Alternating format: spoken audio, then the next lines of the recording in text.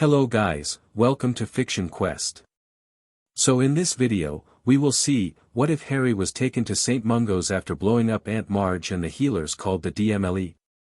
If you enjoy these kinds of stories, don't forget to show us some love by hitting the like button and subscribing to the channel. Your support means the world to us. Now, let's start the story. Chapter 1, The Boy Who Broke the Summer Heat pressed against the windows of number 4, Privet Drive like a living thing, thick and suffocating and utterly indifferent to the misery contained within its walls. Harry Potter sat at the kitchen table, spine rigid, eyes fixed on a point somewhere beyond the floral wallpaper, and practiced the art of not existing. It was a skill he'd perfected over 13 years. Make yourself small. Make yourself quiet. Make yourself nothing, and perhaps they'll forget you're here. Perhaps the universe will forget, and you can slip through the cracks of a world that has never wanted you. Aunt Marge's bulldog, Ripper, growled from beneath the table. The beast had taken up residence near Harry's feet an hour ago, and every few minutes it would snap at his ankles, just to remind him of his place in the natural order. Harry didn't move. Didn't flinch. Moving meant drawing attention, and attention meant, "Are you listening to me, boy?" Marge Dursley's voice cut through his careful emptiness like a rusted saw. She was enormous in a way that defied physics, squeezed into a tweed jacket that strained at every seam, her face the particular shade of purple that came from too much brandy and not enough human decency. She'd been visiting for 3 days now, and Harry had learned to measure time by the expanding bruise of hatred in his chest. "Yes, Aunt Marge," he said. The words came automatically, stripped of meaning or feeling. "I doubt that very much." She took a long pull from her glass, ice cubes clicking against crystal. Vernon had brought out the good brandy for his sister's visit, the kind usually reserved for clients worth impressing. "I was saying that it's no wonder you've turned out wrong, what with your father being the sort of man he was." Harry's fingers tightened around his fork. The metal bit into his palm. "Marge," Petunia said, with the careful tone of someone approaching a subject they didn't actually want to stop but felt obligated to pretend to discourage. "Perhaps, no, Petunia, the boy needs to hear this." Marge leaned forward, and the smell of alcohol and old perfume washed over Harry in a nauseating wave. "Breeding tells, you see. It's like dogs. You get a bad sire, you get bad pups. Simple as that." Under the table, Ripper lunged at Harry's ankle. This time, teeth connected. Harry didn't make a sound. "Your father," Marge continued, warming to her subject, "was clearly a wastrel. Unemployed, I expect. Probably a drunk as well. The sort of man who goes around getting decent women pregnant and then crashes his car driving home from the pub. He wasn't unemployed." The words were out before Harry could stop them. They hung in the air like a grenade with the pin pulled, and the entire table went still. Vernon's face had gone the color of raw beef. Dudley paused mid-chew, a forkful of roast suspended between plate and mouth, watching with the eager anticipation of someone about to witness a car crash. Petunia's lips had compressed into a line so thin they nearly disappeared. And Marge smiled. It was the smile of a woman who had found a chink in the armor, the soft underbelly she could sink her teeth into. "What was that, boy?" Harry's heart hammered against his ribs. Every instinct screamed at him to back down, apologize, grovel, survive. He'd done it 1,000 times before. It was the only strategy that worked in this house, the only way to make it through another summer until he could escape back to Hogwarts, back to a world where he mattered, where he was something other than a burden to be endured. But something was different tonight. Something had been building for days, weeks, years, and he could feel it pressing against the inside of his skull like steam in a kettle. His parents. She was talking about his parents. "I said," Harry repeated, and his voice was steadier than he expected, "he wasn't unemployed. My father was a good man." "A good man?" Marge laughed, a harsh bark that sent Ripper into a frenzy of yapping. "A good man doesn't leave his son on a doorstep like an unwanted package. A good man doesn't get himself killed in a car crash and saddle his betters with his offspring. A good man, it wasn't a car crash. The pressure was building. Harry could feel it in his blood, in his bones, in the air itself. The kitchen lights flickered. Somewhere in the house, a window rattled in its frame. "I beg your pardon." Marge's eyes had narrowed to piggy slits. "My parents didn't die in a car crash." Harry was standing now, though he didn't remember getting up. His chair had scraped back across the linoleum with a screech. "They were murdered. They were murdered trying to protect me, and they were better people than anyone in this house will ever be." Vernon surged to his feet, massive fist raised. "You ungrateful little, sit down." The words ripped out of Harry with a force that wasn't entirely physical. Vernon sat. Not by choice, his legs simply folded beneath him, dropping him back into his chair with enough force to make the wood creak in protest. His face had gone from red to white in an instant. The lights were flickering faster now. The windows weren't just rattling, they were bowing inward, as if something vast was pressing against the glass. Harry could feel the magic surging through him, wild and furious and completely beyond his control, and for the first time in his life, he didn't want to stop it. "Your mother," Marge said, and her voice had taken on the high, brittle quality of someone who knew they'd pushed too far but couldn't back down now, "was a bitch. I've never said it in front of you, boy, out of respect for my brother, but it's time you heard the truth. She was a bitch, and," the brandy glass in her hand exploded. Marge shrieked, more from surprise than pain, and stumbled back from the table. The lights went out completely, plunging the kitchen into darkness, and then came back blazing, so bright that everyone threw up their hands to shield their eyes. And Marge began to swell. It started in her fingers, which plumped and rounded like sausages being overfilled. Then her arms, her torso, her face. She was inflating, slowly but inexorably, tweed buttons popping off her jacket like champagne corks, her feet lifting off the floor as she filled with air like a grotesque balloon. "Vernon," she screamed. "Vernon, do something." Vernon tried to grab her ankle, but she was rising too fast, bobbing against the ceiling now, her body pressing against the light fixture. Dudley had fled the kitchen entirely, his thundering footsteps receding up the stairs. Petunia was screaming something, but Harry couldn't hear her over the roaring in his ears. The French doors blew open. The summer night rushed in, warm and dark and endless, and Marge floated toward it with the inexorable drift of a helium balloon seeking the sky. Harry watched her go with something that felt almost like peace. Vernon's hand closed around his arm with bruising force. "What have you done? What have you done, you freak?" And just like that, the peace shattered. Harry looked at his uncle, really looked at him, perhaps for the first time. Saw the purple face contorted with rage, the spittle flying from his lips, the absolute certainty that whatever happened, Harry would be the one to suffer for it. Saw 13 years of cupboards and cold soup and freak and burden and worthless reflected in those piggy eyes. The magic that had finally, gloriously erupted from his control flickered and died. The lights stabilized. The windows stopped rattling. In the garden, Marge's screams were fading as she drifted higher and higher into the night sky. Harry was empty. Scraped out. The rage that had sustained him for those glorious few seconds had burned itself to ash, and now there was nothing left but a tired, thin boy standing in a ruined kitchen with his uncle's meaty hand crushing his bicep.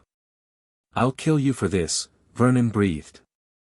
"I'll bloody kill you, boy. Everything we've done for you, taking you in, feeding you, clothing you, the cupboard," Harry said. His voice came from somewhere far away. "You kept me in a cupboard for 10 years. And you'll go back in it." Vernon shook him hard enough to make his teeth rattle. "After I'm done with you, you'll wish you'd never been born." The sound, when it came, wasn't loud. Just a soft pop, like a soap bubble bursting. Vernon spun toward it, dragging Harry with him, and froze. A man stood in the kitchen doorway. He was perhaps 50, with a weathered face and tired eyes and robes of deep crimson marked with an insignia Harry didn't recognize, a wand crossed with what looked like a medical symbol. He held his wand loosely at his side, and he was looking at the scene before him with an expression of profound exhaustion. "Accidental Magic Reversal Squad," the man said. "My name is Theodore Grimsby. I'm here about the incident." Theodore Grimsby had been doing this job for 23 years. He'd seen accidental magic turn a grandmother's hair into snakes, transform a family dog into a grandfather clock, and once, memorably, cause a 7-year-old's birthday cake to achieve temporary sentience and attempt a coup against the dinner table. He had never, in 23 years, seen anything quite like this. The woman in the garden had been easy enough to retrieve. A summoning charm, a careful application of the deflation jinx, and a memory modification that would leave her believing she'd had a bad reaction to the shellfish. Standard procedure. Tedious, but manageable. The boy was something else entirely. Grimsby had been briefed, of course. Harry Potter. The boy who lived. Orphan of the war, vanquisher of he who must not be named, national bloody hero. He'd expected, well, he wasn't sure what he'd expected. Something more, perhaps. Something larger. Instead, he found a skinny thing in clothes 3 sizes too big, with eyes too old for his face and a bruise already forming where his uncle had grabbed him. The uncle in question was purple-faced and sputtering, demanding Grimsby do something about this freak and make him pay for what he'd done to poor Marge. The aunt hovered in the background, bony arms wrapped around herself, watching everything with the particular expression of someone who had long ago decided that nothing was her responsibility. "Mr. Potter," Grimsby said, keeping his voice carefully neutral, "I need to ask you a few questions about what happened tonight." Standard procedure. The boy nodded. His eyes had that glazed, distant quality Grimsby associated with shock, but there was something else beneath it. Something that flickered like a banked fire. "It was an accident," Harry said. "I didn't mean to." "You didn't mean to." Vernon lunged forward, and Grimsby smoothly interposed himself between them. "You floated my sister into the bloody sky, you, Mr. Dursley." Grimsby's voice didn't rise, but something in it made Vernon stop mid-stride. "I'm going to need you to step back. This is a ministry matter now." "Ministry? Ministry? I don't give a damn about your ministry, I want this freak punished, Vernon." The aunt's voice was soft, but it cut through her husband's tirade like a knife. "Vernon, let the man do his job. The sooner this is dealt with, the sooner everything can go back to normal." Vernon visibly wrestled with himself, but subsided. He retreated to the far corner of the kitchen, where he stood with his arms crossed, radiating hostility. Grimsby turned back to Harry. The boy hadn't moved, hadn't reacted to any of it. He just stood there, thin and pale and somehow smaller than a 13-year-old should be. "Mr. Potter," Grimsby said, "I need you to tell me exactly what happened. Start from the beginning." Harry told him.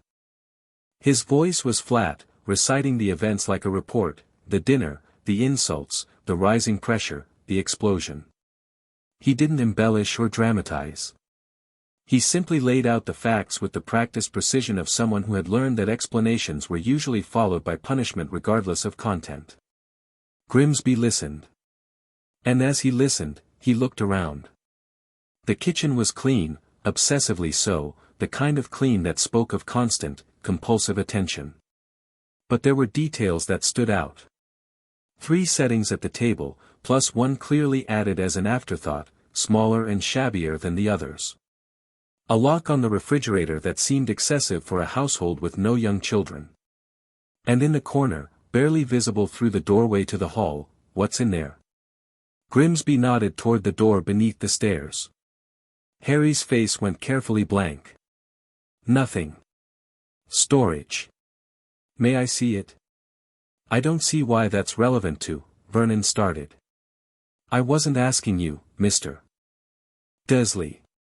Grimsby was already moving toward the door. "Mr. Potter."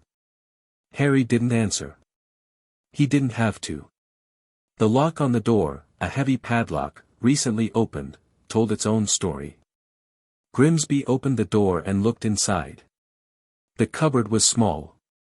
Perhaps 4 feet deep, 3 feet wide, barely tall enough for an adult to stand hunched. There was a thin mattress on the floor, stained and compressed from years of use. A bare bulb hung from the ceiling, its pull cord frayed. The walls were covered in scratches, some random, but others clearly deliberate. Letters. Words. Drawings of a stick figure with glasses and what might have been a broomstick. "This was your room," Grimsby said. It wasn't a question. For a while. Harry's voice was steady, but his hands had begun to shake. "When I was younger." Grimsby had children. 3 of them, all grown now, all successful in their own modest ways. The thought of any of them sleeping in this space, spending their childhood locked in this tiny, airless cell, he closed the door gently and turned back to face the Dursleys. "I'm going to need to make a call," he said. "Now wait just a minute," Vernon started forward again. "Mr. Dursley, I am exercising my authority under Section 7 of the Decree for the Reasonable Restriction of Underage Sorcery to conduct a full investigation of this incident." Grimsby's voice had lost its tired quality. It was sharp now, official, the voice of a man who had suddenly realized that routine paperwork had become something else entirely. "This includes the authority to summon additional ministry personnel and to temporarily detain all relevant parties pending review." Vernon's face had gone from purple to white. "You can't, this is my house." "Yes, it is." Grimsby pulled a small mirror from his robes and spoke into it clearly. "Central Dispatch, this is Grimsby, badge 743. I need a medical transport to my current location. Priority status. Possible." He glanced at Harry, at the bruise on his arm, at the too thin frame beneath the too large clothes. "Possible child endangerment. I'm requesting a healer presence before proceeding with standard memory modification." The mirror crackled with response, but Grimsby was no longer listening. He was watching Harry Potter, the boy who lived, national hero and symbol of hope, and seeing, perhaps for the first time, the child beneath the legend. The child who had learned to make himself small, to make himself quiet, to make himself nothing. The child who had finally broken. St. Mungo's Hospital for Magical Maladies and Injuries occupied a decommissioned department store in the heart of London, its entrance hidden behind the facade of a long-abandoned shop called Purge and Douse, Ltd. Most witches and wizards entered through the window display, speaking to a mannequin that served as both receptionist and security checkpoint. Harry arrived through a different route. The medical transport team, 2 witches in lime green robes and a wizard who looked like he'd been pulled away from something more interesting, had brought him directly to a receiving area in the basement. Side-along apparition was disorienting under the best circumstances. In his current state, it left Harry swaying on his feet, fighting down nausea as the world slowly stopped spinning. "Easy there." One of the witches steadied him with a practiced hand. "First time being transported?" "No." Harry blinked, trying to focus. The room around him was white and clinical, lit by floating globes that cast no shadows. "But it's been a while." "Right, let's get you sorted." She guided him toward a door at the far end of the room. "I'm Healer Trent, and this is Healer Morrison and Trainee Phelps. We're going to get you checked over, make sure that magical outburst didn't do any damage." "Nothing to worry about, routine stuff." Harry let himself be led. He was too tired to resist, too empty to care. The events of the evening had left him hollowed out, a shell going through motions while the person inside waited to see what new disaster would unfold. They took him to a private room on the 4th floor. It was small but comfortable, with a bed that actually looked soft and a window that showed a sunny meadow despite the fact that they were in the middle of London at night. A charm, Harry realized. To make patients feel less trapped. "All right, Mr. Potter." Healer Trent was pulling on a pair of thin gloves while consulting a floating clipboard that seemed to be writing notes by itself. "I need to conduct a standard diagnostic examination. This will involve some spell work, nothing invasive, just a general health assessment. Is that all right with you? Harry nodded. He sat on the edge of the bed, hands folded in his lap, and waited. Trent raised her wand and began casting. The spells were soft, almost gentle, waves of pale light that washed over Harry's body and dissipated into the air. Her expression was professionally neutral, but Harry had learned to read adults. He saw the tiny furrow between her brows, the way her eyes flickered to the clipboard and then quickly away. "Excuse me for just a moment," she said, her voice perhaps slightly too casual. "I need to consult with a colleague." She left. The other two, Morrison and trainee Phelps, remained, but they'd gone quiet, exchanging glances that Harry couldn't quite interpret. The clipboard continued to write, a soft scratching sound that seemed very loud in the silence. Harry stared at the sunny meadow in the window and tried not to think. He didn't know how long he sat there. Time had become slippery since the incident in the kitchen, elastic and unreliable. It might have been 10 minutes or an hour before the door opened again and a new woman entered. She was perhaps 45, with gray streaking her dark hair and the kind of face that looked like it had once been pretty before experience had carved it into something harder and more interesting. Her robes were the same lime green as the others, but there were additional insignias on her collar that Harry didn't recognize. When she looked at him, her eyes were sharp and assessing and somehow kind. "Mr. Potter." She took the chair across from his bed and sat down without preamble. "My name is Rhiannon Ashworth. I'm the senior trauma healer here at St. Mungo's. Do you know why you've been brought here tonight?" "The accidental magic," Harry said. "The reversal squad wanted to make sure I wasn't hurt." Ashworth studied him for a long moment. Then she said, very gently, "That's part of it. But not all of it." Something cold settled in Harry's stomach. "What do you mean?" "The diagnostic spells we cast during intake are quite thorough. They're designed to detect any magical damage that might have occurred during an incident. But they also show us other things." She paused, and there was something in her expression that Harry had never seen directed at him before. It looked almost like pain. "Mr. Potter, Harry, how long did you live in that cupboard?" The question hit him like a physical blow. Harry's breath caught in his throat, and for a moment he couldn't speak. It wasn't, the diagnostics show evidence of prolonged confinement in cramped conditions during early childhood," Ashworth continued. Her voice was calm, factual, but beneath it there was something molten. "They show signs of malnutrition, not acute starvation, but chronic insufficient nutrition over many years. They show evidence of injuries that healed without proper medical attention. Fractures that set wrong. Burns that scarred instead of healing cleanly." Harry's hands were shaking again.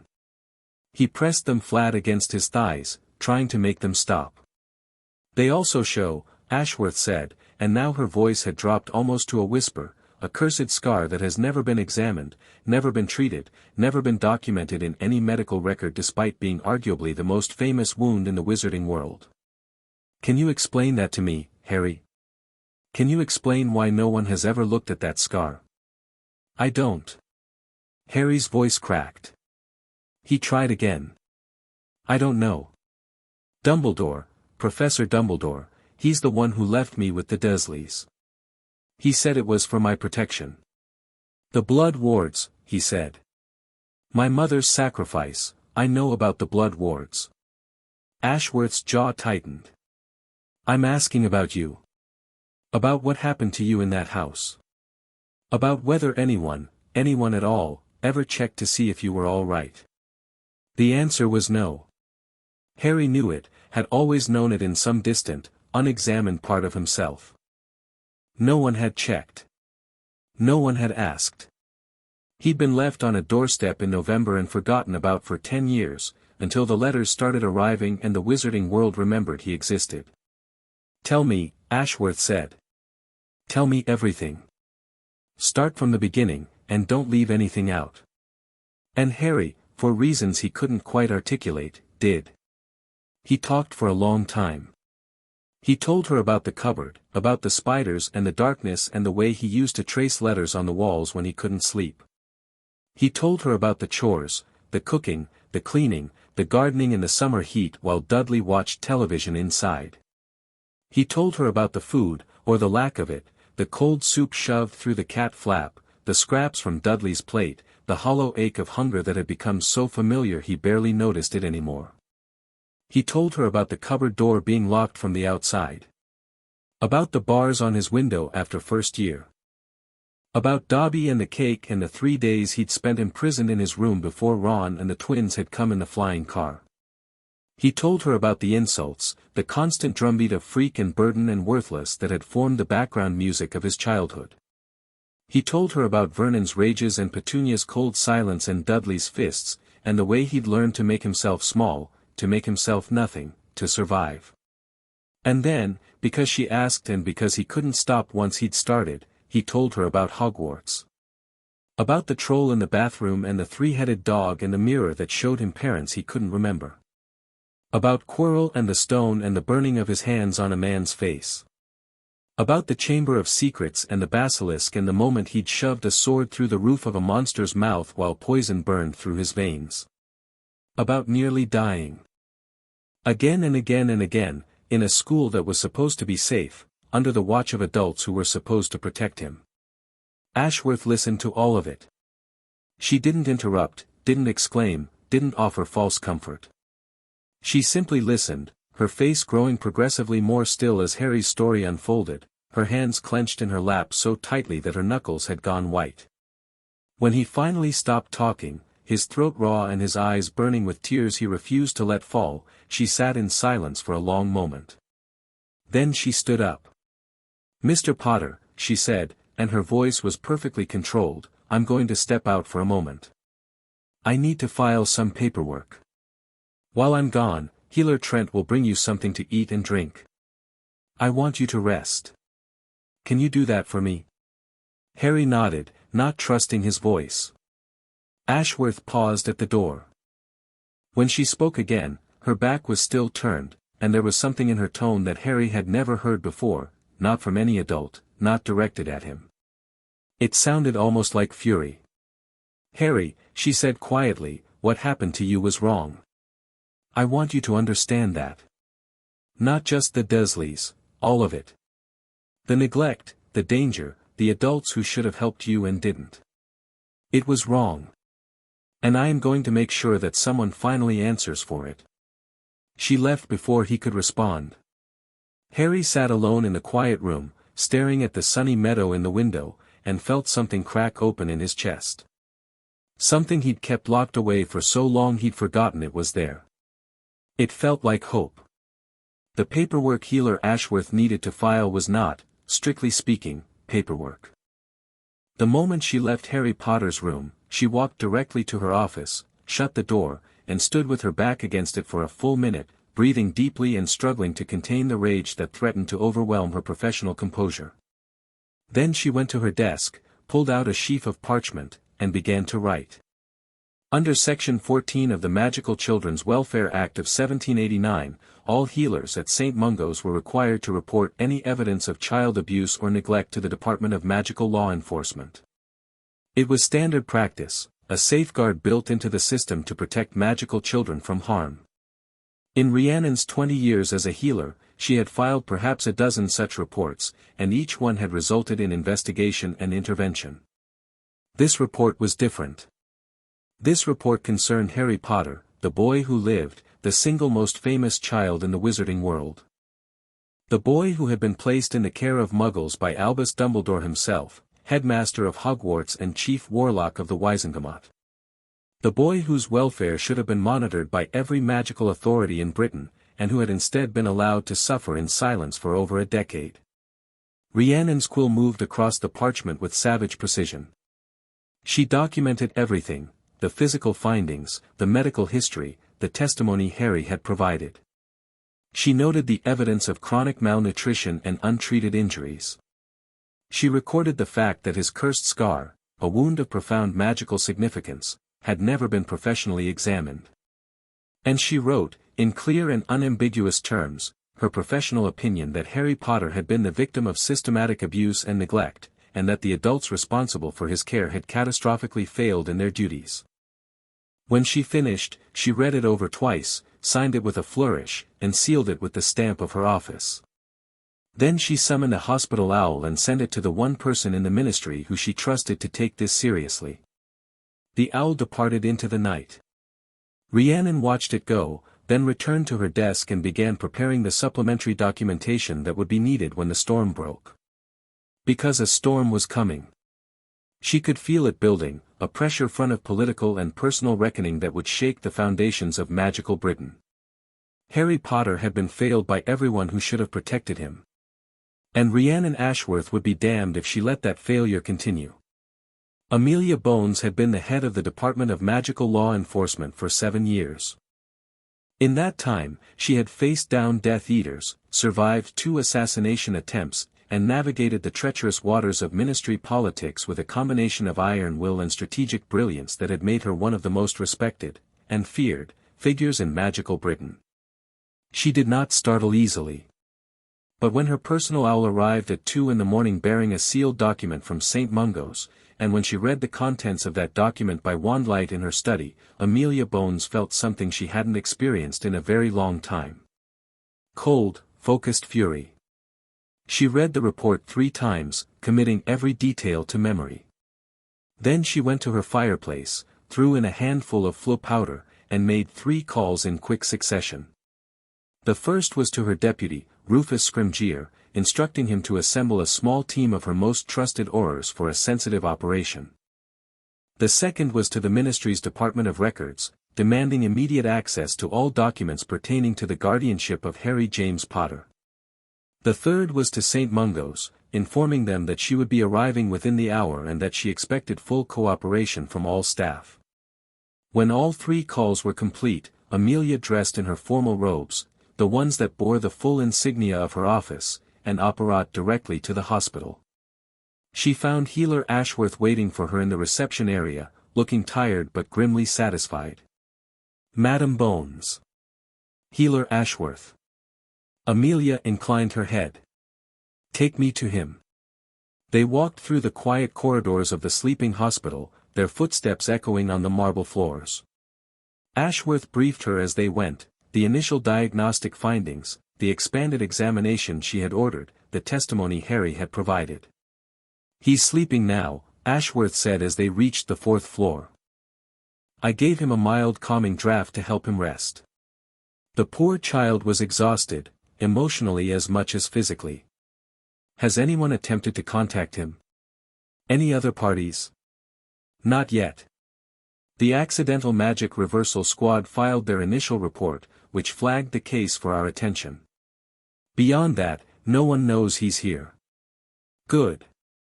Keep it that way. Amelia stopped outside Harry's door, her hand resting on the handle. I'm going to need complete privacy for this interview. No interruptions, no exceptions. Of course. Ashworth hesitated. Madam Bones, what happens now? Amelia's expression was unreadable. Now, Healer Ashworth, we do something that should have been done 12 years ago. We ask a child what happened to him, and we actually listen to the answer. She opened the door and stepped inside. Harry Potter was asleep on the hospital bed, curled into a tight ball despite the warmth of the room. In sleep, he looked younger than 13, smaller somehow, more fragile. The famous scar was visible on his forehead, a jagged lightning bolt that had become the symbol of a war's end. Amelia stood over him for a long moment, studying the face that had launched 1,000 newspaper articles, 1,000 commemorative plates, 1,000 children named in his honor. She thought about James and Lily Potter, who had been her friends, not close friends, perhaps, but colleagues in the order, comrades in a war that had taken so many good people. She thought about what they would say if they could see their son now. And she thought about what she was going to do to the people who had let this happen. Wake him gently, Amelia said softly. I have questions. Ashworth moved to the bedside and placed a careful hand on Harry's shoulder. He came awake instantly, like a soldier in enemy territory, no gradual transition from sleep, just a sudden sharp alertness and a flinch away from contact. "It's all right," Ashworth said. "You're safe. Someone is here to see you." Harry's eyes found Amelia, standing at the foot of his bed. He didn't seem to recognize her, but he recognized the insignia on her robes, and something in his expression shifted, not fear exactly, but a wary calculation. "Mr. Potter." Amelia conjured a chair and sat down. "My name is Amelia Bones. I'm the head of the Department of Magical Law Enforcement. I've read Healer Ashworth's report, and I need to ask you some questions. Are you up for that?" Harry pushed himself upright, wincing slightly. "Am I in trouble?" It was such a typical question, such a child's question, and yet the way he asked it, resigned, unsurprised, already bracing for punishment, told Amelia everything she needed to know about how this boy had been treated. "No," she said firmly. "You are not in trouble. The accidental magic was unfortunate, but it was clearly provoked, and no permanent harm was done. That's not why I'm here." "Then why are you here?" Amelia met his eyes directly. "I'm here because the report I received tonight suggests that you have been mistreated, possibly for many years, and I want to understand what happened. I want to hear it from you, in your own words. Can you tell me?" Harry was quiet for a long moment. Amelia watched him work through something internal, fear, perhaps, or suspicion, or simply the exhaustion of someone who had long ago learned that opening up to adults only led to disappointment. "Why?" he asked finally. "Why do you care?" It was a fair question. A heartbreaking question. "Because it's my job to care," Amelia said. "Because your parents were good people who deserved better than to have their son abandoned to suffer. And because whatever else you may have been told, Mr. Potter, you deserve better too." Something flickered in Harry's eyes. Not trust, not yet, but perhaps the possibility of trust. "Okay," he said quietly. "I'll tell you." And once again, Harry Potter began to talk. But this time was different. With Healer Ashworth, Harry had told his story as testimony, flat, factual, stripped of emotion. He'd learned long ago that emotions were weapons other people used against you, and he'd kept his locked away out of self-defense. Amelia Bones was different. She asked questions. Not the dismissive, perfunctory questions of adults who had already made up their minds, but real questions, probing, specific, designed to draw out details rather than summarize and move on. She listened as if what Harry said actually mattered. As if he mattered. And slowly, hesitantly, Harry found himself saying things he'd never said before. About the loneliness. The way he used to lie awake in the cupboard, listening to the Dursleys laugh at television programs in the other room, and wonder what was wrong with him that made everyone hate him so much. About the dreams. The green light and the high, cold laugh and his mother's screaming that had haunted him for as long as he could remember. About Hogwarts. The joy of finally finding a place where he belonged, mixed with the constant undercurrent of danger and the growing suspicion that the adults in his life were keeping secrets from him. About Dumbledore. The way the old man watched him sometimes, with those two knowing eyes, as if Harry were a puzzle to be solved rather than a person to be helped. Amelia listened to all of it. And when Harry talked about the Philosopher's Stone, about a corridor full of lethal traps supposedly designed to stop the greatest dark wizard of the age, traps that 3 first-years had navigated successfully, her expression went very, very cold. "Tell me about the Cerberus," she said. "The 3-headed dog. Fluffy." Harry almost smiled at the memory. That was his name. Hagrid got him from a Greek fellow in a pub. And the door he was guarding, where did it lead? To the traps. The Devil's Snare, the flying keys, the giant chess set, the troll, the potions puzzle. And then the Mirror of Eriste, where Quirrell was waiting. Amelia's quill was scratching furiously across parchment. "And you're telling me that these obstacles, these potentially lethal obstacles, were placed inside a school? A school full of children? They told us the corridor was forbidden." Dumbledore announced it at the start of term feast. And that was considered sufficient protection? Harry shrugged. I mean, we got past them. And we were 11. Something dangerous flickered across Amelia's face. Yes, she said quietly. You were 11. She asked about the Chamber of Secrets next. About the basilisk, the diary, the voice in the walls that only Harry could hear. About going down into the darkness alone, armed with nothing but a phoenix and a sorting hat, to face a monster that had been killing people for centuries. Professor Lockhart was supposed to come with us, Harry said. But he tried to obliviate Ron and me, and the spell backfired. So it was just me. Lockhart. The defense professor. He was a fraud. All those books he wrote, he stole the stories from other people and erased their memories. He told us right before he tried to do the same to us. Amelia's quill had stopped moving. She was staring at Harry with an expression he couldn't quite read. Mr. Potter, she said slowly, are you telling me that Hogwarts hired a known memory criminal as a teacher, and that this man subsequently attempted to harm 2 students? I don't think they knew he was a fraud. I mean, he seemed pretty convincing on the outside. And after his attack on you and Mr. Weasley? He's in the hospital now. The long-term damage ward. Harry's voice was flat. He doesn't remember who he is anymore.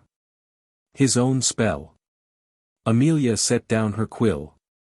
She stood up, walked to the window, and stood there with her back to Harry for a long moment. When she turned around, her face had changed. The professional mask was still there, but beneath it, Harry could see something raw and fierce, a fury that had nothing to do with protocols or procedures, and everything to do with the simple, primal rage of an adult confronted with the abuse of a child. Harry, she said, and for the first time, she used his first name, I want you to understand something. What happened to you, what has been happening to you, is not normal. It is not acceptable. It is not something you should have had to endure. Harry didn't know what to say.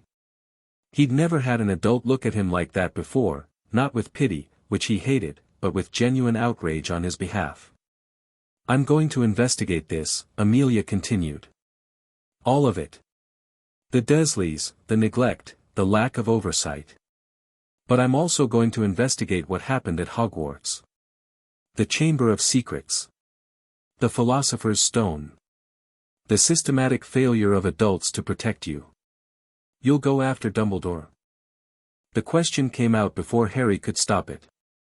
He tensed, waiting for the backlash, waiting for Amelia to make excuses for the headmaster, to explain why the greatest wizard of the age was above reproach. But Amelia just looked at him with those sharp, steady eyes. If Albus Dumbledore is responsible for any part of your mistreatment, she said, then yes. I will go after him. No one is above the law, Mr. Potter. Not even the chief warlock of the Wizengamot. Harry felt something shift inside him. A wall he hadn't even known he'd built, crumbling under the weight of those words. You mean that, he said. It wasn't a question. I do. Amelia returned to her chair and sat down. But I need your help. I need you to tell me everything, everything you can remember, everything that might be relevant. Some of it will be hard. Some of it might not seem important. But I need all of it, if I'm going to build a case that will hold up under scrutiny. A case? Against whoever is responsible. Against anyone who knew what was happening and did nothing to stop it. Her jaw tightened. Against anyone who treated James and Lily Potter's son as a pawn to be managed rather than a child to be protected. The words hit Harry like a wave. James and Lily Potter's son. Not the boy who lived. Not a symbol or a legend. Just, their son. You knew them, Harry said. My parents. A flicker of something, pain, perhaps, or memory, crossed Amelia's face. I did. We served together, during the war. Your mother was brilliant, quick-witted, fierce, absolutely relentless when she believed in something. Your father was. She almost smiled. James was a troublemaker. Always had a scheme cooking, always had to do things his own way. But when it mattered, there was no one more loyal. He would have died for his friends without hesitation. He did die. For me. Yes. Amelia's voice was soft. They both did. And they would be furious, absolutely furious, if they could see what's been done in their absence. The people who were supposed to care for you failed, Harry. They failed completely. But I am not going to fail. Do you understand me? Harry looked at her for a long moment. This woman he'd never met before tonight, with her sharp eyes and her stern face and her robes that marked her as one of the most powerful people in magical Britain. She was looking at him like he mattered. Like his pain mattered. Like he was worth fighting for. Yes, he said, and his voice was stronger than it had been all night. I understand. Good. Amelia pulled out a fresh sheet of parchment. Then let's start from the very beginning. Tell me everything you remember about the night you arrived at Privet Drive. They talked until dawn. Harry told her about growing up with the Dursleys, the cupboard, the chores, the casual cruelty that had been the background noise of his existence. He told her about his first letter, the hundreds of letters that followed, the desperate flight to the hut on the rock and Hagrid breaking down the door at midnight. He told her about Platform 9 3/4 and the Sorting Hat and the first time he'd ever felt like he belonged somewhere. About meeting Ron on the train and Hermione in the bathroom and the troll that had nearly killed them all. He told her about Quirrell and Snape and the Mirror of Erist. About the stone in his pocket and the face on the back of a professor's head and the terrible moment when he'd realized that Voldemort was still alive, or something like alive, and that he, Harry, was the only thing standing between the Dark Lord and immortality. He told her about second year. About the voice in the walls and the writing in blood and the moment when everyone had started looking at him like he was the monster. About Dobby and the diary and Ginny Weasley lying pale as death on the chamber floor. He told her about killing a basilisk at 12 years old. About Phoenix tears and Godric Gryffindor's sword and the feeling of poison burning through his veins while he stabbed and stabbed and stabbed. Amelia listened to all of it, asking questions, taking notes, never once suggesting that he was exaggerating or that his experiences were normal.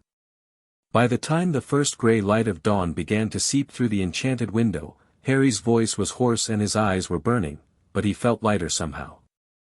As if something that had been pressing on his chest for years had finally started to lift. That's enough for now, Amelia said finally, setting down her quill. She looked tired, she'd been awake all night, after all, but there was steel in her spine that hadn't wavered once. You've given me a great deal to work with, Harry. More than enough to begin a formal investigation. What happens now? Now, you rest. You stay here at St. Mungo's until we can ensure your safety and determine appropriate next steps. She hesitated, then added, there will be political complications. Dumbledore has many allies, and he won't take kindly to having his decisions questioned. But I want you to know that I will not allow anyone to sweep this under the rug. Your well-being is my priority. Do you believe me? Harry considered the question. He'd been lied to by so many adults, let down by so many people who were supposed to protect him. Every instinct screamed at him to be cautious, to hold back, to protect himself from the inevitable disappointment. But there was something in Amelia Bones' eyes that he hadn't seen before. Not just determination, but something warmer. Something that looked almost like care. Yeah, he said quietly. I believe you. Good. She stood, tucking her notes into her robes. I'll return later today to check on you. In the meantime, Healer Ashworth will make sure you have everything you need. Try to sleep if you can. Madam Bones? Harry called as she reached the door. She turned back. Yes. Thank you. The words felt strange in his mouth, unfamiliar, like a language he'd never learned to speak. For listening. For caring. Something flickered across her face, pain, perhaps, or anger at all the years when no one had bothered to ask this child what he needed. "You shouldn't have to thank anyone for that, Harry," she said softly. "It's what you deserved from the very beginning." She left, and Harry was alone. He lay back on the hospital bed, staring up at the ceiling, and felt the exhaustion of the long night settle over him like a heavy blanket. His thoughts drifted, to Amelia Bones and her fierce determination, to Healer Ashworth and her quiet outrage, to the cupboard under the stairs and all the years he'd spent believing he deserved to be there. Something had changed tonight. Something fundamental. For the first time in his life, Harry had told the truth about what had been done to him, and people had listened. Had believed him. Had been angry on his behalf. It was terrifying. It was wonderful. It was the beginning of something he couldn't quite name yet, but that felt like the first ray of sunlight after a very long winter. Harry closed his eyes. And for the first time in a very long time, he slept without nightmares. Albus Dumbledore learned about the situation at exactly 7 o'clock in the morning. He was in his office at Hogwarts, reviewing the staff assignments for the coming year, when his personal monitoring charms began to wail. They were delicate instruments, woven into the fabric of the blood wards themselves, designed to alert him to any disruption in Harry Potter's protection. The charms weren't warning of an attack. They were warning that Harry had been removed from the wards entirely. Dumbledore moved quickly. A fluke call to the Ministry confirmed his fears. Harry Potter had been taken to St. Mungo's following an incident of accidental magic, and an investigation was underway. An investigation. 20 minutes later, Dumbledore swept through the entrance of St. Mungo's, his silver beard flowing behind him, his blue eyes sharp with concern, and, beneath that, with the first stirrings of genuine alarm. He was met in the lobby by Rhiannon Ashworth. "Headmaster." Her voice was civil but cool. "I'm afraid Mr. Potter is not receiving visitors at this time. I am his magical guardian, Healer Ashworth. I have every right, with respect, Headmaster, that is a matter currently under review." Ashworth's expression didn't change. "Mr. Potter has been placed under protective custody pending the outcome of a DMLE investigation. Until that investigation is complete, access to him is restricted." Dumbledore stared at her. In 60 years of navigating the complex politics of magical Britain, he had rarely been caught so completely off guard. "I see," he said slowly. "And who authorized this, protective custody?" "I did." The voice came from behind him. Dumbledore turned to find Amelia Bones standing in the corridor, flanked by 2 Aurors in formal robes. Her face was carefully neutral, but there was something in her eyes that Dumbledore recognized. He'd seen that look before. In James Potter's eyes, when James had discovered a plot against his family. In Lily Potter's eyes, when she'd faced down Death Eaters 3 times her power. It was the look of someone who had found something worth fighting for. "Amelia," Dumbledore said, inclining his head. "Perhaps we could speak privately about this matter." "We'll speak, Albus. But not privately." She reached into her robes and pulled out a sealed scroll. "This is a formal summons to appear before a closed session of the Wisengamot. You are required to testify regarding your knowledge of and involvement in the treatment of Harry James Potter. The session will convene in 3 days' time."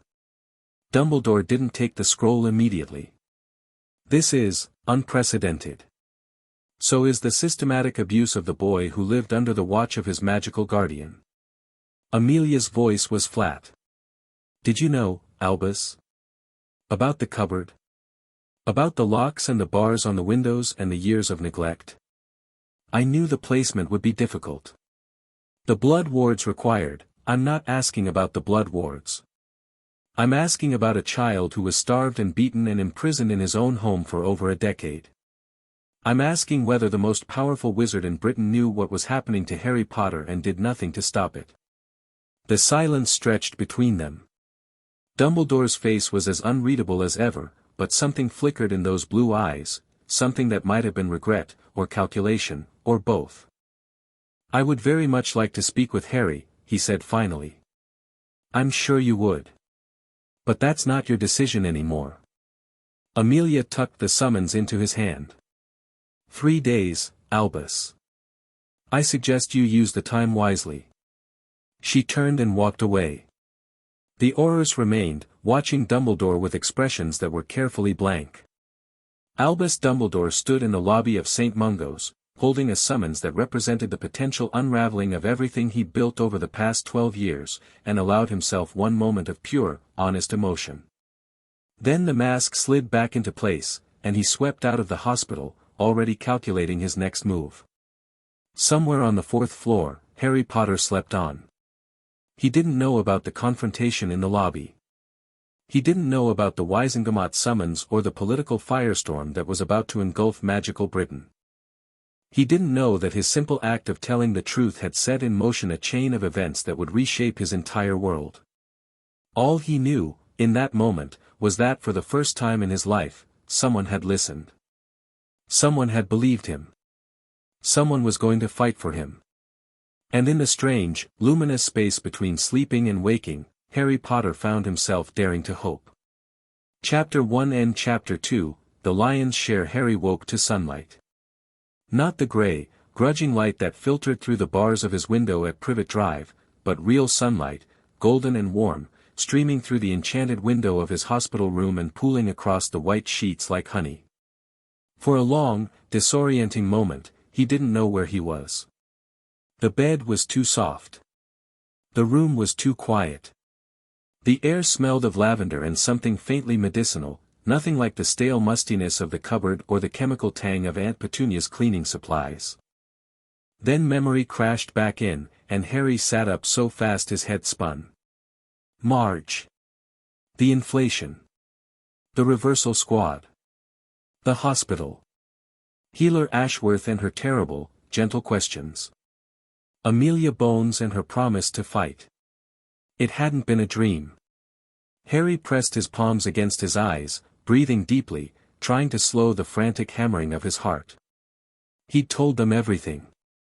He'd opened up parts of himself that he'd kept locked away for years, and now those secrets were out in the world, beyond his control, subject to the whims of adults who might or might not keep their promises. He should be terrified. He should be curling up, making himself small, preparing for the inevitable backlash. That was the smart play. That was the safe play. But something had shifted in the night. Some wall had crumbled, and in its place was a feeling Harry barely recognized, a kind of reckless hope, wild and fragile and utterly foreign. They'd listened. They'd believed him. Maybe, just maybe, this time would be different. A soft knock at the door interrupted his thoughts. Mr. Potter. Are you awake? Yeah. Harry's voice came out rough, scratchy from hours of talking and then sleeping. Come in. The door opened to reveal Healer Ashworth, looking considerably more rested than she had in the small hours of the morning. She carried a tray laden with food, actual food, not scraps or leftovers, but a full English breakfast complete with eggs and toast and sausages and a tall glass of orange juice. Good morning. She set the tray on the bedside table and studied him with professional concern. How are you feeling? Fine. The automatic response, deployed without thought. Then, because something in Ashworth's expression suggested she wouldn't accept that, tired. A bit overwhelmed, I suppose. That's entirely understandable. She pulled up a chair and sat down, not rushing him toward the food despite the fact that his stomach was growling audibly. You went through a great deal last night. It's natural to feel off balance. Harry looked at the breakfast tray. The eggs were perfectly scrambled, glistening with butter. The toast was golden brown, not burnt or stale. There was even a small pot of jam and another of marmalade, as if someone had cared enough to offer him a choice. Is this for me? The question came out before he could stop it, childish and pathetic. Ashworth's expression flickered, pain, quickly suppressed. Yes, Harry. It's for you. Eat as much as you'd like. Harry reached for the fork, then hesitated. Years of deadly conditioning screamed at him, "Don't be greedy. Don't take too much. Don't give them a reason to punish you." But Ashworth was watching him with those kind, steady eyes, and the food smelled incredible, and he was so hungry, he ate. Slowly at first, waiting for someone to snatch the plate away, and then faster as the food hit his empty stomach and he realized that no one was going to stop him. He cleared the eggs, the sausages, 3 pieces of toast slathered with jam. He drained the orange juice in one long gulp. When he finally set down his fork, the tray was nearly empty. "Better?" Ashworth asked. Harry nodded, suddenly embarrassed. "Sorry. I didn't mean to, don't apologize." Her voice was firm. "You were hungry. There's nothing wrong with being hungry, and there's nothing wrong with eating when food is offered to you. I want you to understand that." Harry didn't know what to say. He settled for a small nod. "Now." Ashworth pulled out a clipboard and began making notes. "We're going to do a more comprehensive examination today. Last night's diagnostic was preliminary, it flagged areas of concern, but we need more detailed information to properly document your medical history. This will involve some additional spell work and possibly some potions. Is that all right with you?" "What kind of spells?" "Scanning charms, mostly. They'll let us see old injuries, assess your current nutritional status, check for any lingering effects from the magical incidents you described." She paused. "We'll also need to examine your scar more closely. From what you've told us, it's never been properly documented, and given its origin. You think something's wrong with it?" "I think it's extraordinary that no healer has ever looked at it." Ashworth's jaw tightened. A curse scar from the killing curse itself, and no one thought to check whether it might have residual effects. It's unconscionable. Harry touched his forehead reflexively. The scar was cool under his fingers, the familiar ridge of raised tissue that had been part of him for as long as he could remember. "It hurts sometimes," he said quietly. "The scar. It burns when he's nearby. Or when he's angry, I think. I'm not sure." Ashworth's quill stopped moving. "When you say, he. Voldemort." The name came out easily. Harry had never understood why everyone was so afraid to say it. "It hurt when I was near Quirrell, and he had Voldemort on the back of his head. It hurt when I was fighting the basilisk, and Tom Riddle was there, the diary version of him. And sometimes it just hurts. In dreams, mostly." "Dreams?" "Nightmares." Harry looked away. "I've had them for as long as I can remember. Green light. A woman screaming. And sometimes I see things through his eyes. Or I think I do. It's hard to tell what's real." Ashworth was very still. "Harry, have you ever told anyone about these dreams? About the connection between your scar and Voldemort?" "I mentioned it to Dumbledore. After first year, when Quirrell was dead and the stone was destroyed." Harry shrugged. "He said it was probably just trauma. Residual magic from the night my parents died. He didn't seem worried about it." "He didn't." Ashworth stopped herself, visibly wrestling with professional composure. When she spoke again, her voice was carefully controlled. "All right. We're definitely going to examine that scar today. In detail. Is something wrong?" "I don't know yet." She met his eyes directly. "But I intend to find out." The examination took most of the morning. Harry lay on a padded table in a room full of strange instruments, trying not to flinch as waves of diagnostic magic washed over him. Ashworth worked methodically, calling out findings to a junior healer who recorded everything on an enchanted scroll that seemed to write faster than any human hand could manage. Old fracture, left radius. Healed without magical intervention. Estimate age, 7 to 8 years old. Malnutrition markers present in bone density. Consistent with chronic inadequate nutrition over extended period. Most significant during ages 5 through 10, with improvement noted after age 11. Multiple contusions, various ages. Some consistent with accidental injury patterns. Others. A pause. Others consistent with defensive wounds. Harry stared at the ceiling and tried to pretend he was somewhere else. The worst part wasn't hearing the clinical descriptions of his injuries. He'd known, on some level, that the Dursleys' treatment had left marks. He just hadn't expected to have it all laid out so baldly, reduced to healer's notes and medical terminology. Defensive wounds. That meant the times he'd thrown up his arms to block Vernon's fists, or Dudley's, or Aunt Petunia's swinging frying pan. The times he'd curled into a ball in his cupboard and hoped they'd get tired before anything broke.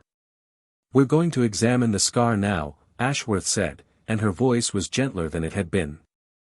"This might feel unusual. The diagnostic spells for curse damage are more intensive than standard medical scanning." Harry nodded, not trusting his voice. Ashworth raised her wand and began to cast.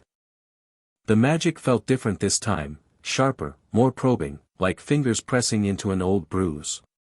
Harry's scar began to tingle, then to warm, then to burn. "Stop." Ashworth's voice was sharp. "Harrison, stop the recording. Everyone out except senior staff." The junior healers filed out, exchanging worried glances. Ashworth waited until the door closed, then turned back to Harry with an expression that made his stomach drop. "Harry, I need you to stay very calm. Can you do that for me?" "What is it? What did you find?" She hesitated, and that hesitation scared him more than anything else. "I found something in your scar that shouldn't be there," she said finally. "A piece of foreign magic, dark magic, that appears to be embedded in the curse wound itself. It's integrated with your own magical signature in a way I've never seen before." "What does that mean?" "I don't know. Not yet." Ashworth was pale, but her voice was steady. "I need to consult with specialists. Curse breakers, possibly. This is beyond anything in standard healing practice." She took a breath.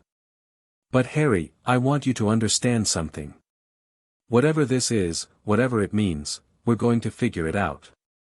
And we're going to help you. Do you understand?" Harry nodded slowly.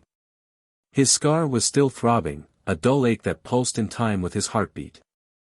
"How long has it been there?" he asked. "From what I can tell. Since the night you received the scar. Since the night Voldemort tried to kill you. 13 years. 13 years with something dark embedded in his forehead, and no one had ever thought to look. Not Dumbledore, not Madame Pomfrey, not anyone. Does Dumbledore know about this?" Ashworth's expression flickered. "That's a very good question, Harry. One I intend to ask him directly." Amelia Bones arrived at noon. She looked better than she had in the early hours of the morning, more rested, more composed, but there was a coiled tension in her posture that suggested the investigation was already generating complications. "Mr. Potter." She settled into the chair beside his bed. "How are you feeling?" "Confused," Harry said honestly. "The healers found something in my scar. Something dark. They said they've never seen anything like it." Amelia's expression sharpened. "Healer Ashworth briefed me. I've already contacted the Department of Mysteries. They have curse specialists who may be able to provide insight. In the meantime, I wanted to continue our conversation from last night, if you're up for it." "What else do you need to know?" "Everything." Amelia pulled out her quill and parchment. "But specifically, I want to understand the chain of events that led to your placement with the Dursleys. Who was involved? What was the reasoning given? What safeguards were supposedly in place?" Harry frowned. "I don't know much about that. I was a baby when it happened. But you've been told things since. By Professor Dumbledore, by others. I want to hear what you've been told, even if you don't know whether it's true." So Harry told her. About the blood wards and his mother's sacrifice. About Dumbledore's explanation that his aunt's home was the safest place for him, the only place where Voldemort's followers couldn't reach him. About the letters that came by the hundreds when he turned 11, all addressed to the cupboard under the stairs, proving that someone in the wizarding world had known exactly where he slept. Amelia listened, taking careful notes. Her expression grew darker with each revelation. "Let me make sure I understand," she said when Harry finished. "Professor Dumbledore knew you were being kept in a cupboard. The letters prove that. And he never intervened. Not until Hagrid came to give me my Hogwarts letter. And that was only because the Dursleys kept trying to stop the letters from reaching me. So his intervention was about ensuring you attended Hogwarts, not about removing you from an abusive situation." Harry hadn't thought about it that way before. But now that Amelia had said it aloud. "Yeah," he said slowly. "I suppose it was." Amelia set down her quill. "Harry, I'm going to tell you something, and I want you to really hear it. What was done to you was not acceptable. Not the Dursleys' treatment, and not the failure of magical authorities to protect you. You are a citizen of magical Britain. You are the child of 2 war heroes who gave their lives fighting against darkness. You deserved better than to be abandoned to suffer. Dumbledore said it was necessary. For my protection." Protection. The word came out flat, edged with contempt. "You faced a troll, a 3-headed dog, and a possessed professor in your first year. You fought a basilisk and nearly died from its venom in your second. Tell me, Harry, where was the protection?" Harry didn't have an answer. "The blood wards may have guarded against external threats," Amelia continued. "But they did nothing to protect you from the people inside that house. And meanwhile, you were sent year after year to a school where mortal dangers were allowed to exist within walking distance of children. That's not protection. That's management. Dumbledore wasn't protecting you, he was controlling you. Keeping you isolated, ignorant, dependent on him for guidance." The words hit Harry like a punch to the gut. He wanted to argue, to defend Dumbledore, to insist that the headmaster had good reasons for everything he'd done. But the cupboard was real. The basilisk was real. The years of hunger and loneliness and quiet desperation were real. And no one had come to help. "Why?" Harry asked. His voice cracked on the word. "Why would he do that? What's the point of all of it?" Amelia was quiet for a long moment. When she spoke, her voice was softer, almost gentle. "I don't know yet. But I intend to find out." She reached across and placed her hand over his, a brief touch, there and gone.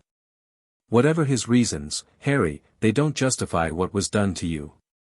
Nothing justifies that. And I promise you, on my honor as a Bones and my oath as head of the DMLE, I will not let this be swept under the rug. Do you believe me?" Harry looked at her.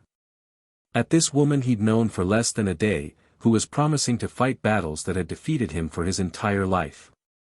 "Yeah," he said. "I believe you." The afternoon brought visitors Harry hadn't expected. A knock at the door, and then Healer Ashworth entered with a somewhat awkward expression. "Mr. Potter, you have some people who'd like to see you. They've been cleared by Madam Bones, but it's entirely your choice whether, Harry." Hermione Granger pushed past the healer and threw herself at Harry's bed, wrapping him in a hug so fierce it nearly knocked him flat. Behind her, Ron Weasley hovered in the doorway, looking uncomfortable in the way he always did when emotions were running high. "Hermione," Harry managed, slightly muffled by her hair. "Can't breathe, sorry." She released him, but only by a few inches, and her eyes were suspiciously bright. "We came as soon as we heard. The Prophet had this awful article this morning, all about how you were in hospital and there was an investigation and, Harry, why didn't you tell us?" "Tell you what?" "About the Dursleys. About what they did to you." Hermione's voice dropped. "The article said, it said you were abused. That they kept you in a cupboard. That you weren't fed properly. Is it true? Harry glanced at Ron, who was studiously examining the wall. Yeah. It's true. But you never said anything. All those years, you never. Hermione stopped, visibly collecting herself. I'm sorry. I'm not angry at you. I'm angry at them. And at everyone who should have noticed and didn't. She shot a look at Ron. Including us. Oi, Ron protested, finally stepping into the room. We didn't know. How were we supposed to know if he didn't tell us? We should have asked. We should have paid attention. Hermione's jaw was set in that stubborn way Harry knew meant she was blaming herself for something. The signs were there, Ron. The way he always ate like he was starving at the start of term. The way he never wanted to talk about his summers. The way he flinched when, she stopped, tears threatening to spill over. Hermione. Harry reached out and touched her arm. It's okay.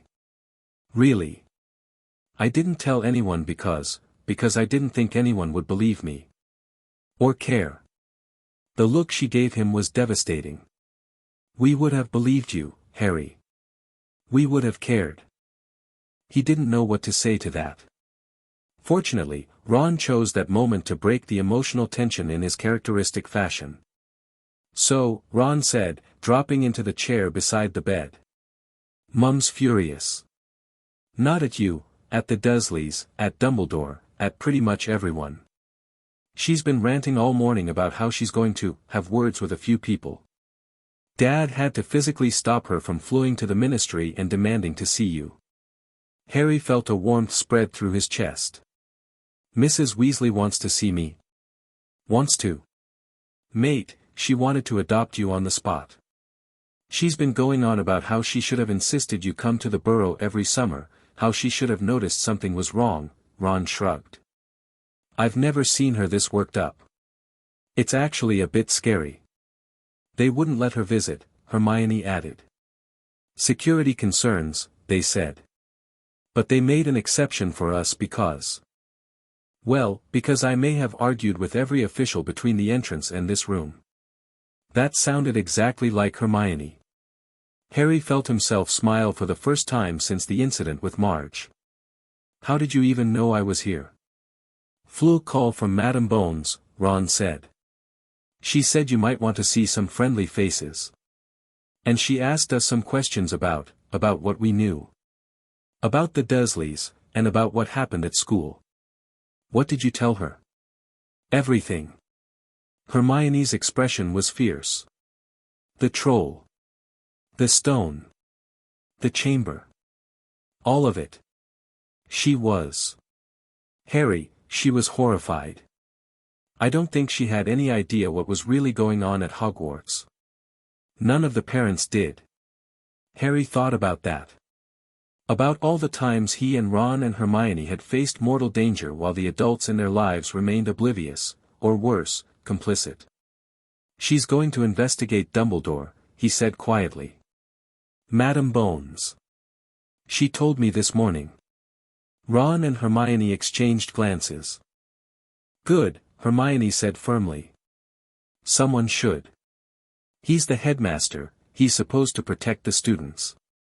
But every year, something terrible happens, and he never seems to do anything about it until we've already nearly died.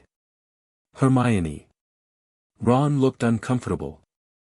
It's Dumbledore. He defeated Grindelwald. He's the only one you know who was ever afraid of. Are you sure I'm sure that Harry was kept in a cupboard for 10 years while Dumbledore did nothing. Hermione's voice was sharp. I'm sure that there was a basilisk in the school's plumbing for 1,000 years and he never found it. I'm sure that he hired Quirrell and Lockhart and whatever incompetent defense professor we're getting this year. Being powerful doesn't make you good, Ron. It just makes it worse when you fail. Ron looked like he wanted to argue, but he glanced at Harry and whatever he saw there made him subside. Fair enough, he muttered. They stayed for 2 hours. They talked about normal things, Quidditch, summer homework, the upcoming school year, and it felt almost like being back at Hogwarts, in the common room, pretending that the world outside didn't exist. Harry let himself sink into the comfort of their presence, the easy familiarity of friendship. But underneath it all, there was a tension he couldn't quite shake. A sense that things had changed irrevocably, and that the comfortable routines of the past 2 years were about to give way to something new and uncertain. When they finally left, Hermione with another crushing hug, Ron with an awkward shoulder pat and a promise to write, Harry lay back on his bed and stared at the ceiling. Something was building. He could feel it, like the pressure before a storm. The investigation, the examination, the revelations about his scar, they were all converging on something, some confrontation or crisis that he couldn't quite see yet. All he could do was wait and see what shape it took. The confrontation came sooner than expected. It was early evening when Healer Ashworth knocked on Harry's door, her expression tense. "Mr. Potter, Professor Dumbledore is here to see you. Madam Bones has given permission for the meeting, but it's entirely your choice whether I'll see him." The words came out before Harry had fully decided. But he realized, as he said them, that they were true. He needed to face Dumbledore. Needed to look the old man in the eyes and ask the questions that had been burning in his chest since last night. Ashworth nodded, unsurprised. "I'll be right outside if you need me." She stepped back, and Albus Dumbledore entered the room. He looked the same as always, tall, thin, with the long silver beard and the half-moon spectacles and the robes of deep purple adorned with golden stars. His eyes were the same bright blue that Harry had always found so comforting, so wise, so knowing. But something was different. There was a tension in Dumbledore's posture, a carefulness in his expression that Harry had never noticed before. The confidence that usually radiated from the old man was muted somehow, shadowed. "Harry." Dumbledore's voice was gentle. "How are you feeling?" "Better than I was." "I'm glad to hear it."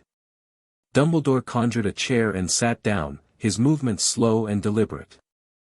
"I understand you've been through a great ordeal.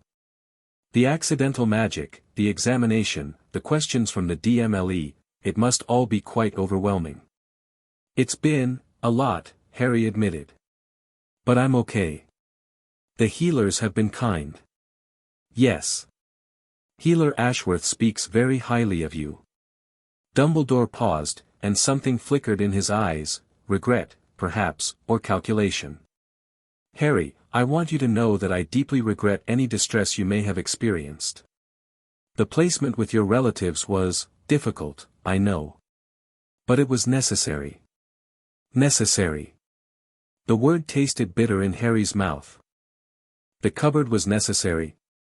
The starvation. The locks on my door. Dumbledore's expression shifted, a subtle tightening around the eyes. "I was not aware of the extent of the conditions. If I had known, the letters knew." Harry's voice was flat. "The Hogwarts letters were addressed to the cupboard under the stairs. Someone knew exactly where I slept." "Was that you?" A pause. "Longer than it should have been." "The letters are generated by a magical quill," Dumbledore said finally. "They detect the student's location through enchantment. I do not personally review each address. But you could have. If you'd wanted to know, you could have checked." "Harry, did you know?" The question burst out of him, raw and ragged. "About the cupboard? About how they treated me? Did you know and just leave me there anyway?" Dumbledore was silent for a long moment. His eyes, usually so bright and penetrating, seemed dulled somehow. Tired. "I knew," he said quietly, "that Petunia Dursley was not a kind woman. I knew that she harbored resentment toward her sister, and by extension, toward you. I believed, I hoped, that her duty to family would temper her treatment. That she would provide, if not love, at least adequate care." "You hoped?" "The blood wards were essential, Harry. Your mother's sacrifice created a protection that required you to live with her blood relatives. Without that protection, you would have been vulnerable to Voldemort's followers, many of whom escaped justice and remained free to seek revenge. So you left me in a cupboard to protect me from Death Eaters.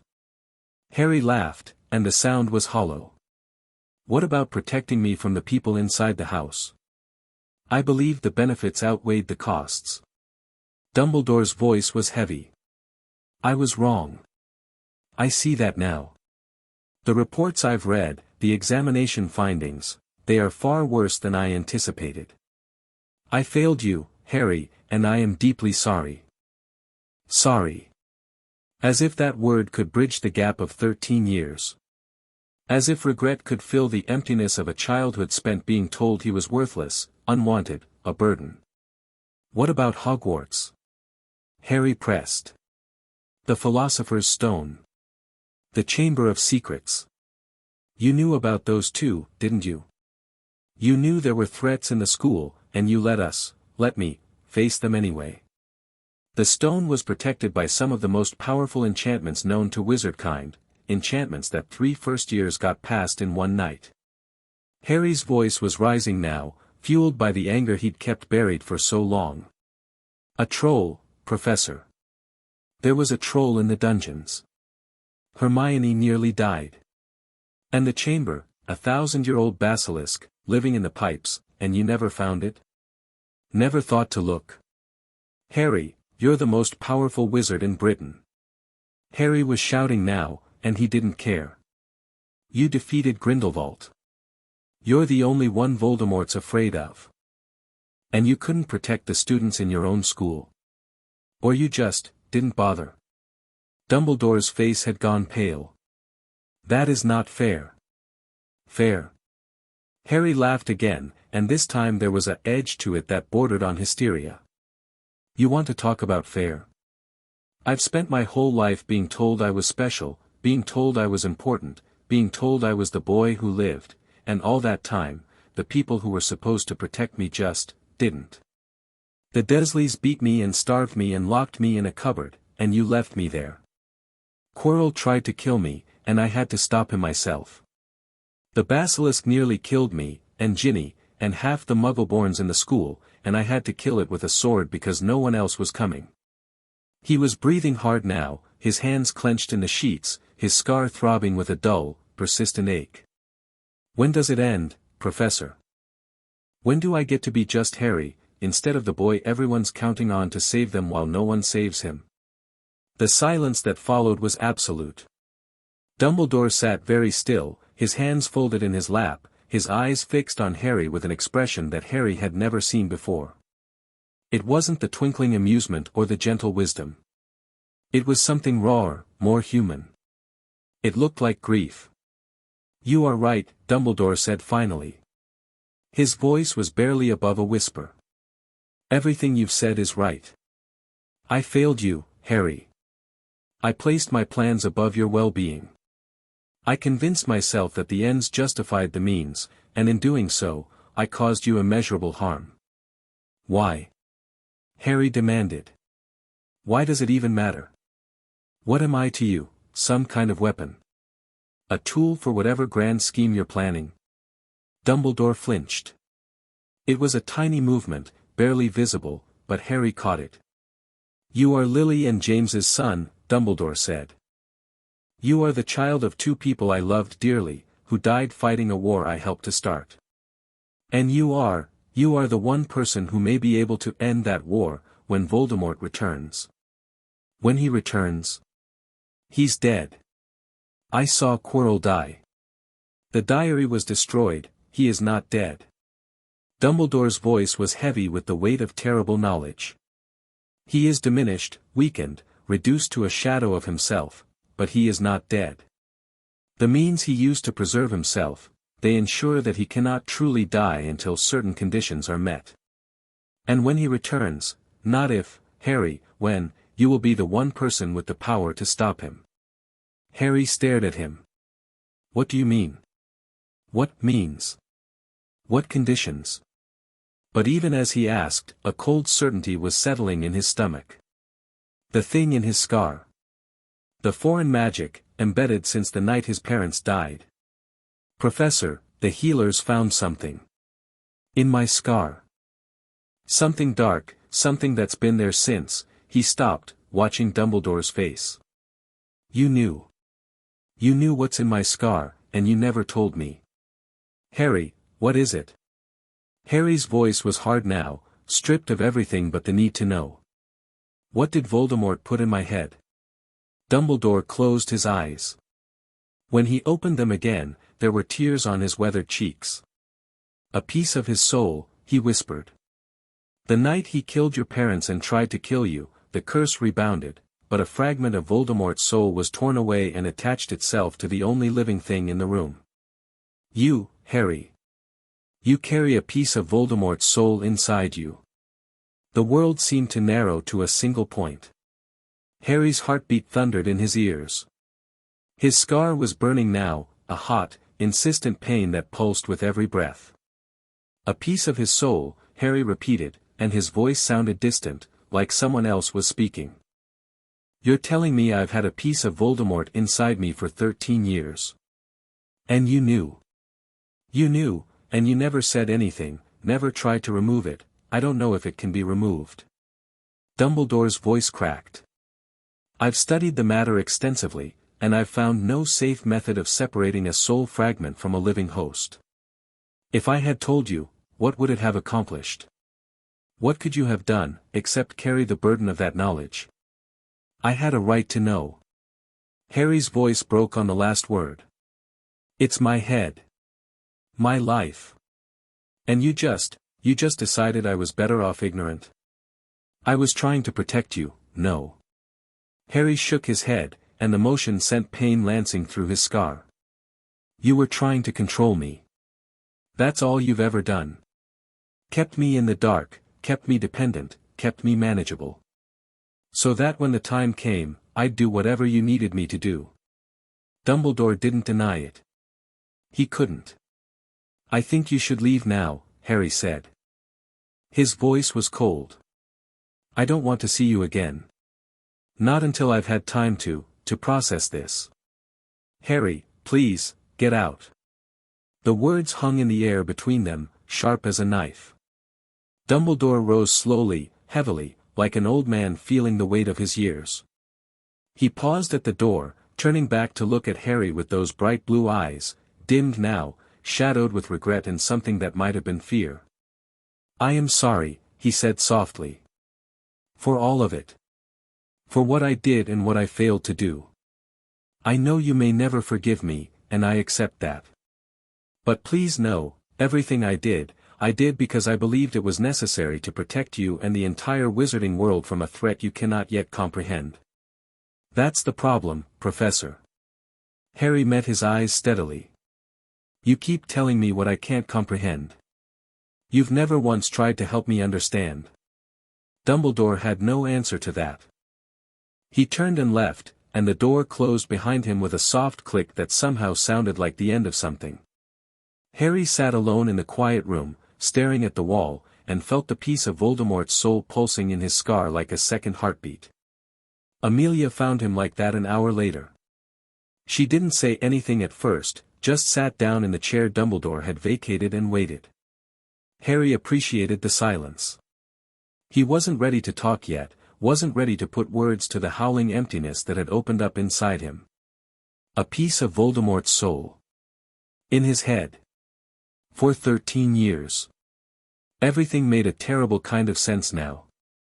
The dreams. The pain in his scar. The flashes of emotion that didn't feel like his own. The connection that let him sense Voldemort's presence. It wasn't just a cursed scar. It was a piece of the Dark Lord himself, embedded in Harry's very being. "Ashworth briefed me," Amelia said finally. "About what Dumbledore told you. Did you know? Before?" "No." Her voice was firm. "I've never heard of anything like this. Pieces of souls, attached to living people, it's the stuff of dark legends. The kind of magic that hasn't been practiced in centuries." But Dumbledore knew. Harry's voice was bitter. "He's known all along." "Yes. He has. Amelia's jaw tightened. And when he testifies before the Wiesengemot, he's going to answer for that knowledge. Among other things.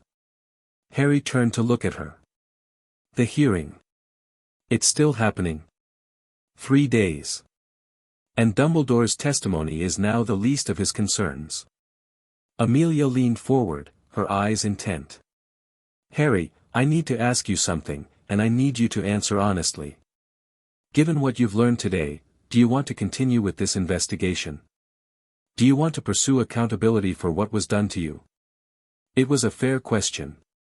Harry could see the path laid out before him, the hearings, the testimony, the political battles that would consume months or years of his life. All to hold accountable a man who, for all his failures, might be the only person capable of stopping Voldemort when he returned. Was it worth it? Was justice worth the cost? Yes, Harry said. The word came out stronger than he expected. I want to continue. Even knowing how difficult it will be. Even knowing that Dumbledore has powerful allies who will fight to protect him.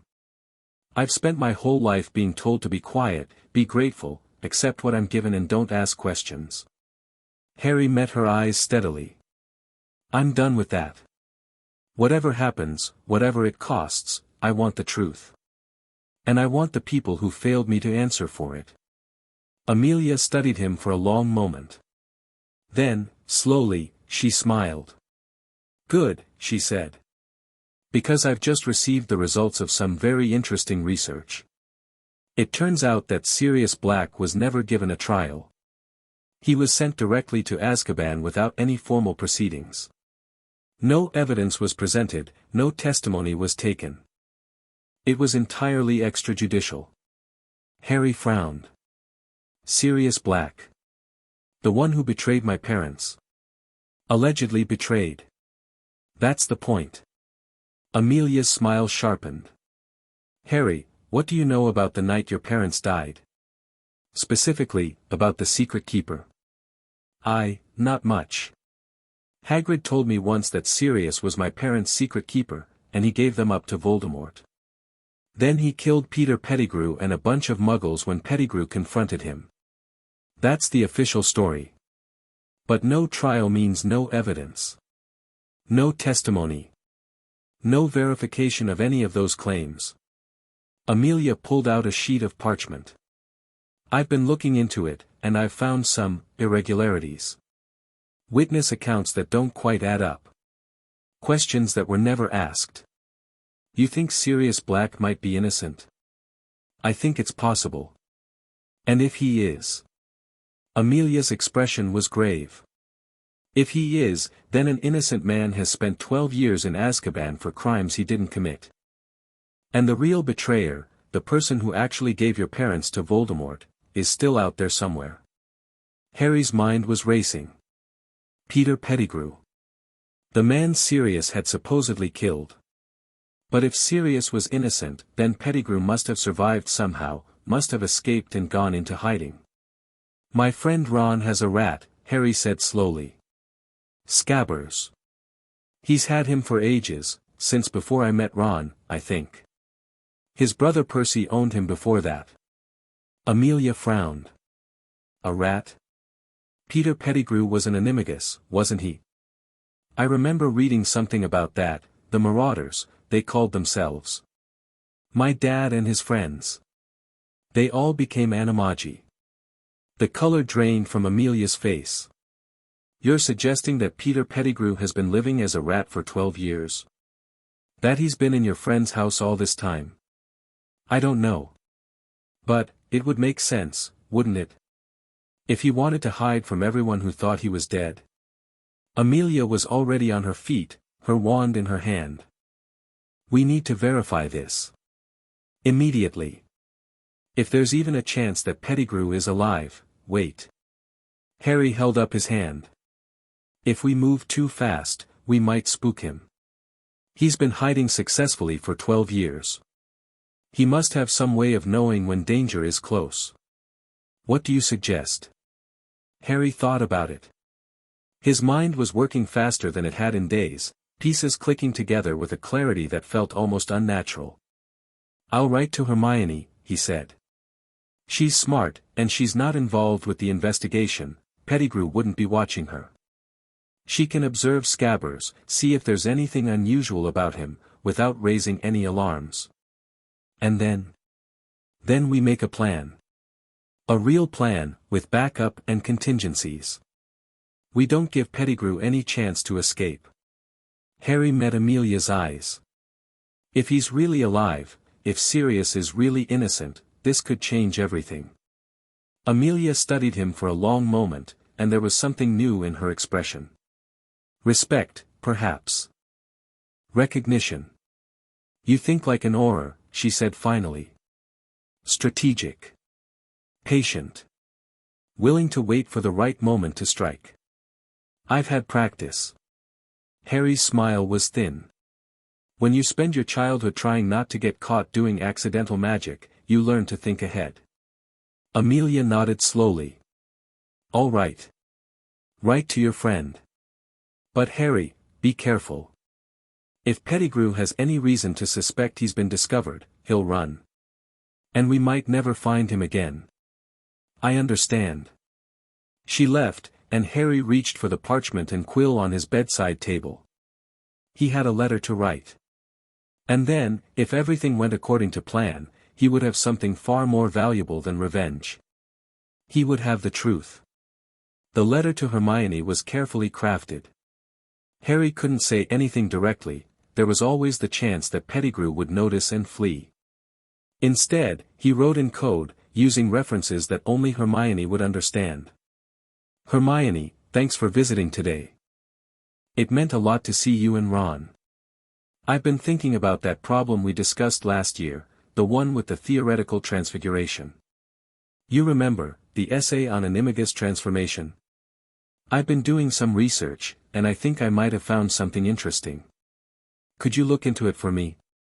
Pay particular attention to the section on identifying transformed animagi. I seem to remember there's a spell for that, but I can't recall the specifics. Also, I've been meaning to ask, how is Crookshanks getting along with Scabbers these days? Still chasing him everywhere? I read somewhere that cats can sense when something isn't what it appears to be. Interesting, don't you think? Write back soon. Harry, it wasn't subtle, exactly, but then, Hermione was clever enough to read between the lines. She'd understand that Harry was asking her to watch Scabbers, to look for signs that the rat wasn't just a rat. And she'd be careful about it, because Hermione was always careful when it mattered. Harry sealed the letter and called for a hospital owl. The bird took the parchment in its beak and launched itself through the enchanted window, disappearing into the afternoon sky. Now all he could do was wait. The next 2 days passed in a blur of examinations, interviews, and preparations. Healer Ashworth brought in specialists, curse breakers from Gringotts, researchers from the Department of Mysteries, experts in dark magic whose names Harry didn't catch. They poked and prodded at his scar, casting spell after spell, taking measurements and readings that they muttered over in hushed, worried tones. The consensus was troubling, the soul fragment was real, it was deeply embedded, and no one had any idea how to safely remove it. Experimental procedures were discussed and dismissed, the risk of killing Harry in the attempt was too high. We'll keep studying, the lead researcher told Amelia. There may be a solution we haven't considered yet. But for now, Mr. Potter will have to live with, whatever this is. Harry accepted the news with a calm that surprised everyone, including himself.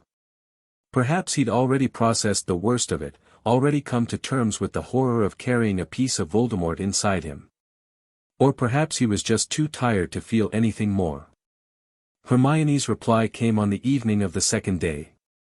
Harry, your letter was very interesting. I did the research you asked for, and I found the spell, it's called Animagus Revelio. Simple enough to cast, but it only works within a few feet of the target. As for your other question, Crookshanks has been absolutely obsessed with Scabbers lately. More than usual, I mean. He watches the rat constantly, even when Scabbers is in his cage. It's almost like he knows something we don't. I did some observing of my own, purely out of curiosity. Did you know that Scabbers is missing a toe on his front paw? I never noticed before, but it's quite distinctive. Also, he seems unusually intelligent for a rat, almost like he understands what people are saying around him. I think we should talk about this in person. Soon. Harry read the letter 3 times, committing every word to memory. Missing a toe. That was important. Peter Pettigrew had cut off his finger before supposedly dying, leaving it as the only trace of his body. If Scabbers was missing the same digit.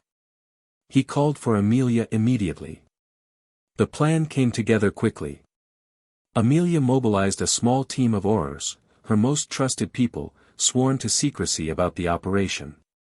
They would position themselves near the burrow, ready to move in once the rat's true nature was confirmed. Harry would visit the Weasleys under the pretense of recovering from his hospital stay. He would get close to Scabbers, cast the Revelio spell, and if the rat transformed, the Aurors would swoop in and capture him before he could escape. It was risky. If anything went wrong, Pettigrew might flee, and their chance at the truth would vanish. But Harry had faced worse odds. And this time, he had backup. On the morning of the 3rd day, the day of the Wisengamot hearing, Harry discharged himself from St. Mungo's against medical advice and fled directly to the burrow. The Weasleys welcomed him with open arms. Harry, dear. Mrs. Weasley enveloped him in a hug that nearly cracked his ribs. Oh, you poor thing. When I read what those horrible muggles did to you, I wanted to march right over there and give them a piece of my mind. I did, Molly. Mr. Weasley's voice was gentle but firm. Let the boy breathe. Mrs. Weasley released Harry, dabbing at her eyes with the corner of her apron. I'm sorry. It's just, when I think about what you went through. I'm okay now, Mrs. Weasley. Harry managed a smile. Really? The healers took good care of me. Yes, well. She sniffed and straightened her apron. You're here now, and that's what matters. Come in, I've made breakfast, and you look like you could use a proper meal. Harry let himself be swept into the familiar chaos of the burrow. The house was as he remembered it, cluttered and cozy, smelling of baking bread and old magic. Ginny waved shyly from the corner. Fred and George appeared from somewhere, identical grins on their faces, and immediately began peppering him with questions about the hospital. And there, in the corner of the kitchen, was Ron. Ron, with Scabbers in his pocket. Harry caught Hermione's eye across the room. She gave an almost imperceptible nod. It was time. Ron, Harry said casually, can I see Scabbers for a minute?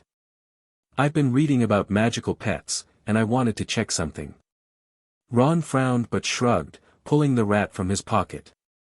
Sure, I guess. Not much to see, though. He's just a lazy old thing. Scabbers looked the same as always, fat, gray, unremarkable. But as Harry took the rat in his hands, he felt a tremor run through the small body. The animal's beady eyes were fixed on his face with an intensity that seemed far too human. Hold still, Harry murmured, drawing his wand. Animagus Revelio. The spell washed over the rat in a wave of golden light. And everything happened at once. Scabbers began to thrash, squealing in terror. Harry tightened his grip, but the rat was stronger than it should have been, writhing and biting with desperate fury. There was a flash of light, a feeling of something shifting, and suddenly Harry was holding not a rat, but a man. Peter Pettigrew. He was small and watery-eyed, with thin hair and a pointed nose. His clothes were ragged, hanging off a frame that seemed too thin, too desperate. He looked around the kitchen with wild, terrified eyes, taking in the shocked faces of the Weasleys, the wand in Harry's hand, the doorway where Aurors were already beginning to appear. Please, he whimpered. Please, it wasn't me, I didn't want to, he who must not be named, he would have killed me, Peter Pettigrew. Amelia Bones stepped through the doorway, her voice like iron. You are under arrest for the murder of 12 muggles, conspiracy in the deaths of James and Lily Potter, and illegal animagus activity. You have the right to remain silent. Everything you say will be recorded and may be used in evidence. Pettigrew collapsed to his knees, sobbing. He made me do it. Sirius was always the strong one, I was never. Please, you have to understand, we understand perfectly, Mr. Pettigrew.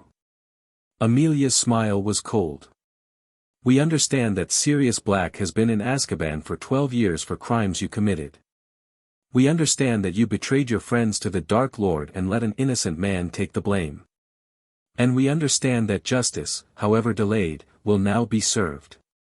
The Aurors moved forward and took Pettigrew into custody. He went without resistance, too broken and afraid to fight. Harry watched him go, feeling strangely empty. 12 years. Peter Pettigrew had spent 12 years hiding in plain sight, living as a pet while Sirius Black rotted in prison for his crimes. 12 years of lies, finally exposed. It wasn't enough. Nothing could make up for those years, for the suffering Sirius had endured, for the childhood Harry had lost without a godfather to protect him. But it was a start. The Wisingamot hearing that afternoon was supposed to be about Harry's treatment at the Dursleys' hands. Instead, it became something else entirely. Amelia Bones stood before the assembled lords and ladies of magical Britain, Peter Pettigrew in magical restraints beside her, and laid out the truth in stark, unvarnished terms. The real secret keeper. The faked death. The 12 years of wrongful imprisonment. The chamber erupted in chaos. Harry watched from the gallery, surrounded by the Weasleys and Hermione, as decades of assumptions crumbled before his eyes. Sirius Black, mass murderer and traitor, had been innocent all along. Peter Pettigrew, martyred hero, was the real villain.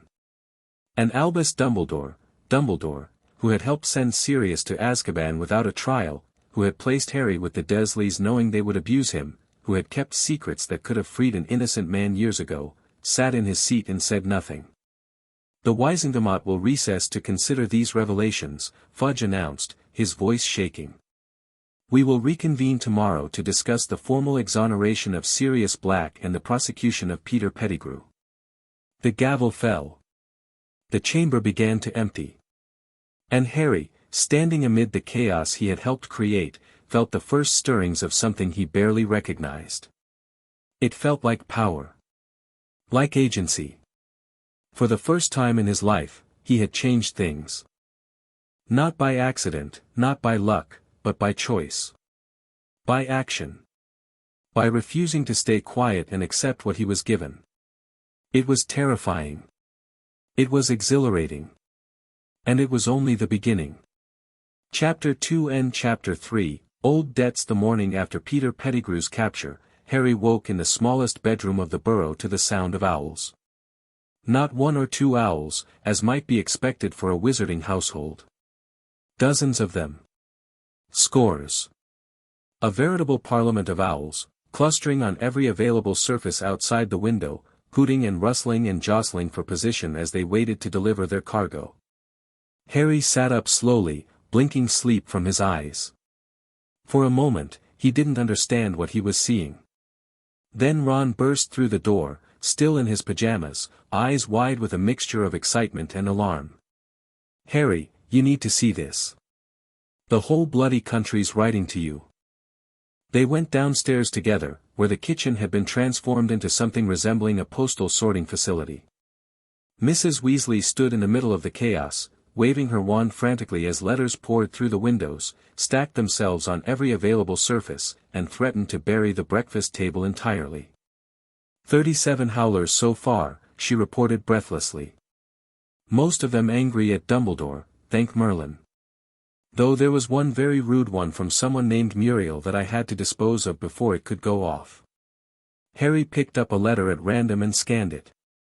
Dear Mr. Potter, I was horrified to read about your treatment in today's Prophet. As a mother of 3, I cannot imagine allowing any child to suffer as you did. Please know that you have the support of ordinary witches and wizards across Britain. We are demanding answers, and we will not rest until justice is served. Yours in solidarity, Margaret Pemberton. Little whinging. Another letter, this one in a childish scrawl, "Dear Harry Potter, you are my hero. My mum says you were very brave to tell the truth. I hope they put the bad people in prison. When I grow up I want to be an Auror like you." Tommy, age 8. Harry set the letters down, something tightening in his chest. He hadn't expected this. He'd told the truth because Amelia Bones had asked him to, because he was tired of secrets and silence. He hadn't thought about how the rest of the world would react. "The Prophet ran a special edition this morning," Hermione said, appearing at his elbow with a newspaper in hand. "Front page. They're calling it the biggest scandal in Ministry history." She handed him the paper, and Harry stared at his own face looking back at him from the front page. It was an old photograph, from before he'd started Hogwarts, he thought, though he couldn't remember when it had been taken. The boy in the picture looked thin and nervous, nothing like a hero. The headline screamed in bold black letters, "Boy who lived subjected 2 years of abuse Dumbledore knew, did nothing, sources say Sirius Black innocent, secret keeper was Pettigrew all along." Harry skimmed the article. It was sensationalized, as Prophet articles tended to be, but the core facts were accurate. His treatment at the Dursleys' hands.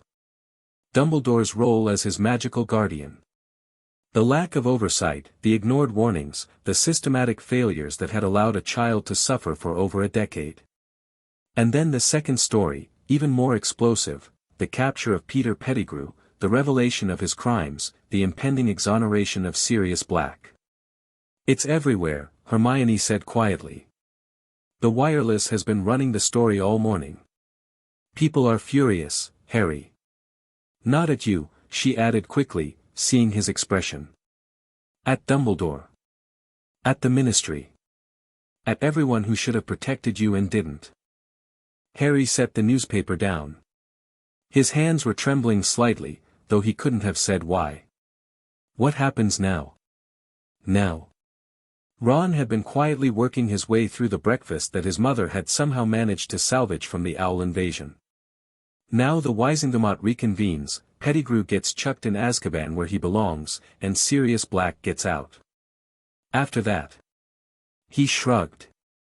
"Dunno. Things change, I suppose. Things change." Such a simple way to describe the upheaval that Harry could feel building around him, like thunderclouds gathering on the horizon. "Madam Bones wants to see you this afternoon," Mrs. Weasley said, settling a plate of eggs in front of him with the particular determination of a woman who believed all problems could be improved by proper nutrition. "Something about the hearing today. She said it was important but not urgent, whatever that means." Harry nodded, picking up his fork. The eggs were perfect, fluffy and golden, seasoned with herbs from the garden. It still felt strange, eating food prepared with care, knowing that he was welcome at this table. Strange, but good. The Wizengamot reconvened at 2 o'clock. Harry arrived by Flo, escorted by Amelia Bones and flanked by 2 Aurors whose presence was technically unnecessary but sent a clear message about where the DMLE's loyalties lay. The Ministry atrium was crowded with reporters, photographers, and curious onlookers, all craning for a glimpse of the boy who lived. Harry ignored them.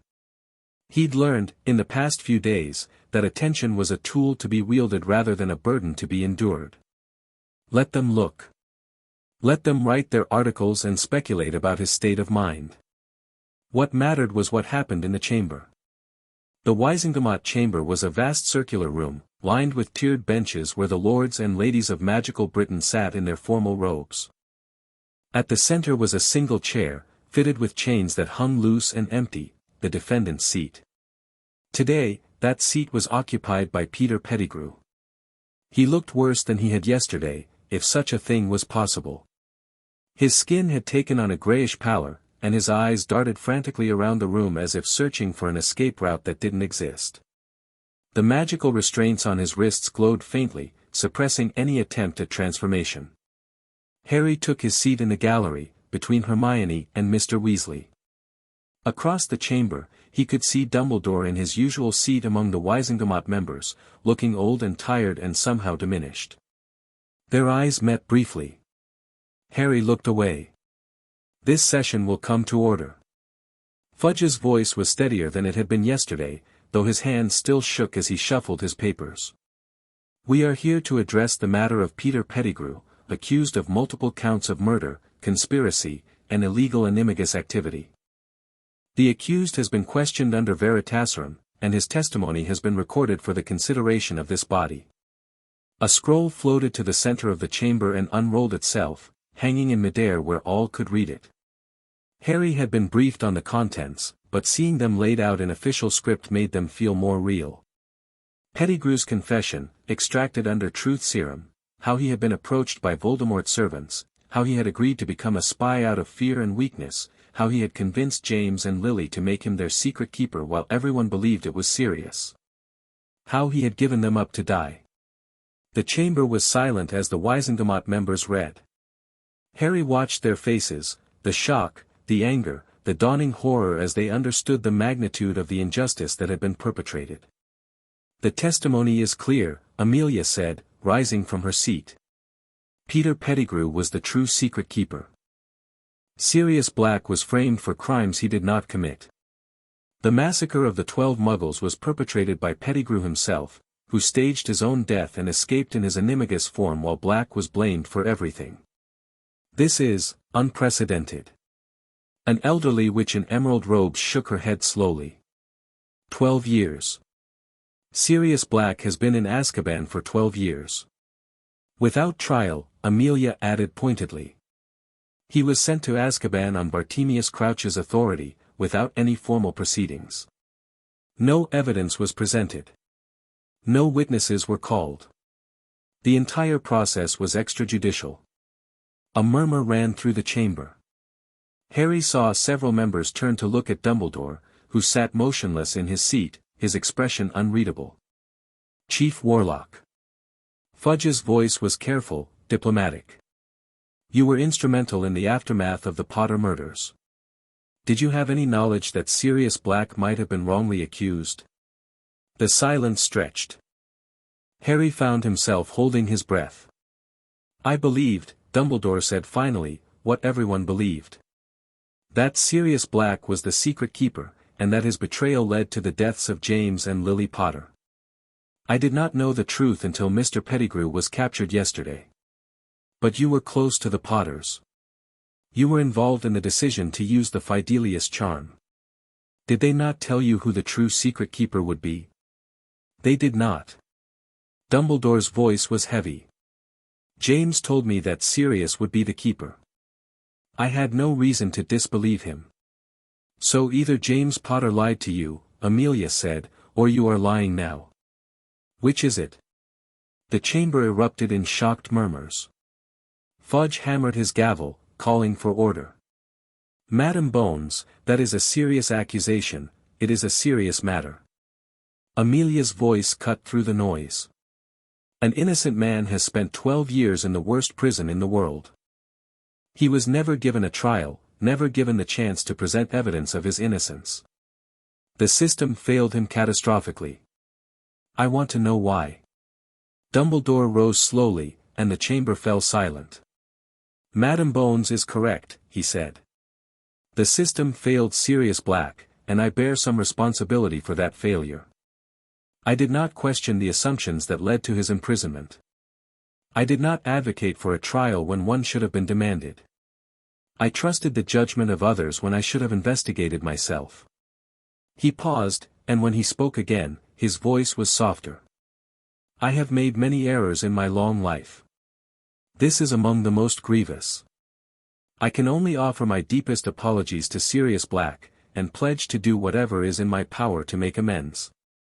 It was a masterful performance, humble, contrite, accepting responsibility while deflecting blame onto the system as a whole. Harry watched the Wisengamot members nod along, their expressions softening. But Harry had learned to read between the lines. Dumbledore wasn't really apologizing. He was positioning himself, managing the narrative, ensuring that his reputation survived the scandal intact. The matter of Sirius Black's exoneration will be addressed separately, Fudge announced. For now, we must consider the disposition of the accused. Peter Pettigrew has confessed under veritaserum to the murder of 12 Muggles, conspiracy in the deaths of James and Lily Potter, and 12 years of illegal animagus activity. The evidence is incontrovertible. I move that he be sentenced to life imprisonment in Azkaban, effective immediately.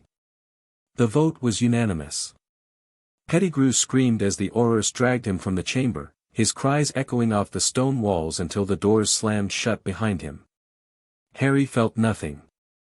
Sirius Black's exoneration was handled with considerably more ceremony.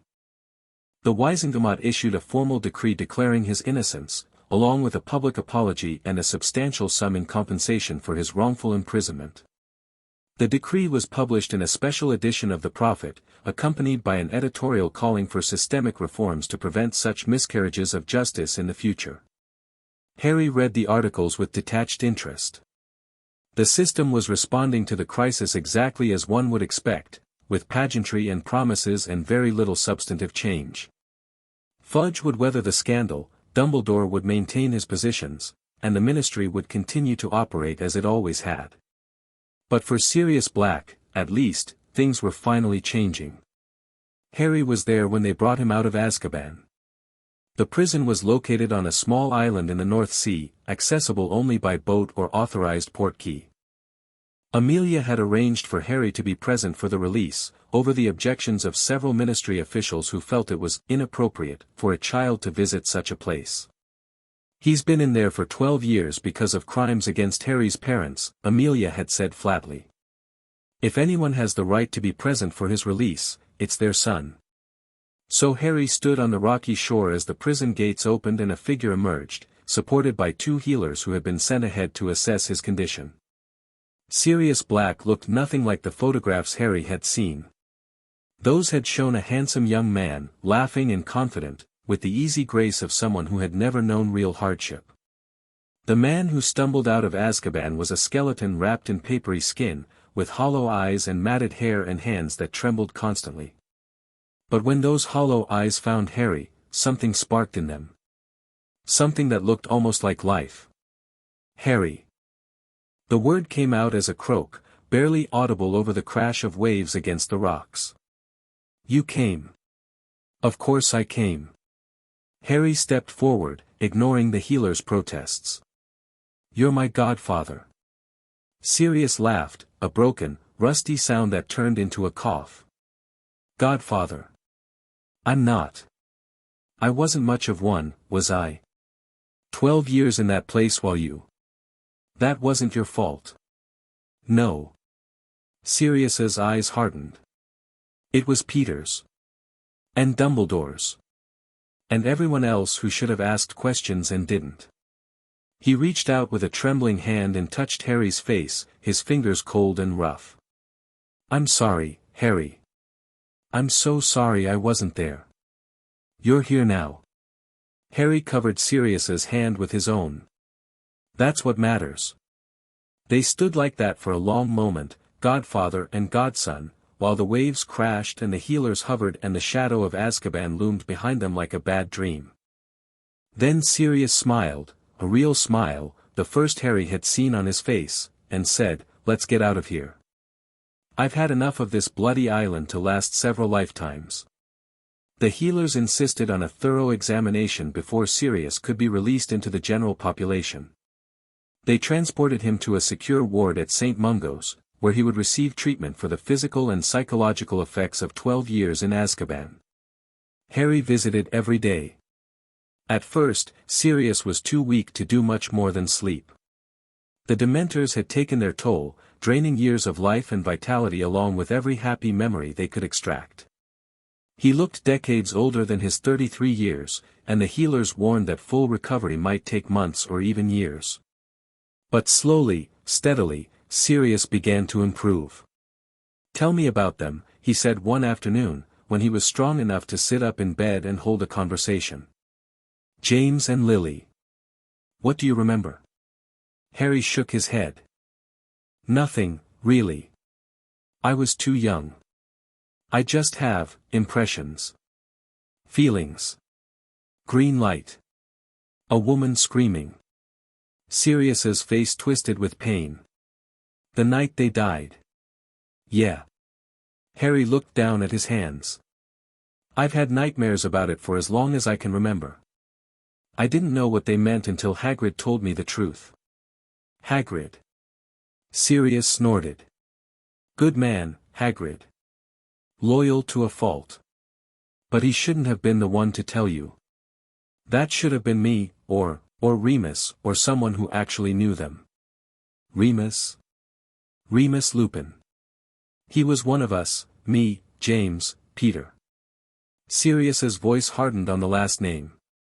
We were friends at Hogwarts. Called ourselves the Marauders.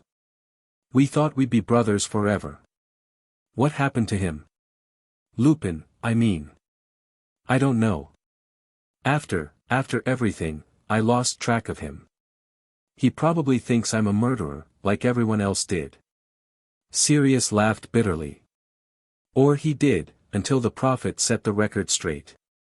Harry made a mental note to look into Remus Lupin. If he'd been close to his parents, he might be able to fill in some of the gaps in Harry's knowledge, the gaps that Dumbledore had never bothered to fill. Sirius, Harry said carefully, what do you know about Dumbledore? About his relationship with my parents? Sirius was quiet for a long moment. His eyes had gone distant, lost in memories that Harry couldn't access. Dumbledore was complicated, he said finally. James trusted him. We all did, during the war. He was the leader of the Order of the Phoenix, the only wizard powerful enough to stand against Voldemort. But there was always something calculated about him.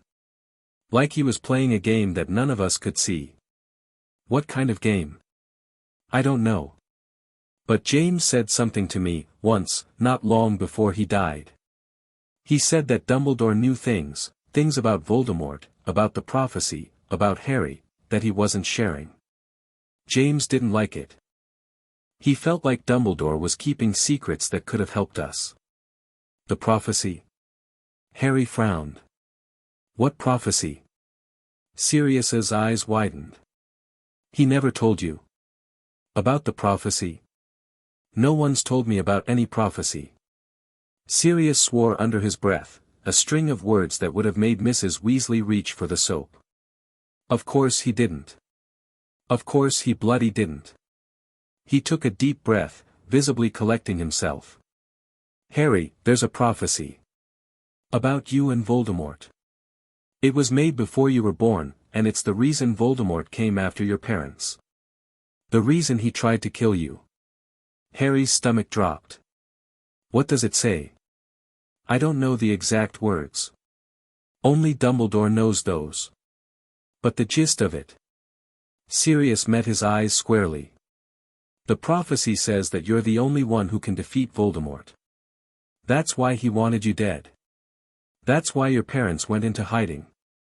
The only one who can defeat Voldemort. Harry thought about the piece of soul in his scar. The connection that let him sense the Dark Lord's emotions. The way Dumbledore had always watched him, always managed him, always kept him just ignorant enough to be controllable. It all made a terrible kind of sense now. I need to hear the prophecy, Harry said. The actual words. Do you know where it's kept?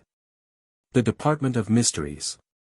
There's a room full of prophecies down there, glass orbs, each one containing a recorded prediction. The one about you should be there, if it hasn't been removed. Sirius frowned. But Harry, getting into the Department of Mysteries isn't easy. It's one of the most secure locations in the Ministry. I'll find a way. Harry's voice was hard. I'm tired of people keeping secrets about my own life. If there's a prophecy that explains why Voldemort wants me dead, I have a right to know what it says. Sirius studied him for a long moment. Whatever he saw in Harry's face seemed to satisfy him, because he nodded slowly. You're more like your father than I realized, he said quietly. James never could stand being kept in the dark either. The investigation into Harry's treatment at the Dursleys continued while Sirius recovered. DMLE investigators visited Privet Drive, documenting the cupboard and interviewing neighbors. They found evidence of years of neglect and abuse, evidence that should have been discovered long ago, if anyone had bothered to look. The Dursleys themselves were beyond the reach of magical law, but Amelia had other tools at her disposal. A quiet word with the appropriate Muggle authorities led to investigations of their own, tax audits for Vernon, inquiries into Dudley's school disciplinary record, the kind of small but persistent pressures that made life uncomfortable for people who had thought themselves untouchable.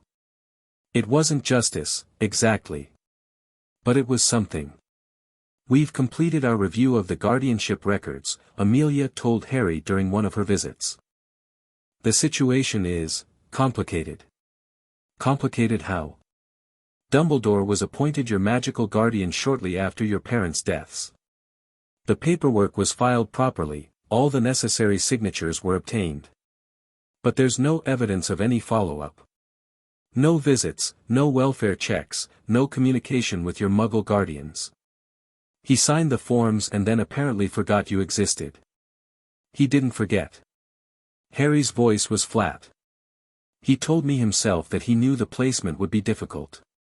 He just decided that the blood wards were more important than my well-being." "Yes. That's what makes this complicated." Amelia leaned forward. "Harry, what Dumbledore did wasn't technically illegal. Neglect of a magical guardian's duties is grounds for removal from the position, but it's not a criminal offense. We can strip him of his guardianship, in fact, we already have, but we can't prosecute him for what he failed to do. So he gets away with it." "Not entirely. His reputation has taken a significant hit. The Prophet is demanding his resignation from the Wizengamot, and several prominent families have publicly withdrawn their support. He's politically wounded, even if he's not criminally liable." Harry considered this. Political damage wasn't nothing. Dumbledore's power had always rested as much on his reputation as on his magical ability. But it felt insufficient, somehow. After everything the old man had done, all the secrets he'd kept and the suffering he'd allowed, a few bad headlines seemed like a slap on the wrist. "What about the prophecy?" Harry asked. "Sirius told me there's a prophecy about me and Voldemort. Dumbledore knows what it says, but he's never told me. Is that legal?" Amelia's expression sharpened. "A prophecy? I wasn't aware of any prophecy." "Neither was I, until yesterday. Apparently, it's the reason Voldemort came after my parents. The reason I have this scar on my forehead." Harry touched his forehead reflexively. "The reason I'm supposedly the only one who can defeat him. That's significant." Amelia was already reaching for parchment and quill. "If there's a prophecy in the Department of Mysteries that pertains to you directly, you may have legal standing to access it. Let me look into this." "Thank you." Amelia paused at the door, looking back at him with an expression that Harry couldn't quite read. "You're handling all of this remarkably well," she said. "Most adults would be struggling to cope with half of what you've learned in the past week. But you just adapt. Process. Move forward." Harry shrugged. "I've had practice." "I suppose you have." Her voice softened. "For what it's worth, Harry, I'm sorry. Sorry that you've had to develop that particular skill set. No child should have to." She left before he could respond. Harry sat alone in the quiet room, thinking about survival and adaptation and all the ways that trauma could shape a person into something harder and more resilient than they had any right to be. He didn't feel damaged. He just felt tired. But tired was better than broken, and moving forward was better than standing still. So he would keep moving, keep adapting, keep fighting for the truth. Whatever the cost. The letter from Hermione arrived that evening. Harry was in the Burrows' kitchen, helping Mrs. Weasley with dinner preparation, a task he found oddly soothing, despite the years of forced labor at Privet Drive. Cooking for people who appreciated the effort was different from cooking to avoid punishment. The owl swooped through the window and dropped the letter directly into his hands, then departed without waiting for a response. Harry recognized Hermione's precise handwriting immediately. "Harry, I've been doing research. You know how I mentioned that Scabbers was missing a toe?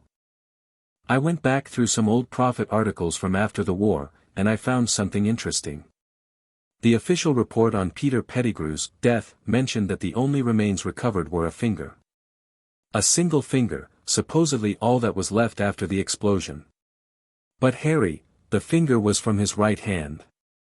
And Scabbers was missing a toe from his front left paw. That means either rats have different anatomy than I thought, they don't, I checked, or something strange is going on. The injuries don't match. Either Pettigrew cut off a different finger to fake his death than the one Scabbers was missing, or... I don't know what "or" means yet. But I'm going to find out. Also, I've been looking into the blood wards that Dumbledore mentioned. The magic is real, it's based on an ancient form of protective enchantment that draws power from familial bonds. But here's the thing, the wards only work if the protection is genuine. If the family members actively harm the protected person, the wards should weaken or fail entirely. According to everything I've read, your aunt's mistreatment of you should have compromised the blood wards years ago. So why did Dumbledore insist they were still necessary? Either he was wrong about how the wards worked, or he knew the wards weren't working as intended and kept you there anyway. I think we need to talk. In person, not by letter. There's something going on here that I don't understand, and I don't want to put my theories in writing until I'm sure. Your friend, Hermione. Harry read the letter twice, his mind racing. The blood wards. The injuries that didn't match.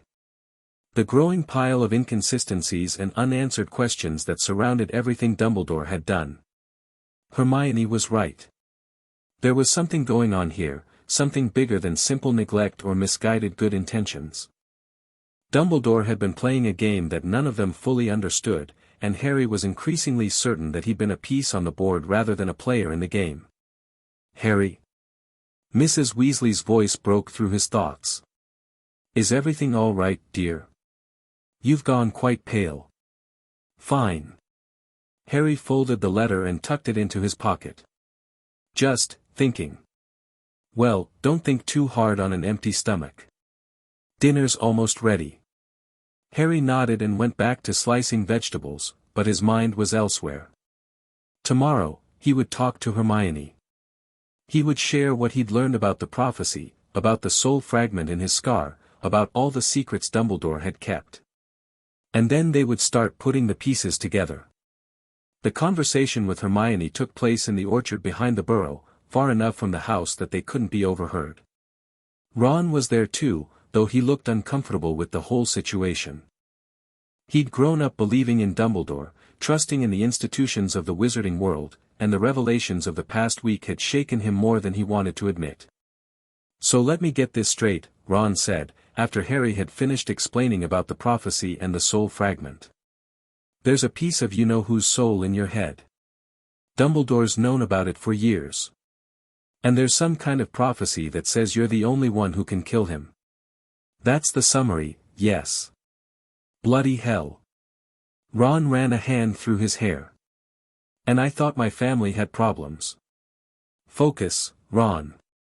Hermione had her research mode expression on, the one she got when she was assembling a complex puzzle in her head. Harry, the soul fragment, did the healer say anything about how it got there? Or how it might be removed? They said it attached itself to me the night Voldemort died. When the killing curse rebounded. Harry touched his scar unconsciously. As for removal, they don't know. They've never seen anything like it. It's called a Horcrux. The voice came from behind them. Harry spun, wand already in hand, to find Sirius Black leaning against an apple tree with a thin smile on his face. Sirius. Harry lowered his wand. You're supposed to be resting. I've rested enough. And I've been listening to your conversation for the past 10 minutes.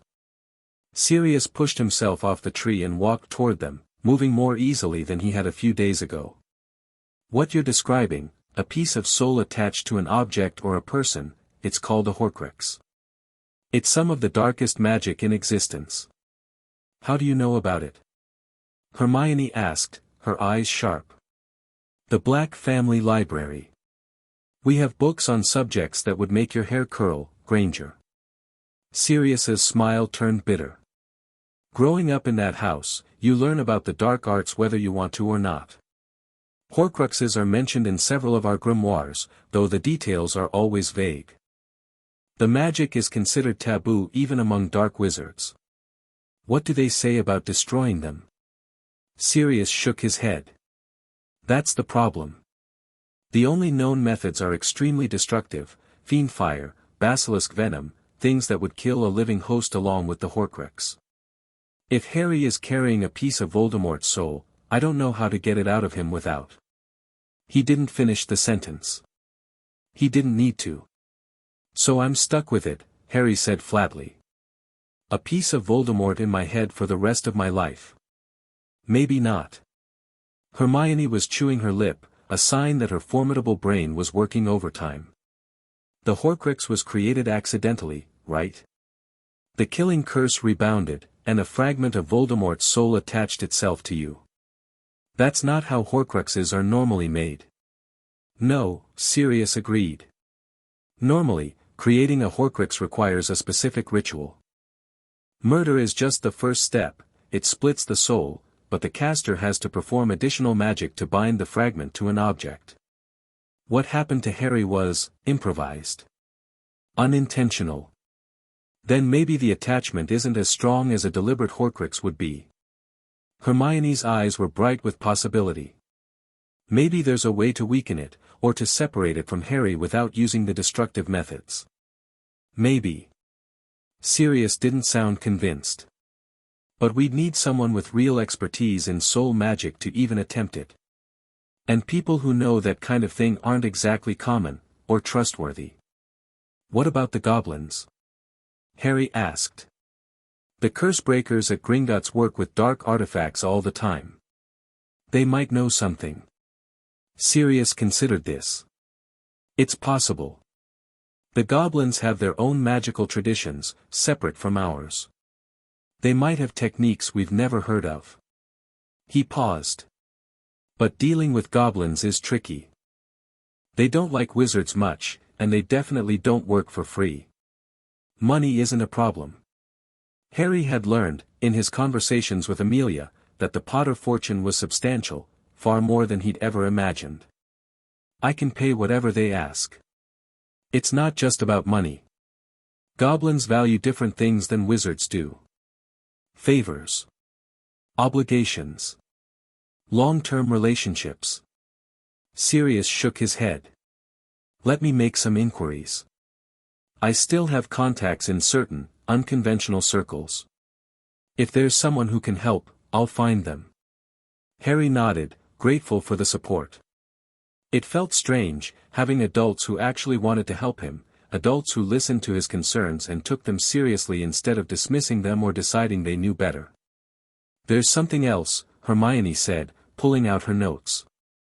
The blood wards. I've been researching them, and there's something that doesn't add up.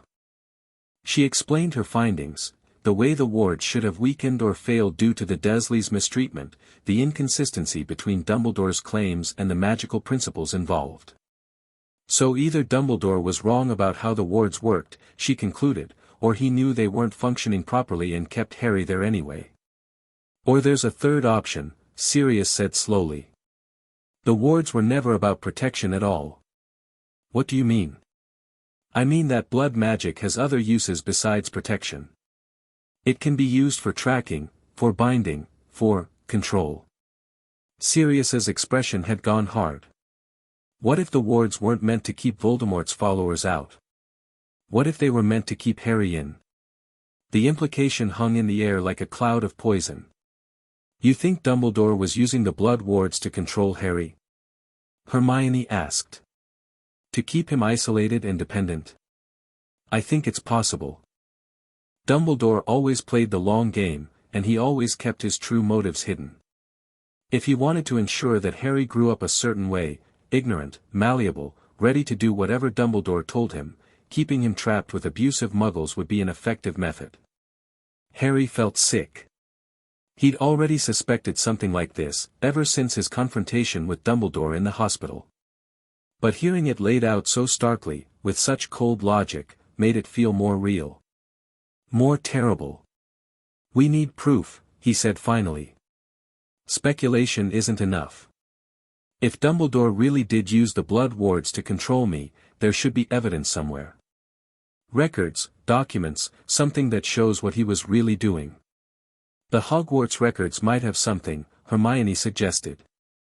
McGonagall mentioned once that there are ancient archives in the castle, going back to the founders. If Dumbledore did anything unusual with your enrollment or placement, it might be documented there. And the Black Family Library might have information on blood magic, Sirius added. I can search through the grimoires, see if there's anything that matches what Dumbledore was doing. I'll talk to Madame Bones, Harry said. She has access to Ministry records. If there's a paper trail, she can find it. They had a plan. It wasn't much, 3 teenagers and a recently exonerated convict, trying to unravel a conspiracy that might go back decades, but it was something. More importantly, Harry wasn't alone anymore. He had people who believed him, who were willing to help him fight. That made all the difference.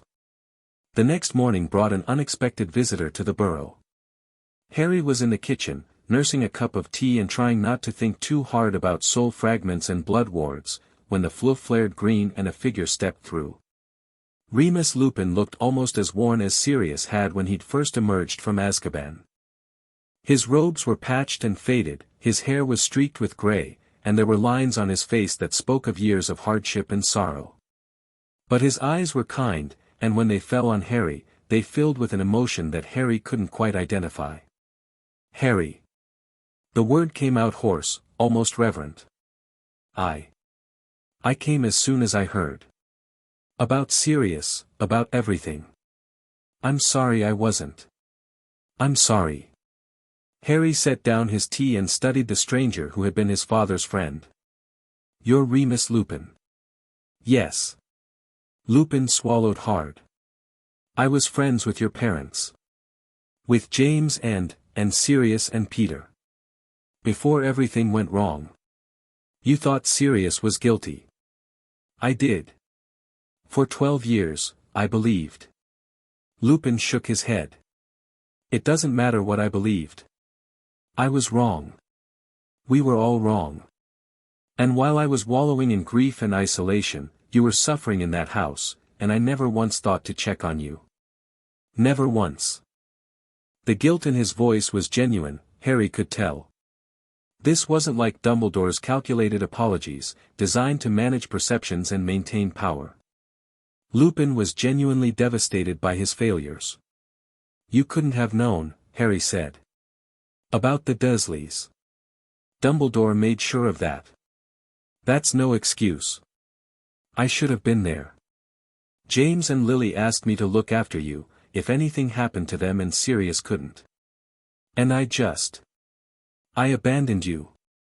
I let my grief and my shame convince me that you were better off without me, and I never stopped to consider what you might actually need. Harry didn't know what to say. Forgiveness felt premature, he barely knew this man, despite their shared history. But condemnation felt equally wrong. Lupin had been a victim of the same lies that had imprisoned Sirius and abandoned Harry to the Dursleys. Why don't you sit down, Harry said finally. Mrs. Weasley made scones. And I think we have a lot to talk about. Lupin's smile was tentative, uncertain, like a man who had forgotten how to hope. But he took the offered seat, accepted the offered scone, and for the first time in 12 years, began the long process of rebuilding what had been lost. Sirius arrived an hour later, and the reunion that followed was something Harry would never forget. The two men stood frozen for a long moment, staring at each other across the Weasley kitchen, one gaunt from 12 years in Azkaban, the other worn from 12 years of solitary guilt. Neither seemed to know how to begin. Then Sirius laughed, a real laugh, broken and joyful, and crossed the room in 3 long strides to pull Lupin into a fierce embrace. Moony. You old bastard. I thought I'd never see you again. Padfoot. Lupin's voice was muffled against Sirius's shoulder, thick with tears. I'm sorry. I'm so sorry. I should have known, should have questioned, stop. None of that. Sirius pulled back, holding Lupin at arm's length to study his face. Peter fooled everyone. Dumbledore, the Ministry, all of us. You can't blame yourself for believing what everyone believed. I blamed you. For 12 years, I thought you had betrayed them, and I hated you for it, and I spent 12 years knowing you'd hate me if you ever found out the truth. Sirius's smile was sad. We were both victims, Remus. Peter's victims, and Dumbledore's victims, and our own worst instincts. But that's over now. We're here, we're alive, and James's son needs us. They both turned to look at Harry, and he felt the weight of their combined attention, two men who had known his parents, who had loved them and mourned them and spent 12 years lost in separate hells of grief and guilt. I've made so many mistakes, Lupin said quietly. I can't undo them. But I can try to do better, going forward. If you'll let me, Harry. If you'll give me the chance. Harry thought about all the adults who had failed him. Dumbledore with his secrets and manipulations. The Dursleys with their cruelty. The Ministry with its incompetence. Everyone who should have helped and hadn't. But he also thought about Amelia Bones, who had listened when he told the truth. About Healer Ashworth, who had documented his injuries and demanded accountability. About Sirius, who had survived 12 years of torture to be here now, trying to make amends. Maybe that was all anyone could do. Fail, and then try to do better. Okay, Harry said. You can stay. The days that followed were some of the strangest of Harry's life. The burrow had become a kind of headquarters for the growing alliance of people who wanted to help him. Sirius and Lupin were constant presences, filling in gaps in Harry's knowledge about his parents and the First War against Voldemort.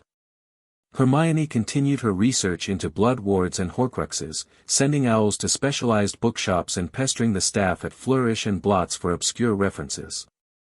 Even Ron, despite his discomfort with the heavy topics, contributed what he could, mostly in the form of moral support and the occasional flash of strategic insight. Amelia Bones visited regularly, updating Harry on the progress of the investigation.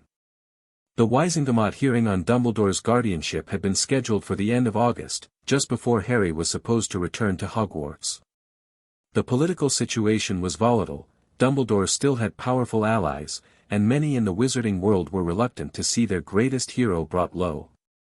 But the evidence was mounting, and public opinion was shifting. The Prophet ran daily stories about Harry's treatment, about Dumbledore's failures, about the systemic problems in magical child welfare. Letters poured in from across Britain, demanding answers and accountability. And through it all, Harry waited. He waited for the hearing that would determine Dumbledore's fate. He waited for news about the prophecy, which Amelia was still trying to access through legal channels. He waited for Sirius and Lupin to find someone who might be able to help with the Horcrux in his scar. But mostly, he waited for the other shoe to drop. Because Harry had learned, through bitter experience, that things never stayed good for long. Every time he found something worth holding on to, a friendship, a moment of happiness, a reason to hope, something came along to snatch it away. It was only a matter of time before this fragile piece shattered too. The letter from Dumbledore arrived on a Tuesday evening, delivered by a phoenix. Fawkes materialized in the Burrow's kitchen in a burst of golden flame, landing gracefully on the back of Harry's chair. The bird regarded him with ancient, knowing eyes before extending one leg to offer the scroll tied there. Harry took the letter warily. Around him, the kitchen had gone silent, Sirius and Lupin both had their wands out, ready for any threat. It's all right, Harry said, though his heart was pounding. It's just a letter. He broke the seal and unrolled the parchment. Dear Harry, I know that I have forfeited any claim to your trust or your regard. The mistakes I have made are too numerous to list, and too grave to excuse. I can only say that every choice I made, however misguided, was made in the service of what I believe to be a greater good. But that is not why I am writing. I am writing because there are things you need to know, things I should have told you long ago, but kept hidden out of a misplaced desire to protect you. The prophecy, the Horcrux, the true nature of the threat you face, these are burdens you should never have had to bear alone, and I am sorry for placing them on shoulders too young to carry them. The Wiesengemot hearing is in 3 days. Whatever the outcome, I want you to know the full truth before then. Not because I hope to earn your forgiveness, I do not expect that, nor do I deserve it, but because you have a right to understand what you are facing. If you are willing to hear me out, send Fawkes back with your reply. If not, I will respect your wishes and trouble you no further. Whatever you decide, know this, everything I have done because I believe you are the best hope our world has for survival. That does not justify my methods, but perhaps it explains them. With deepest regret, Albus Dumbledore. Harry read the letter twice, his emotions churning. Part of him wanted to burn it, to send Fawkes back with nothing but ash and contempt. Dumbledore had manipulated him for his entire life, he had no right to ask for anything now. But another part of him, the part that had spent years starving for information, for context, for any scrap of understanding about his own existence, wanted to know. Wanted to hear the full truth, even if it came from a source he could no longer trust. What does he want? Sirius asked, his voice tight. Harry handed him the letter. Sirius read it quickly, his expression darkening with each line. He's trying to control the narrative, Sirius said flatly. Get to you before the hearing, spin his version of events, make himself look sympathetic. Probably, Harry agreed. But he's also offering to tell me about the prophecy. About the Horcrux. Things I need to know. You could get that information elsewhere. Amelia's working on the prophecy, and we're looking into the Horcrux. How long will that take? Weeks? Months? Harry shook his head. The hearing is in 3 days. If I'm going to face Dumbledore in front of the Wiesengemot, I want to know everything he knows. I want to be able to challenge him on facts, not just suspicions. Sirius looked like he wanted to argue, but Lupin put a hand on his arm. He has a point, Padfoot. Going into that hearing blind would be dangerous. If Dumbledore is willing to share information, we should take advantage of it, even if we don't trust his motives. I don't like it, Sirius growled. Neither do I. Harry's voice was steady. But I've spent my whole life reacting to things that Dumbledore set in motion. This time, I want to be prepared. This time, I want to go in with my eyes open. Sirius studied him for a long moment, then sighed. You're as stubborn as your father. Fine. But you're not going alone. Remus and I will be there, and we'll have backup ready if anything goes wrong. Harry nodded. It was a reasonable precaution. He picked up a quill and began to write his reply. The meeting took place the next evening, at a location of Harry's choosing. He'd selected the Leaky Cauldron, public enough that Dumbledore couldn't try anything, private enough that they could talk without being overheard. Tom the barman had set aside a back room for them, and Sirius and Lupin were positioned at a nearby table, wands within easy reach. Dumbledore arrived exactly on time, stepping through the flue with the measured grace of a man who was used to making entrances. He looked older than Harry remembered, the silver beard seemed grayer, the blue eyes dimmer, the shoulders slightly bowed beneath the weight of recent revelations. Harry. Dumbledore inclined his head. Thank you for agreeing to meet. Don't thank me yet. Harry gestured to the chair across from him. Sit down. And start talking. Dumbledore settled into the chair with a sigh. For a long moment, he didn't speak, just sat there, studying Harry with those ancient eyes, as if trying to memorize every detail of his face. Where, the prophecy? I want to hear exactly what it says. Dumbledore nodded slowly. Very well. But first, some context. The prophecy was made to me directly, by Sybil Trelawney, in the Hog's Head and shortly before you were born. It said, he closed his eyes and recited from memory, the one with the power to vanquish the Dark Lord approaches, born to those who have thrice defied him, born as the 7th month dies, and the Dark Lord will mark him as his equal, but he will have power the Dark Lord knows not, and either must die at the hand of the other, for neither can live while the other survives. The one with the power to vanquish the Dark Lord will be born as the 7th month dies. The words hung in the air like a sentence. Either must die at the hand of the other, Harry repeated slowly. So I have to kill Voldemort, or he kills me. Those are the only options. That is my interpretation, yes. And you've known this since before I was born. Since before my parents died. Harry's voice was carefully controlled. You knew what was coming, and you didn't tell them. I told them about the prophecy. I told them that Voldemort would come for them, and for you. That's why they went into hiding. But you didn't tell them about the Horcrux. About the piece of Voldemort's soul that would attach itself to me.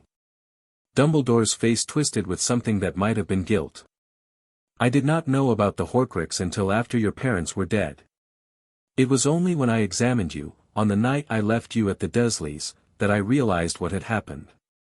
So you knew, from the very beginning, that I was carrying a piece of Voldemort inside me. And you never told anyone. Never tried to find a way to remove it. I tried. For years, I researched every avenue I could find. But the soul fragment is deeply embedded, removing it without killing you seemed impossible. Dumbledore's voice dropped. I convinced myself that keeping you alive was more important than freeing you from the Horcrux. I told myself that when the time came, when Voldemort returned, you would need to face him with the connection intact. Why? Because I believed, I still believe, that the connection between you could be the key to defeating him. You can sense his emotions, his presence. In the right circumstances, you might be able to use that connection against him. Harry stared at him. So your plan was always to use me as a weapon. To keep me connected to Voldemort so that I could, what? Read his mind? Find his weaknesses? It was one possibility among many. I never had a complete plan, Harry. I was improvising, trying to prepare you for a confrontation that I knew would come but couldn't predict. Every choice I made was an attempt to give you the best chance of survival. Including leaving me with the Dursleys. Including letting them abuse me for 10 years. The Blood Wards, stop. Harry's voice was sharp. I've heard enough about the Blood Wards. Hermione's research suggests they should have failed years ago, if they were ever working at all. So either you didn't understand your own magic, or you were using the wards for something other than protection. Dumbledore was silent for a long moment. When he spoke again, his voice was barely above a whisper. You're right. The wards were compromised.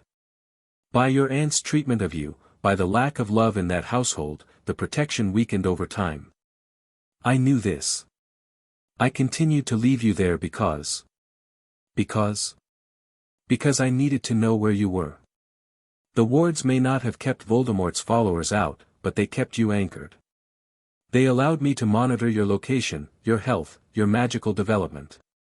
They ensured that you would remain isolated from the wizarding world until I was ready to bring you into it. There it was. The admission Harry had been waiting for. You were controlling me, Harry said flatly. The whole time. The Dursleys weren't just guardians, they were jailers. And the Blood Wards weren't protection, they were a tracking spell. That is not, don't. Harry's voice was cold. Don't try to spin this. Don't try to make it sound better than it was. You left me in that cupboard, knowing exactly what they were doing to me, because it was convenient for your plans. You kept me ignorant and isolated and manageable so that when the time came, I would do whatever you told me. Dumbledore's face had gone pale. I never intended, I don't care what you intended. I care what you did. Harry stood up, his chair scraping loudly against the floor. You had a choice, Professor. Every year, you had a choice. You could have checked on me, removed me, found me a better home. Instead, you left me to suffer because it served your purposes. Harry, the hearing is in 2 days. I'm going to tell the Wizengamot exactly what you just told me. And then I'm going to ask them to strip you of every position you hold, Chief Warlock, Supreme Mugwump, Headmaster of Hogwarts. All of it. If you do that, you will be removing the one person who understands Voldemort's plans. The one person who can, know. Harry leaned forward, his eyes locked on Dumbledore's. You're not the only person who can fight Voldemort. You're just the person who decided that fighting him was more important than protecting a child. And I'm done letting you make those decisions for me. He turned and walked away, leaving Dumbledore alone in the empty room. Sirius and Lupin fell into step beside him as he emerged into the main pub. That was hard to watch, Lupin said quietly. But you handled it well. Did I get what I needed? You got him to admit the wards were for tracking, not protection, Sirius said. That's huge. It proves he knew what he was doing when he left you there. Good. Harry's voice was steady, but his hands were shaking. Then it was worth it. They stepped out into Diagon Alley, into the warm summer evening, and Harry felt something shift inside him. He'd been a pawn for 13 years. A piece on Dumbledore's chessboard, moved according to plans he wasn't allowed to understand. That ended now. Chapter 3 and Chapter 4, The weight of words. The morning of the Wisengamot hearing dawned grey and heavy, the kind of oppressive August heat that pressed down on London like a wet blanket. Harry stood at the window of his room in the Borough, watching the mist rise from the fields, and tried to calm the churning in his stomach. Today, he would stand before the most powerful governing body in magical Britain and tell them what Albus Dumbledore had done to him. He would lay bare the secrets of his childhood, the cupboard, the starvation, the abuse, for an audience of strangers to judge. He would accuse the most respected wizard of the age of deliberately engineering his suffering. And then he would wait to see if anyone believed him. Harry. Sirius's voice came from the doorway. It's time. Harry turned from the window. His godfather looked almost respectable this morning, his hair was trimmed, his robes were new, and the hollows of his face had begun to fill out after weeks of proper food and care. He still looked haunted, probably always would, but there was a steadiness in his eyes that hadn't been there when he'd first emerged from Azkaban. I'm ready, Harry said. Are you sure? Sirius crossed the room to stand beside him. You don't have to do this, you know. Amelia has enough evidence to proceed without your testimony. You could let the adults handle it. The adults have been handling things my whole life. That's the problem. Harry met his godfather's eyes. I need to do this, Sirius. I need to stand up there and tell them the truth, in my own words. Otherwise, it's just another case of people making decisions about me without asking what I want. Sirius studied him for a long moment, then nodded slowly. James would be proud of you. Lily too. They never back down from a fight, either. I just want it to be over. It will be. One way or another, after today, things will change. Sirius put a hand on Harry's shoulder. And whatever happens, I'll be there. Right beside you. I'm not leaving again. Harry felt something loosen in his chest, a knot of fear and loneliness that he'd been carrying for so long he'd almost forgotten it was there. Thanks, Sirius. Don't mention it. Now come on, Molly's made breakfast, and if we don't eat it, she'll never forgive us. The Ministry of Magic was chaos. Harry had expected crowds, the story had been front-page news for weeks, but the reality was overwhelming. Hundreds of witches and wizards packed the atrium, held back by lines of Aurors in formal robes. Reporters shouted questions, flash bulbs popped, and above it all, the voices of the crowd created a wall of sound that was almost physical. Harry. Harry Potter. Over here. Mr. Potter, do you have any comment on, is it true that Dumbledore confessed to, keep moving? Amelia Bones appeared at Harry's side, her voice cutting through the noise with the authority of long practice. The hearing room is secure. Once we're through the doors, they can't follow. They pushed through the crowd, flanked by Aurors who created a corridor of safety through the press of bodies. Harry kept his eyes forward, not acknowledging the shouted questions or the reaching hands. He'd learned, in the past few weeks, that engaging with the media only made things worse. The doors to the Wisengamot chamber loomed ahead, massive oak panels carved with scenes of magical justice, polished to a shine that reflected the chaos behind them. As Harry approached, they swung open silently, revealing the vast circular room beyond. The chamber was already full. Rows of tiered benches rose toward the ceiling, each occupied by robed figures whose faces ranged from curious to hostile to carefully neutral. At the center of the room stood two chairs, one for the accused, one for the accuser, positioned so that whoever sat in them would be visible to every member of the assembly. Harry's stomach clenched, but he didn't hesitate. He walked forward and took his seat. Across from him, Albus Dumbledore sat in the other chair, his robes immaculate, his expression serene. He looked like a man who had already accepted whatever fate awaited him, or like a man who was confident that his fate would be more favorable than his accusers hoped. Their eyes met briefly. Harry looked away first, but not from weakness. He simply had nothing left to say to the old man. Everything that mattered would be said here, in front of witnesses, on the record. This hearing will come to order. Cornelius Fudge's voice echoed through the chamber, amplified by magic. He sat at the highest bench, flanked by senior ministry officials, looking distinctly uncomfortable with his role as presiding officer. We are here to address the matter of the guardianship of Harry James Potter, and the conduct of Albus Percival Wulfric Brian Dumbledore in his capacity as magical guardian. A rustling murmur ran through the assembly. This was unprecedented, a sitting chief warlock being called to account for his actions, his position of power stripped away for the duration of the proceedings. The charges are as follows, Fudge continued, reading from a scroll. Failure to fulfill the duties of magical guardianship. Neglect of a minor's welfare. Deliberate concealment of material information regarding said minor's health and circumstances. And. He paused, as if the next words were difficult to speak. And the unauthorized use of tracking magic on a minor without informed consent.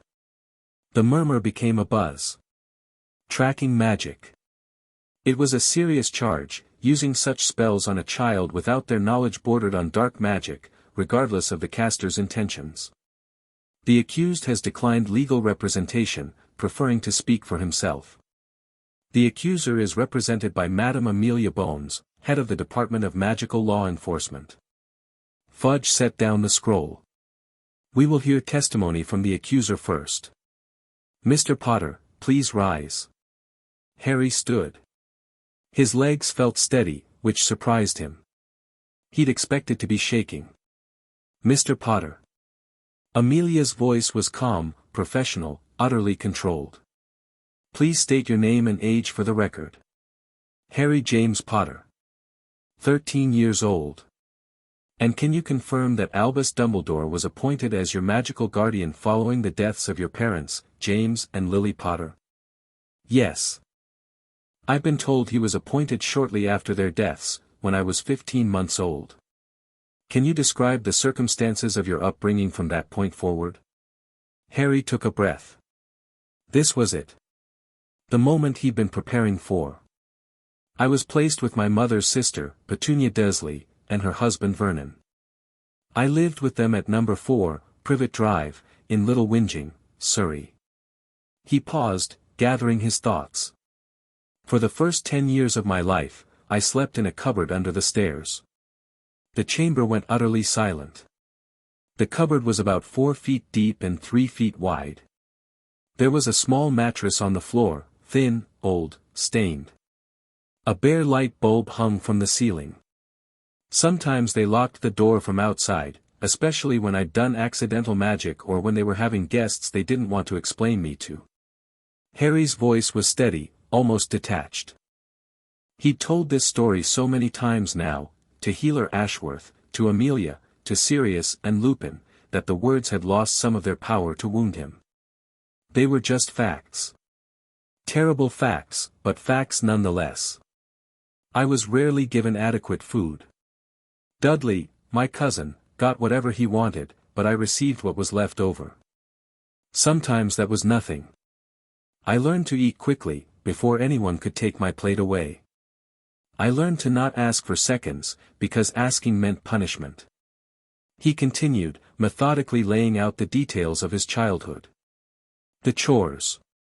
The insults. The casual cruelty that had been the background noise of his existence. The way he'd learned to make himself small, invisible, nothing, because being noticed only brought pain. When he reached the part about the bars on his window, installed after the flying car incident, never removed, a witch in the second row put her hand over her mouth and looked away. "Did Professor Dumbledore ever visit you at Privet Drive?" Amelia asked. "Did he ever check on your welfare, or inquire about your treatment?" "No. Not once, in 12 years. But he knew where you were living. He knew about the cupboard. The Hogwarts letters knew. They were addressed to the cupboard under the stairs. Someone knew exactly where I slept, and since Professor Dumbledore controls the school, I assume he had access to that information. Did you ever tell anyone at Hogwarts about your treatment at home? Any teacher or staff member?"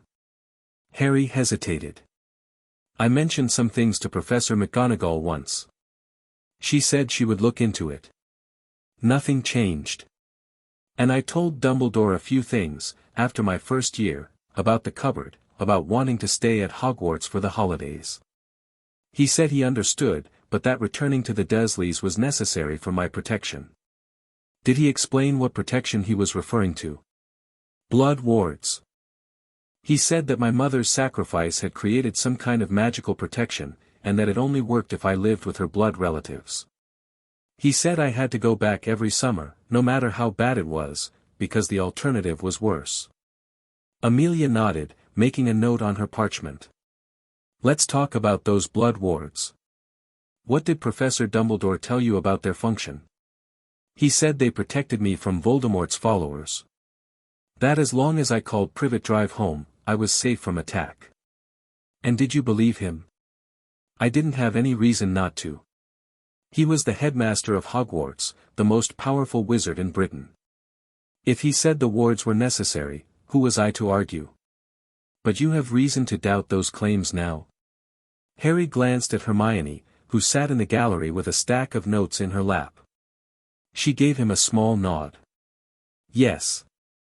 I've learned that blood wards require genuine familial affection to function properly. The magic draws its power from love, not just blood relation, but actual care and protection. Given how the Dursleys treated me, the wards should have failed years ago. So either Professor Dumbledore misunderstood the magic he was using, or he knew the wards weren't working as he claimed, and kept me there anyway." The murmur that swept through the chamber had an edge to it now. Harry could feel the mood shifting, the skepticism giving way to something harder. "Mr. Potter, I need to ask you about a conversation you had with Professor Dumbledore 3 days ago. Can you describe what he told you during that meeting?" Harry took another breath. This was the crucial part. He confirmed that the blood wards were compromised. He said they had weakened over time because of my aunt's treatment of me. But he also said that he continued to leave me there because the wards served another purpose. "What purpose?" "Tracking. The wards allowed him to monitor my location, my health, my magical development. He said they ensured that I would remain isolated from the wizarding world until he was ready to bring me into it."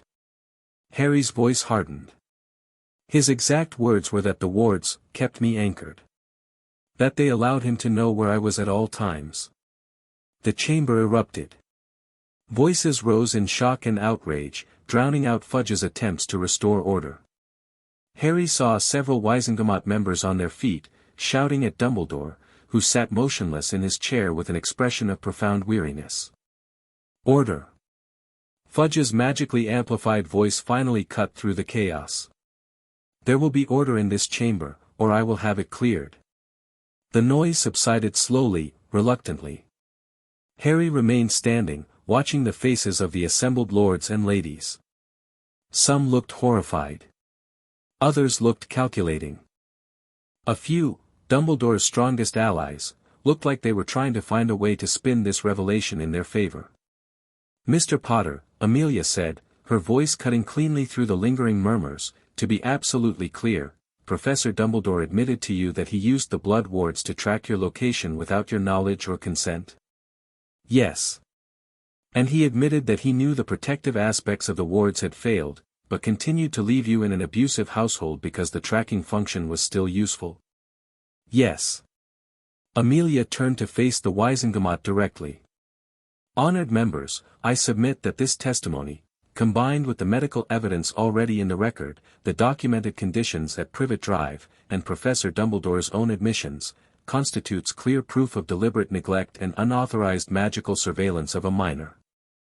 The accused did not merely fail in his duties as guardian, he actively exploited his position to control and monitor a child for his own purposes. She paused, letting the words sink in. I ask this body to consider what kind of message we send if we allow such conduct to go unpunished. Harry Potter is the most famous child in our world, the symbol of our victory over darkness. If he can be treated this way, what hope is there for any magical child who lacks his prominence?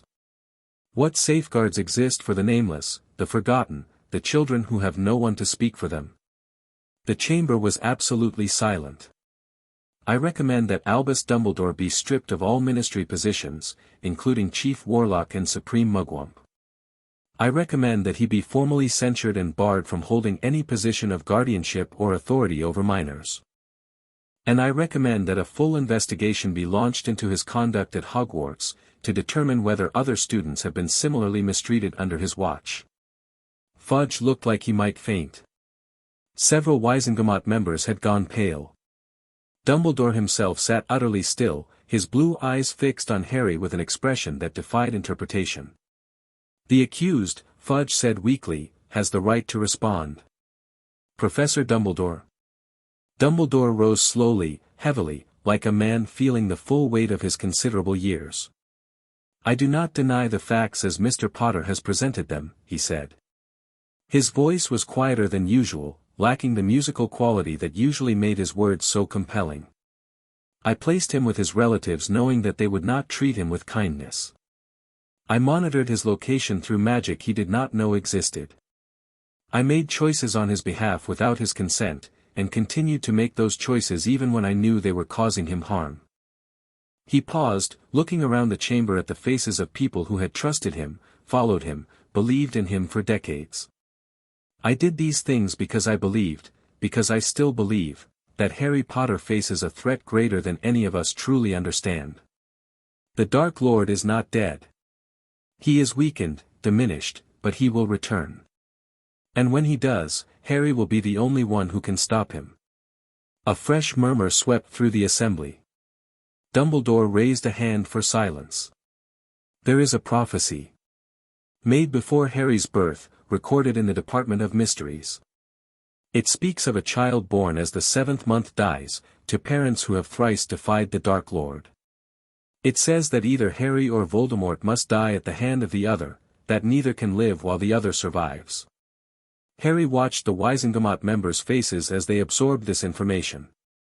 Some looked skeptical. Others looked frightened. A few nodded, as if confirming something they had long suspected. Everything I have done, Dumbledore continued, was done in service of preparing Harry for that confrontation. Every choice, however painful, was made with the goal of ensuring that when the moment comes, he will be ready to face his destiny. His destiny? Amelia's voice was sharp with contempt. Professor Dumbledore, he is a 13-year-old boy. Whatever prophecy exists, whatever future conflict you imagine, none of it justifies treating a child as a tool to be shaped and controlled. I understand how it must appear, do you? Do you truly understand? Amelia stepped forward, her eyes blazing. You speak of destiny and prophecy and the greater good, but what I see is a man who decided that his interpretation of the future was more important than a child's present.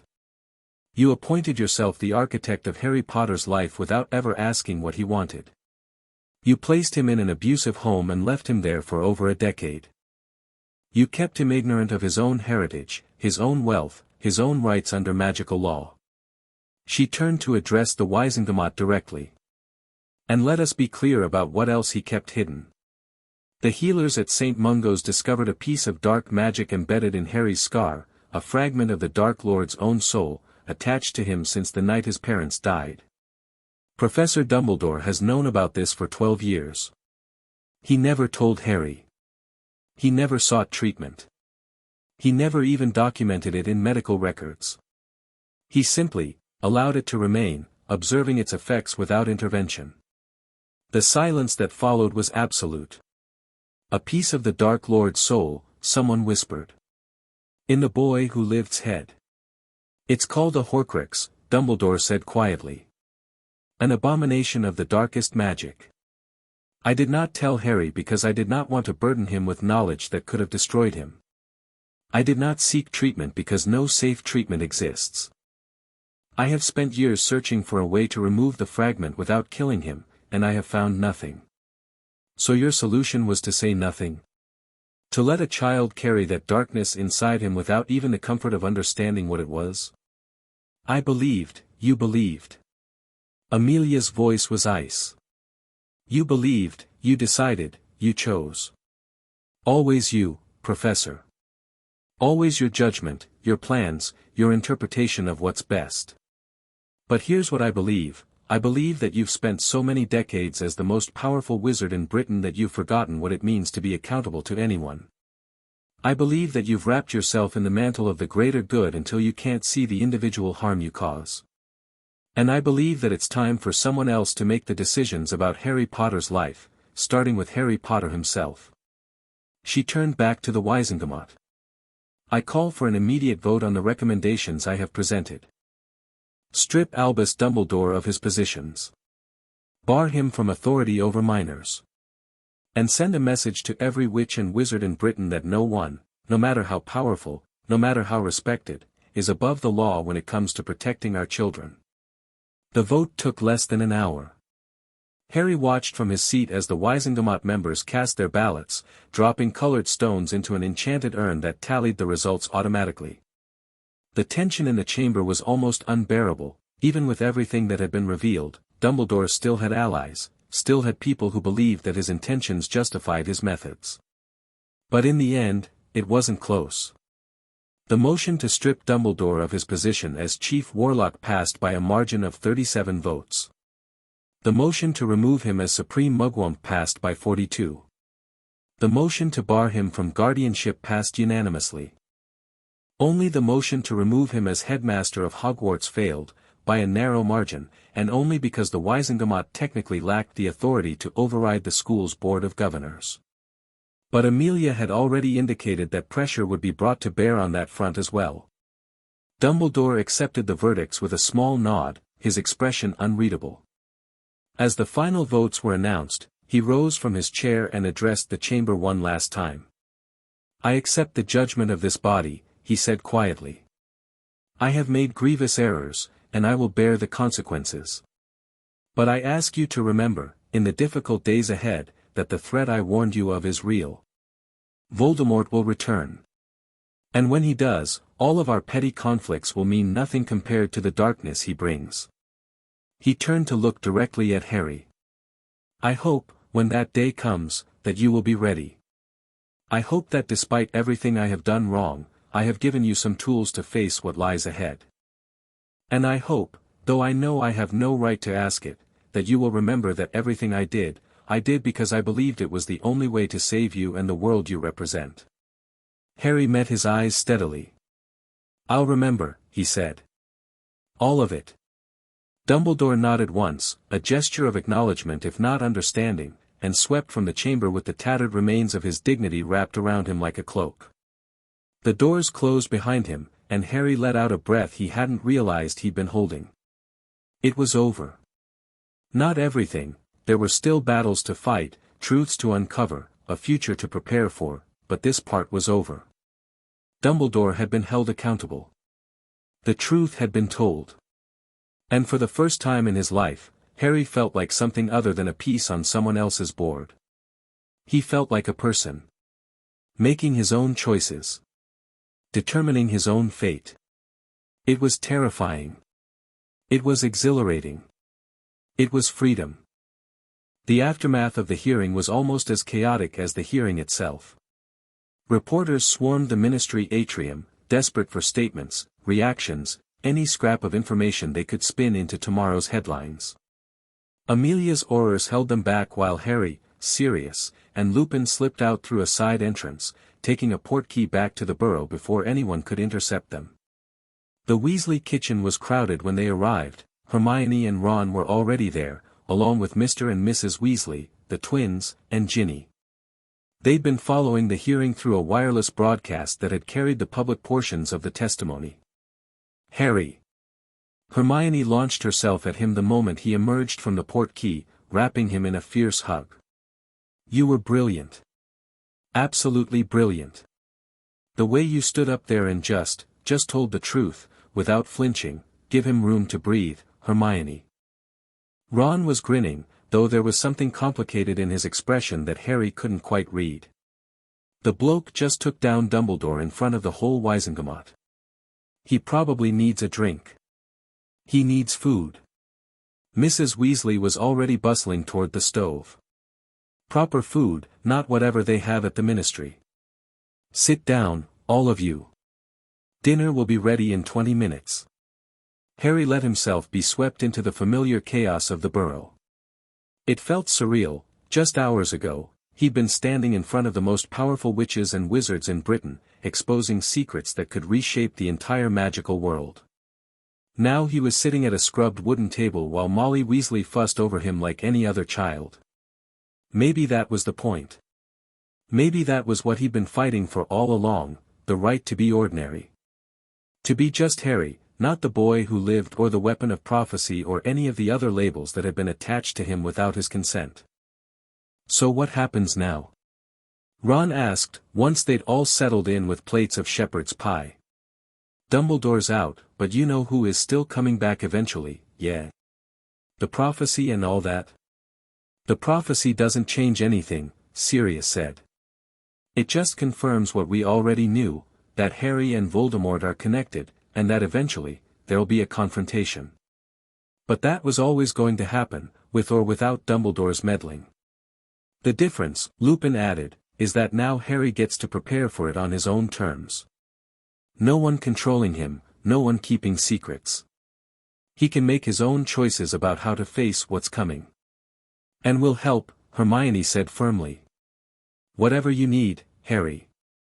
Research, training, support, we're with you. All of us, Ron agreed, and there was nothing complicated in his expression now, just the simple, fierce loyalty that had made him Harry's best friend from the very first train ride. Harry looked around the table at the faces of the people who had chosen to stand with him. Sirius, still recovering from 12 years of unjust imprisonment. Lupin, bearing the scars of a lifetime of prejudice and isolation. The Weasleys, who had opened their home and their hearts to a boy they barely knew. Hermione, whose brilliant mind and unwavering determination had been instrumental in uncovering the truth. They weren't perfect. They'd made mistakes, failed him in ways large and small. But they were here now, fighting for him instead of managing him, treating him as a person instead of a symbol. That was all he'd ever wanted. Thank you, he said quietly. All of you. I don't know what's coming, but, knowing I don't have to face it alone makes it feel less terrifying. You'll never be alone again, Sirius said, and his voice carried the weight of a vow.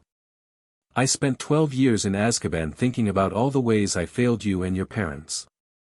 I won't fail you again. Neither will I, Lupin added. We were supposed to be your family, Harry. It's past time we started acting like it. Mrs. Weasley was crying openly now, dabbing at her eyes with the corner of her apron. Oh, you boys. You're going to make an old woman weep into her shepherd's pie. Nothing wrong with a little salt, Fred offered, which earned him a swat from his mother and broke the emotional tension into laughter. They ate, and talked, and planned. The summer was almost over, Hogwarts would start in less than a week, and Harry's life would change again.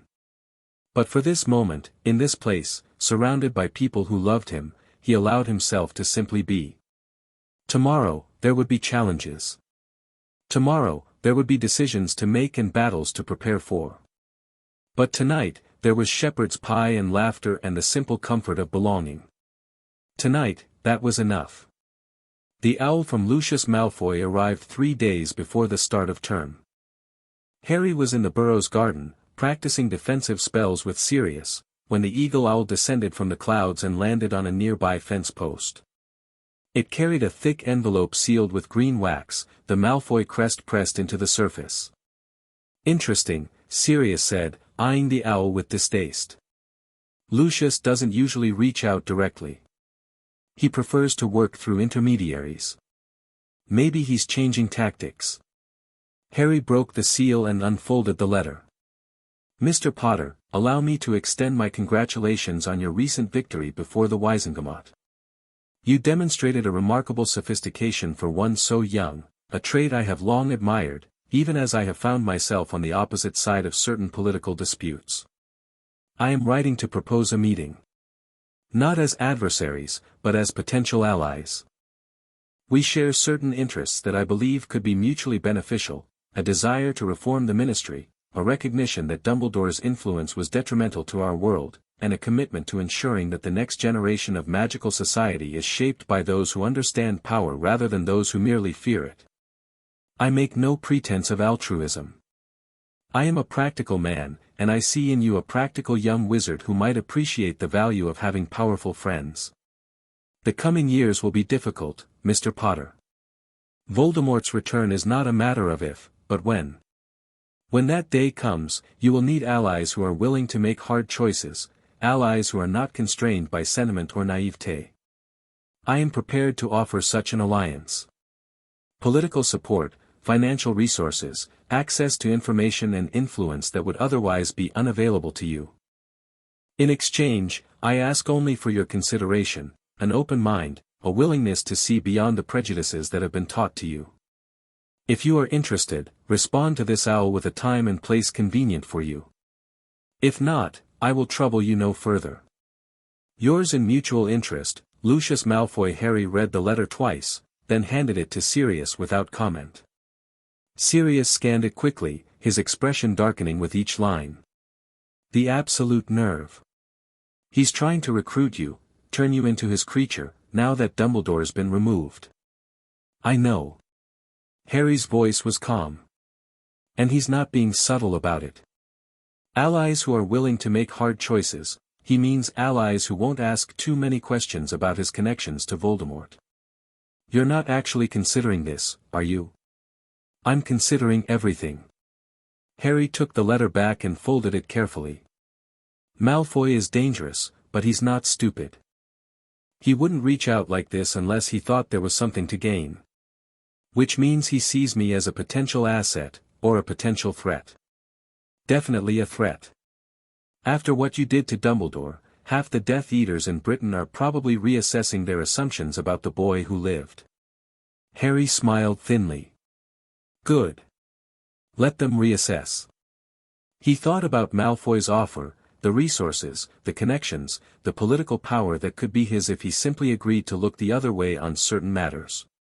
It was tempting, in a purely strategic sense. Having Lucius Malfoy as an ally would open doors, provide information, give him access to the inner workings of pure-blood society. But Harry had spent his childhood being used by powerful men who claimed to have his best interests at heart. He wasn't going to trade Dumbledore's manipulation for Malfoy's. I'll respond, he said finally. But not the way he's expecting. He found parchment and quill, and began to write. Mr. Malfoy, thank you for your congratulations and your offer. I appreciate your directness, even if I suspect your motives. I must decline your proposal for alliance. Not because I believe you are evil, I think you are exactly what you claim to be, a practical man who makes hard choices. But the choices you have made, and the master you once served, are incompatible with my own values. However, I will make you a counteroffer. Stay out of my way. Do not move against me or mine. Do not support Voldemort's return, or work to advance his agenda, or take any action that threatens the safety of the people I care about. In exchange, I will extend the same courtesy. I will not move against you or yours. I will not seek to destroy your family's position or expose secrets you wish to keep hidden. This is not friendship. It is not alliance. It is simply an acknowledgement that we both have more important enemies to worry about than each other. If you cannot accept these terms, then we have nothing more to discuss. If you can, then I suggest we both focus our attention on the challenges ahead rather than manufacturing conflicts between us. Whatever you decide, I wish you well. Harry Potter Sirius read the letter over his shoulder and let out a low whistle. That's not what I expected. Malfoy respects strength and pragmatism. Refusing his alliance from a moral high ground would just make me look naive. But offering a truce based on mutual self-interest. That's something he can understand. Harry sealed the letter and attached it to the waiting owl. Besides, I wasn't lying. I do have more important enemies to worry about than Lucius Malfoy. Like Voldemort. Like Voldemort. And whatever comes after. The owl took flight, carrying Harry's message into the grey morning sky. Harry watched it go, thinking about games within games, about the complex web of alliances and enmities that made up magical politics. Dumbledore had played that game for decades, and he'd lost. Malfoy was still playing it, and would continue to play until someone stopped him. But Harry wasn't interested in playing their game at all. He was going to make his own rules. The response from Malfoy came the next morning, a single line on expensive parchment, acceptable. For now. Harry smiled and tucked the note away. It wasn't victory, exactly. But it was a beginning. The last days of summer passed quickly after that. Harry spent his time training with Sirius and Lupin, learning spells and techniques that hadn't been taught at Hogwarts. They focused on practical combat magic, defensive shields, offensive curses, methods for fighting multiple opponents at once. Harry absorbed it all with a hunger that surprised even him. "You're a natural," Lupin observed, after Harry had successfully blocked a rapid sequence of disarming spells. "Your reflexes are excellent, and you think tactically. Most wizards your age just throw power at a problem and hope it works. I've had practice thinking on my feet." Harry lowered his wand, breathing hard. "When you spend your childhood dodging your cousin and his gang, you learn to anticipate attacks." "The Dursleys' legacy," Sirius said darkly. "At least they taught you something useful, even if they didn't mean to." "Silver linings." Harry shrugged. "I try not to think about them more than I have to. They're in my past now. What matters is what comes next." What came next, as it turned out, was a meeting that Harry hadn't anticipated. She arrived at the Burrow on the last evening of August, stepping through the Floo with the careful grace of someone who wasn't used to magical travel but was determined not to show it. Augusta Longbottom was a formidable woman, tall, stern, wearing a vulture-topped hat that somehow managed to look dignified rather than ridiculous. She surveyed the Weasley kitchen with sharp eyes, taking in the crowded table, the mismatched chairs, the general air of cheerful disorder. "Mr. Potter," she said, her voice cutting through the evening chatter. "I would like a word with you. In private." The kitchen went quiet. Harry glanced at Sirius, who gave a small shrug. "Your call." "Of course, Madam Longbottom." Harry rose and gestured toward the door. "We can talk in the garden." They walked out into the warm evening air, leaving the curious faces behind them. Augusta said nothing until they were well away from the house, standing in the shadow of the orchard where the apple trees blocked any view from the windows. "I owe you an apology," she said abruptly. Harry blinked. "I'm sorry." "An apology. For my conduct during the hearing, and before." Augusta's jaw was tight, but she met his eyes directly. "I was among those who defended Dumbledore. I believed that whatever mistakes he had made, his intentions were good and his judgment sound. I was wrong. You weren't the only one who believed that." "No. But I should have known better." She paused, seeming to gather herself. "My son and his wife, Neville's parents, they were tortured into madness by Death Eaters, shortly after the war ended. They've been in the permanent ward at St. Mungo's ever since. For years, I told myself that at least the people responsible had been caught, that Dumbledore and the Ministry had done everything possible to bring them to justice. And now? Now I wonder. Augusta's voice was bitter. I wonder how many other injustices were swept under the rug. How many other children were left to suffer while the great and powerful looked the other way. I wonder if my son and his wife might have been saved, if someone had bothered to investigate sooner instead of assuming that Dumbledore had everything under control. Harry didn't know what to say. The Longbottom's fate was one of the many tragedies of the war that he'd only learned about recently, another reminder that his own suffering was just one thread in a vast tapestry of loss and failure. I can't change what happened to your family, he said finally. I can't even change what happened to me. All I can do is try to make sure it doesn't happen again, to me, or to anyone else.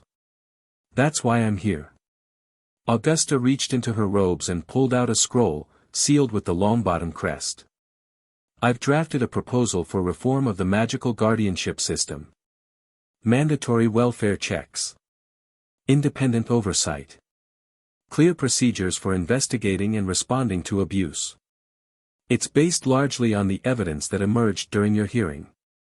You want my support. I want your endorsement. Coming from anyone else, this proposal would be dismissed as political maneuvering. But coming from you, the boy who lived, the child who was failed by every institution that should have protected him, it would carry weight. Real weight. Harry took the scroll and unrolled it. The document was detailed, comprehensive, clearly the work of someone who had put serious thought into the problem. It addressed many of the issues that had allowed his own mistreatment to continue unchecked, the lack of oversight, the concentration of power in single individuals, the assumption that prominent figures could be trusted without verification. This is good work, he said. You've clearly done your research. I've been working on it since the day after your testimony. I couldn't sleep that night, thinking about what you described. The cupboard. The starvation. The locks and bars. Augusta's voice cracked slightly. My grandson Neville has told me stories about you, over the years. How brave you were, how kind. I never once thought to ask how you'd become that way, what trials you'd endured to forge such steel. I didn't have much choice. Perhaps not. But you had character that survived despite everything that was done to break it. She met his eyes directly. I failed to see that before. I failed to look past the legend to the boy beneath. I won't make that mistake again. Harry considered her words, her proposal, the genuine remorse in her voice. He'd learned, in recent weeks, to be suspicious of adults who claimed to have his best interests at heart. But Augusta Longbottom wasn't trying to control him.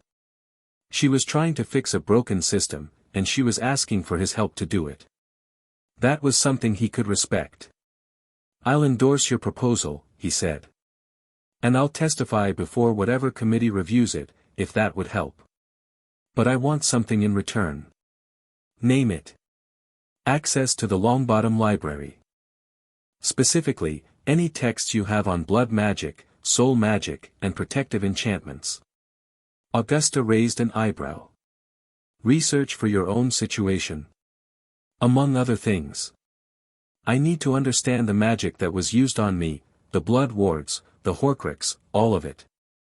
The more I know, the better prepared I'll be for what's coming. The Longbottom Library isn't as extensive as the Black Library, Augusta said slowly, but we have some rare texts that might be useful. I'll arrange access for you. Thank you. Augusta nodded once, a gesture of respect between equals. I underestimated you, Mr. Potter. I suspect I won't be the last. Probably not. Harry allowed himself a small smile. But as long as people keep underestimating me, I'll keep proving them wrong. The Hogwarts Express left platform 9 3/4 at 11 o'clock the next morning. Harry stood on the platform with Sirius and Lupin, surrounded by the chaos of departing students and tearful parents. The scarlet engine gleamed in the morning light, steam billowing from its stack, the familiar bustle of another school year beginning. But nothing about this year would be familiar. "You'll write?" Sirius asked, for perhaps the 5th time. "Every week. More if something important happens." "I'll write," Harry promised. "And I'll use the mirror if anything urgent comes up." Sirius had given him a two-way mirror the night before, one of a pair, the other of which Sirius would keep. It allowed instant communication, regardless of distance, and was nearly impossible to intercept or trace. "The summer reading I gave you," Lupin added, "the books on defensive magic and magical theory, make sure you keep up with it. The more you know, the better prepared you'll be." "I will. And if Snape gives you any trouble, Sirius." Harry cut him off with a look. "I can handle Snape. I can handle Dumbledore too, if it comes to that. I'm not the same kid who walked into Hogwarts 2 years ago, not knowing anything about the world he was entering." Sirius was quiet for a moment, studying Harry's face. Whatever he saw there seemed to satisfy him, because he nodded slowly. "No," he said softly. "You're not. You're James and Lily's son, every inch of you. And they would be so proud of who you've become." The train whistle blew, signaling the final boarding call. Harry embraced Sirius quickly, then Lupin, before turning toward the train. "I'll see you at Christmas," he called over his shoulder. "Stay out of trouble until then." "We should be saying that to you," Lupin replied, but he was smiling. Harry found his way to a compartment where Hermione and Ron were already waiting, along with Neville Longbottom and Ginny Weasley.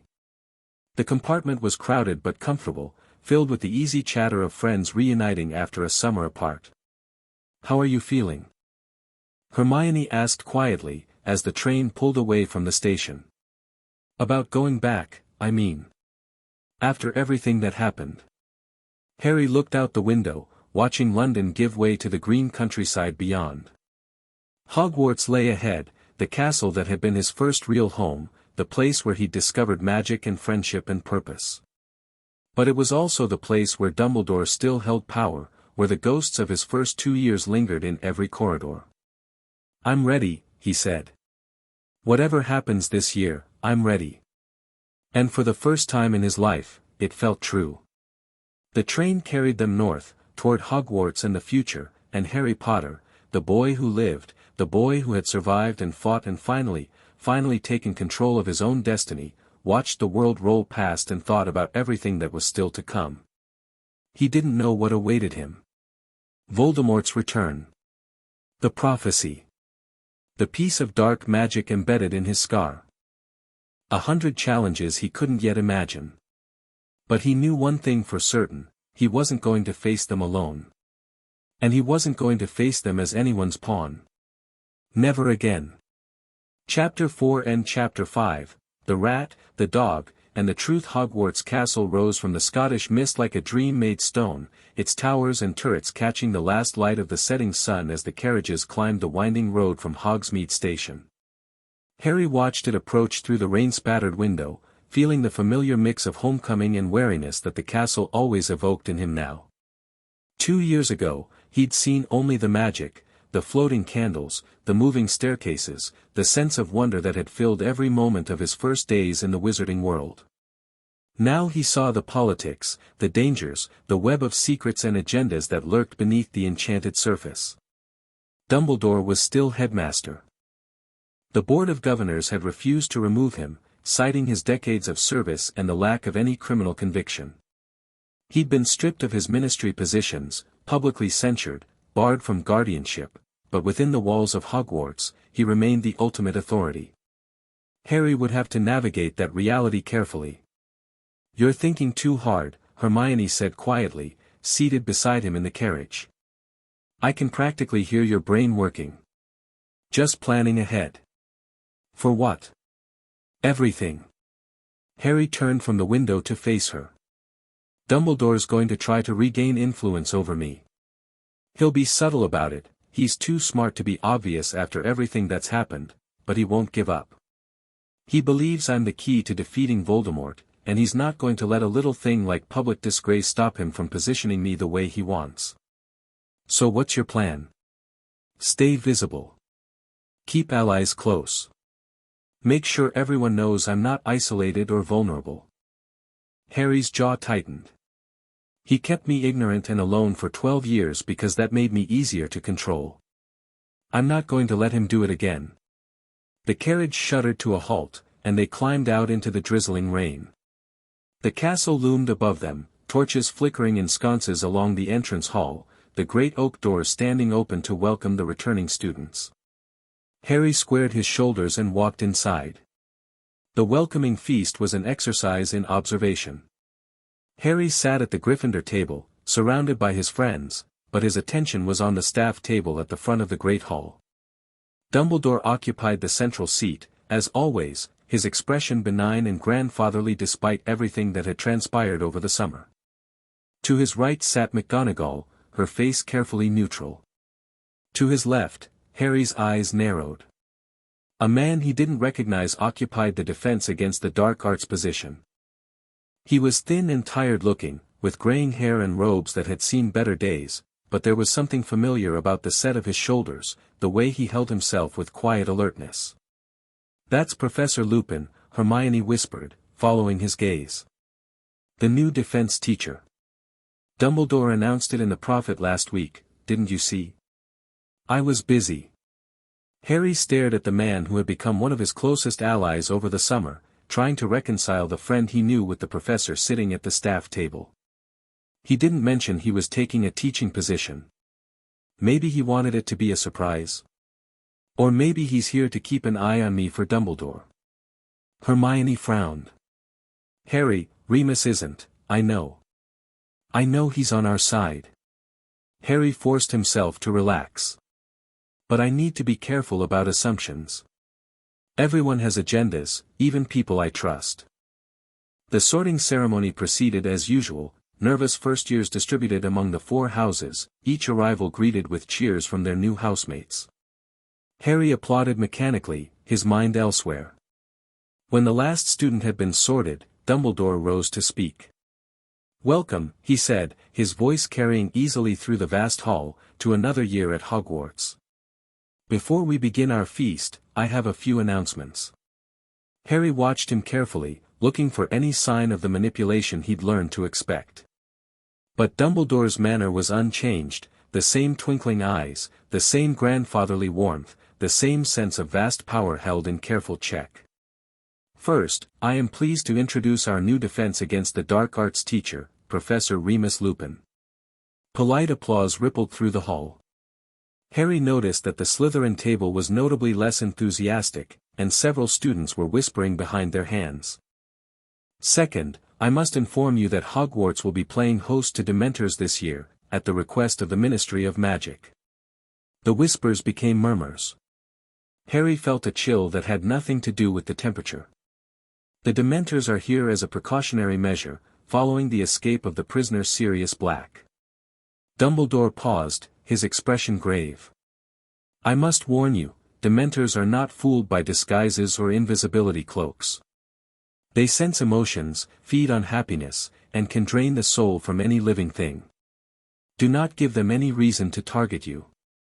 Do not approach them. Do not attempt to interfere with their patrol." Harry's hands had clenched into fists beneath the table. Dementors.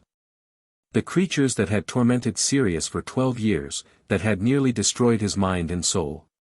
And now they were here, surrounding the school, because the ministry still hadn't updated their records to reflect his godfather's innocence. "The paperwork for Sirius's exoneration is still being processed," Hermione whispered, clearly following his thoughts. "The Dementors were dispatched before the Wisengamot hearing. It's just bureaucratic delay. Convenient timing. Harry, I know. I'm being paranoid."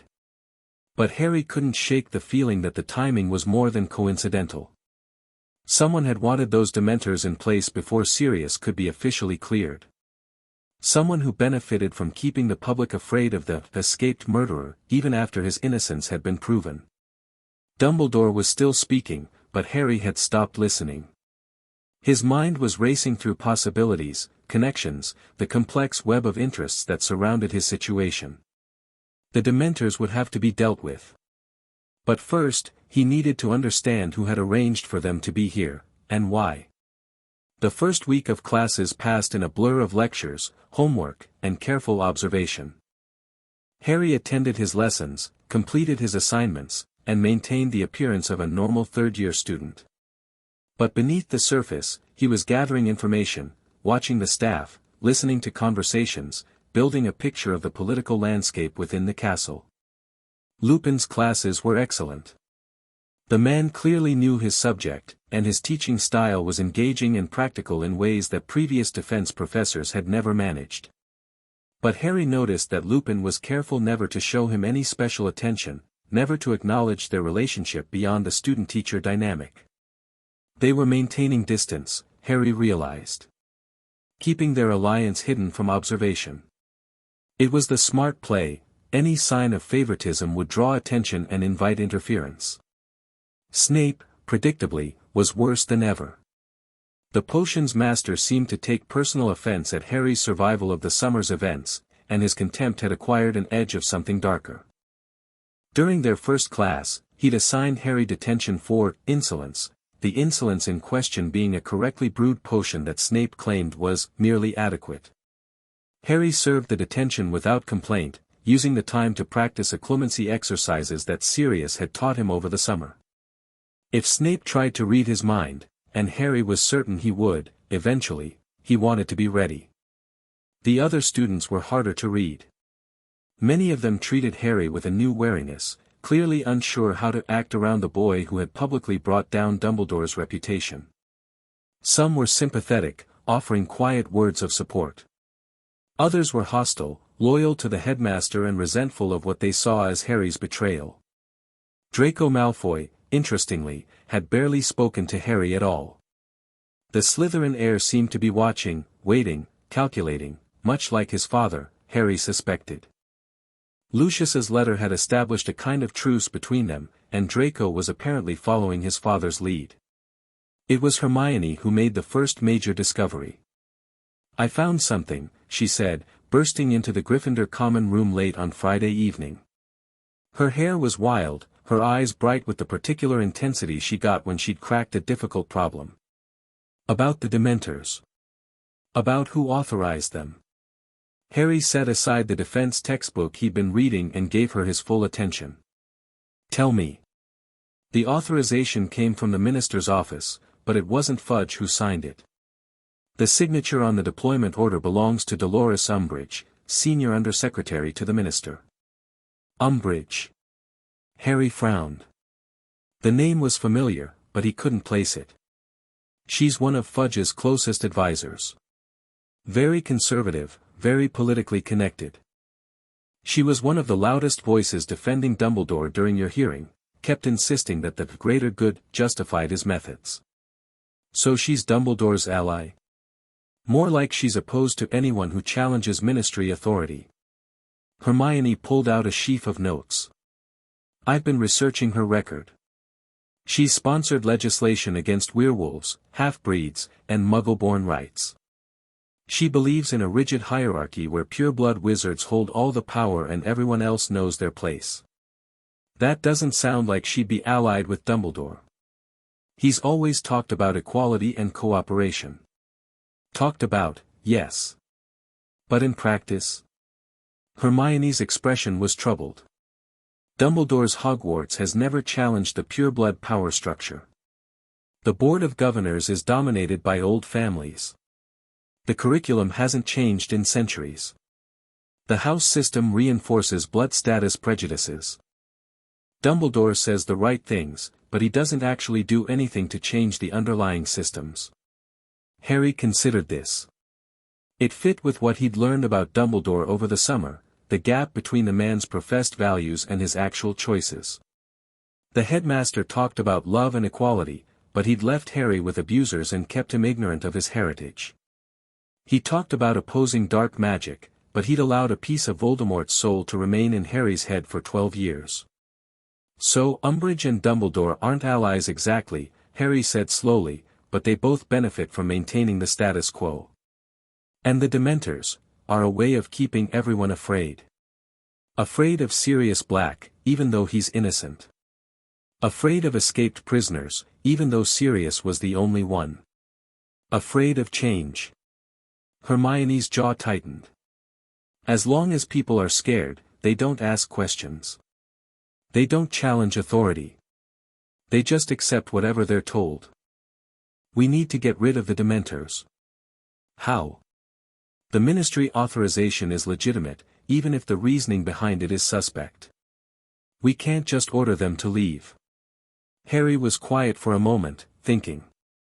The Dementors were a problem, but they were also an opportunity. If he could find a way to remove them, legally, publicly, in a way that demonstrated the Ministry's incompetence, it would undermine people like Umbridge who used fear as a tool of control. The authorization was based on Sirius being an escaped murderer, he said finally. But Sirius has been exonerated. The basis for the deployment no longer exists. The paperwork is still being processed, then we need to speed up the paperwork. Harry's mind was racing now, pieces clicking into place. Madame Bones is still head of the DMLE. She can push through Sirius's official clearance, force the Ministry to acknowledge that there's no threat. And once there's no threat, there's no justification for the Dementors. Exactly. Harry stood up, energized by the prospect of action. I need to write to Sirius and Madame Bones. Tonight. Can you help me draft the letters? Hermione smiled, the fierce, determined smile that meant she was ready to fight. Already have my quill out. The response from Amelia Bones came 3 days later, delivered by a Ministry owl during breakfast. Mr. Potter, your timing is excellent. I have been working to expedite Mr. Black's formal clearance, but the process has been deliberately slowed by certain parties within the Ministry. Your letter has given me the leverage I need to force the issue. The final paperwork will be signed by the end of the week. Once Mr. Black's innocence is officially recorded, I will personally demand the removal of the Dementors from Hogwarts grounds. I expect significant resistance, but the legal foundation for their presence will have been eliminated. In the meantime, I suggest you exercise caution. The Dementors are not intelligent in any human sense, but they are drawn to strong emotions, particularly negative ones. Given your history, you may be more vulnerable to their effects than most students. Stay safe. The political situation is more volatile than it appears.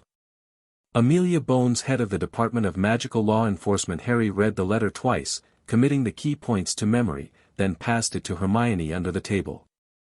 End of the week, she whispered. That's fast. Bones doesn't waste time.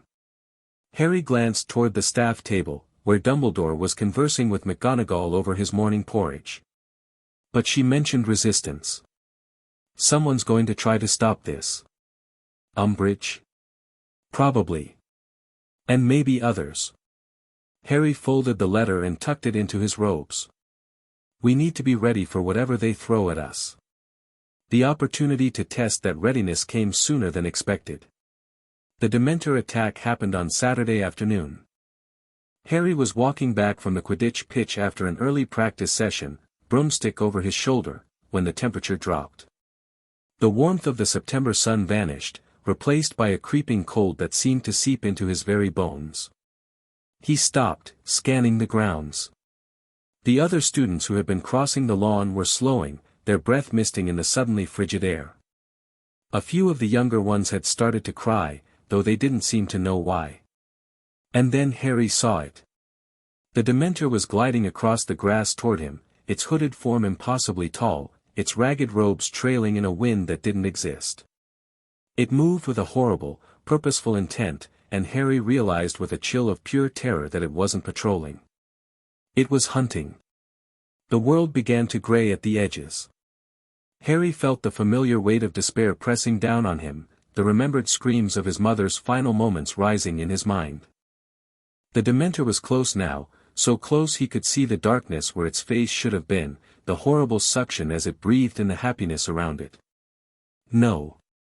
The word was a spark in the darkness, a point of resistance against the crushing hopelessness. Harry had spent too long being a victim. He had fought too hard to take control of his life. He was not going to lose himself to this creature, not here, not now. He raised his wand.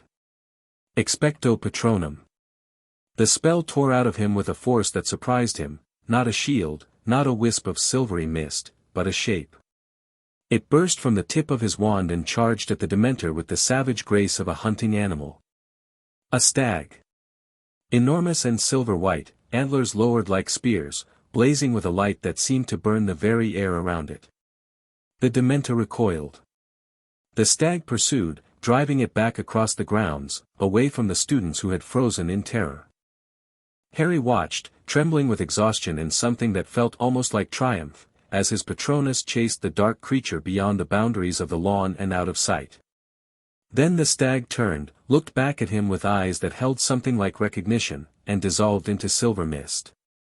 Harry's legs gave out.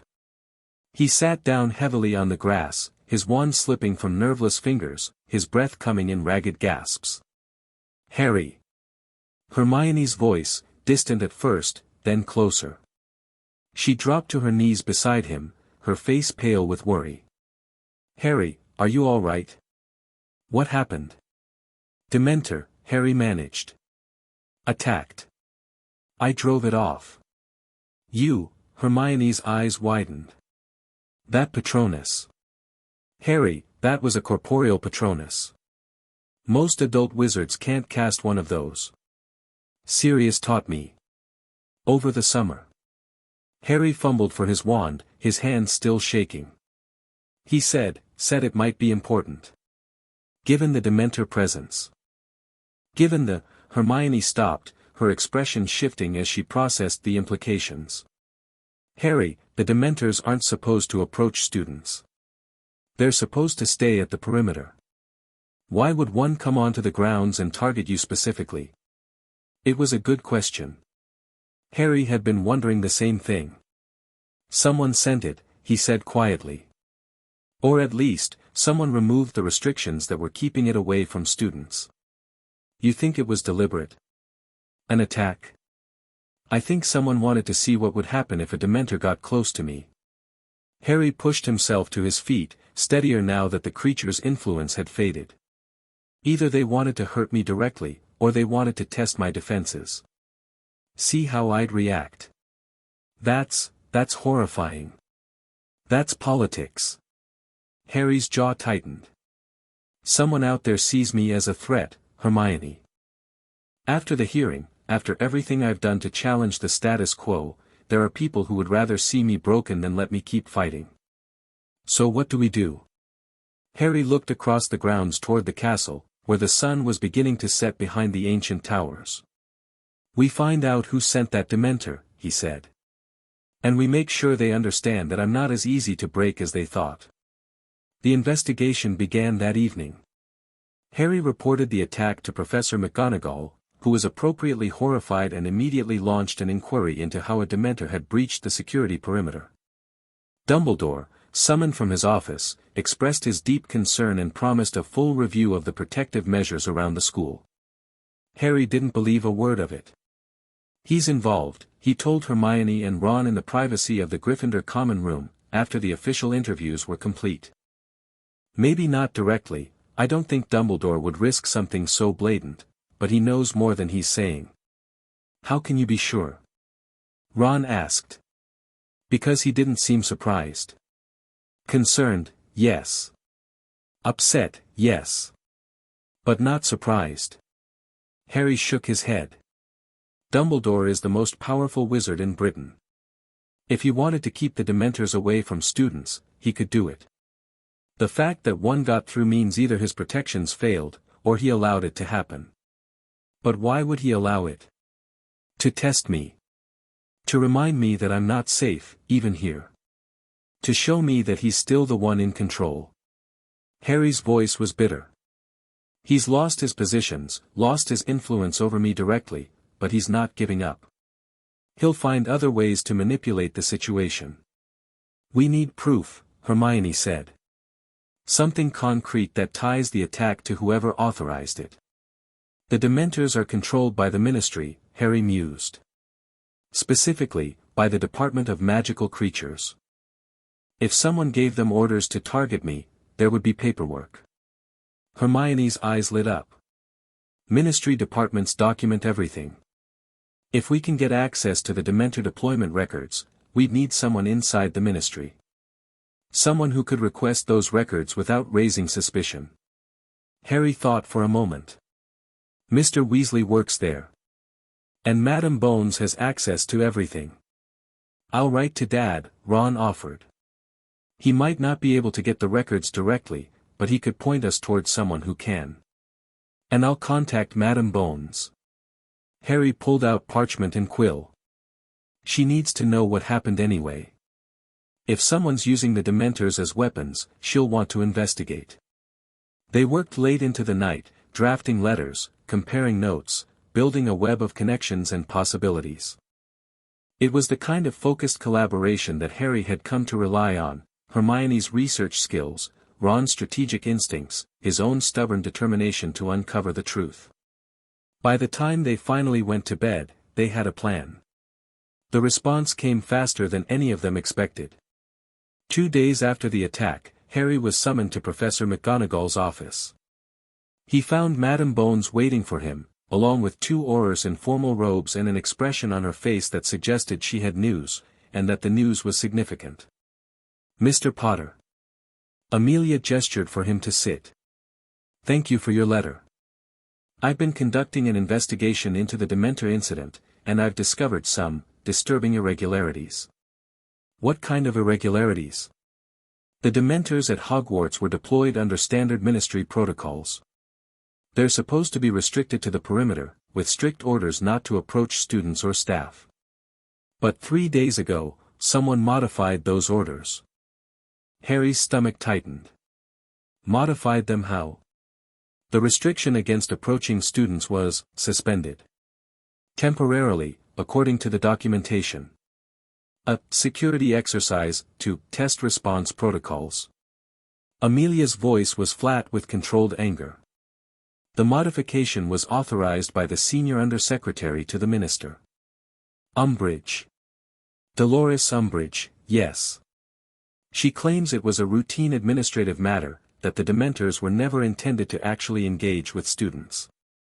But the timing, immediately after your letters about expediting Mr. Black's clearance, is difficult to dismiss as coincidence. Harry processed this information. Umbridge had removed the protections on the same day that Amelia had begun pushing for Sirius's official exoneration. It couldn't be an accident. Someone had wanted to send Harry a message, or worse, to hurt him before he could press his advantage. Can you prove she did it deliberately? He asked. That she intended for the Dementor to attack me? Not conclusively. The paperwork is technically legitimate, and Umbridge has powerful allies who will protect her. Amelia's expression hardened. But I can prove that she modified the orders without proper authorization from the minister himself. That's a violation of protocol, and it gives me grounds to demand her removal from any role involving Hogwarts security. Will Fudge support you? Fudge will do whatever he thinks is politically advantageous. Right now, with the Black scandal still fresh in people's minds, he can't afford to be seen protecting someone who endangered students. Amelia allowed herself a thin smile. I've already spoken with him. Umbridge's access to Dementor protocols has been revoked, and the creatures themselves will be removed from Hogwarts by the end of the week. Harry felt a weight lift from his shoulders. So it's over. The immediate threat, yes. But Umbridge isn't the kind of person who forgives or forgets. She'll be looking for other ways to strike at you, and at me, now that I've moved against her. Amelia leaned forward. Watch your back, Mr. Potter. The Ministry isn't as unified as it appears. There are factions, alliances, old grudges that have nothing to do with you but that you've inadvertently stumbled into. Story of my life, Harry said dryly. Indeed. Amelia stood to leave, then paused at the door. I have one more piece of news. Sirius Black's exoneration was officially recorded this morning. All charges have been dropped, all records have been amended. He's a free man, in law as well as in fact. Something warm bloomed in Harry's chest. Thank you, Madam Bones. For everything. Don't thank me yet. The Dementors leaving Hogwarts is just the beginning. There's a storm coming, Mr. Potter, I can feel it building. And when it breaks, all of us are going to have to choose sides. She left, and Harry sat alone in McGonagall's office, thinking about storms and sides and the gathering clouds on the horizon. The Dementors departed Hogwarts 3 days later. Harry watched from the astronomy tower as the dark shapes rose from their posts around the perimeter and drifted away toward the south, their hooded forms disappearing into the grey autumn sky. It felt like a victory, small, perhaps, in the grand scheme of things, but real. He'd identified a threat, built a coalition, and forced the Ministry to back down. Not through power or violence, but through politics, through information, through the careful application of pressure at exactly the right points. It was a new kind of fighting. And Harry was getting better at it. They're really gone. Ron appeared at his elbow, staring at the retreating Dementors with undisguised relief. Merlin, I hated having those things around. Made the whole castle feel like a funeral. They'll be back eventually. Or something like them. Harry didn't take his eyes from the sky. The people who sent them, they haven't given up. They've just lost one weapon. Cheerful thought.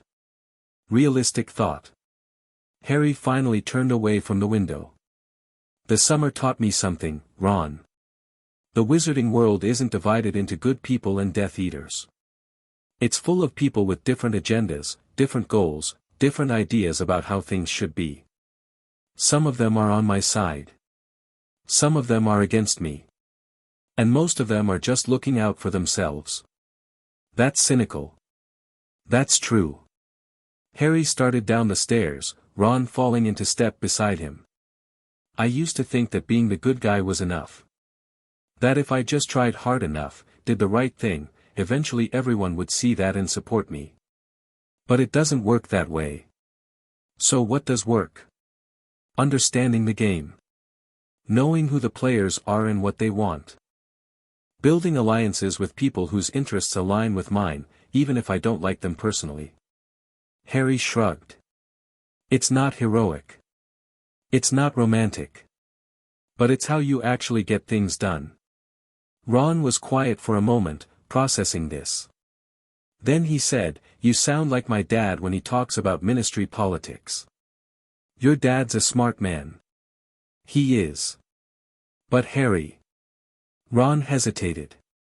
Be careful, yeah. You're talking about playing games with some seriously powerful people. If you make a wrong move, I know. Harry met his friend's eyes squarely. But I don't have a choice, Ron. Voldemort's coming back. The prophecy says I'm the only one who can stop him. And the people who are supposed to be preparing me for that fight, Dumbledore, the Ministry, all of them, they've already proven I can't trust them to have my best interests at heart. So you're going to do it yourself. I'm going to do whatever I have to. Harry's jaw tightened. And the first step is making sure I'm not standing alone when the real battle starts. The letter from Gringotts arrived at the end of September. Harry had written to the Goblin Bank weeks earlier, inquiring about their expertise in curse-breaking and dark magic. Sirius had suggested the goblins might have knowledge about Horcruxes that wizards lacked, and Harry was desperate for any information that might help him understand, and eventually remove, the piece of Voldemort's soul embedded in his scar. The response was formally polite and deliberately vague. Mr. Potter, Gringotts Wizarding Bank acknowledges receipt of your inquiry regarding specialized magical services. The matters you describe fall outside the scope of standard banking operations. However, the Potter family has maintained accounts with Gringotts for over 3 centuries. In recognition of this long relationship, we are prepared to arrange a consultation with our senior curse-breaking specialist at your earliest convenience. Please respond with your preferred date and time. Discretion is assured. Griphook Client Relations, Gringotts Wizarding Bank. Harry read the letter several times, parsing the careful language. The goblins weren't committing to anything, but they weren't refusing either. They were offering a meeting, a chance to discuss possibilities. It was more than he'd hoped for. "The next Hogsmeade weekend is in 2 weeks, Hermione said, when Harry showed her the letter.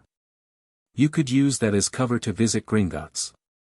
Hogsmeade to London is too far for a day trip. I'd need to stay overnight." "So stay overnight. Tell McGonagall you have family business, which is technically true. Sirius can meet you there, provide cover if anyone asks questions." Harry considered the logistics. It was risky. Leaving Hogwarts without official permission could result in serious consequences if he was caught. But the potential reward was worth the risk. If the goblins had information about Horcruxes, about removing the fragment of Voldemort from his mind. "I'll do it," he said. "But I want you and Ron to know what I'm doing, in case something goes wrong." "Goes wrong how?" "I don't know. That's the problem." Harry tucked the letter into his robes. "The goblins aren't human. They don't think like we do, don't share our values. Dealing with them is like negotiating with a foreign country. You have to be careful, respectful, always aware that they're playing by different rules." Sirius said the same thing, didn't he? When he talked about approaching them. Sirius has experience with goblins. His family dealt with them for generations, usually badly. Harry's expression was thoughtful. But maybe that's actually useful. He knows their grievances, their priorities. If anyone can help me navigate this, it's him. The plan came together over the following days. Sirius would meet Harry in London on the Saturday of the Hogsmeade weekend. They would travel to Gringotts together, presenting a united front that demonstrated Harry wasn't acting alone. The meeting would be kept short, just a preliminary consultation to establish whether further cooperation was possible. And if things went wrong? Harry tried not to think about that. There were too many variables, too many ways the situation could spiral out of control. All he could do was prepare as thoroughly as possible and trust that his instincts would guide him through whatever challenges arose. The Hogsmeade weekend arrived cold and clear. Harry slipped away from the village just after noon, using a secret passage that Sirius had told him about, one of several that connected Hogwarts to the outside world. The tunnel emerged in the basement of Honeydukes, and from there it was easy enough to reach the edge of town and disapparate to London. Sirius was waiting for him at the designated meeting point, a small café near the Leaky Cauldron, ordinary and unremarkable enough to avoid attention. His godfather looked better than he had in weeks, the shadows under his eyes beginning to fade, his movements losing the jerky quality of long imprisonment. "Ready?" Sirius asked. "As I'll ever be." They walked to Gringotts together, two figures in unremarkable robes among the Saturday crowds of Diagon Alley. The bank's white marble facade gleamed in the autumn sunlight, its bronze doors standing open in welcome, or at least, in tolerance of the wizards who wished to do business there. Inside, the vast hall was quiet. Goblins worked at their stations with focused efficiency, weighing coins, examining documents, ignoring the scattered wizards who waited nervously at the counters. Harry approached the nearest available teller. "I have an appointment. The name is Potter." The goblin looked up, dark eyes gleaming with something that might have been recognition or contempt. "Follow me, Mr. Potter." They were led through a series of corridors that descended deep beneath the street level, into the ancient heart of the bank that few wizards ever saw.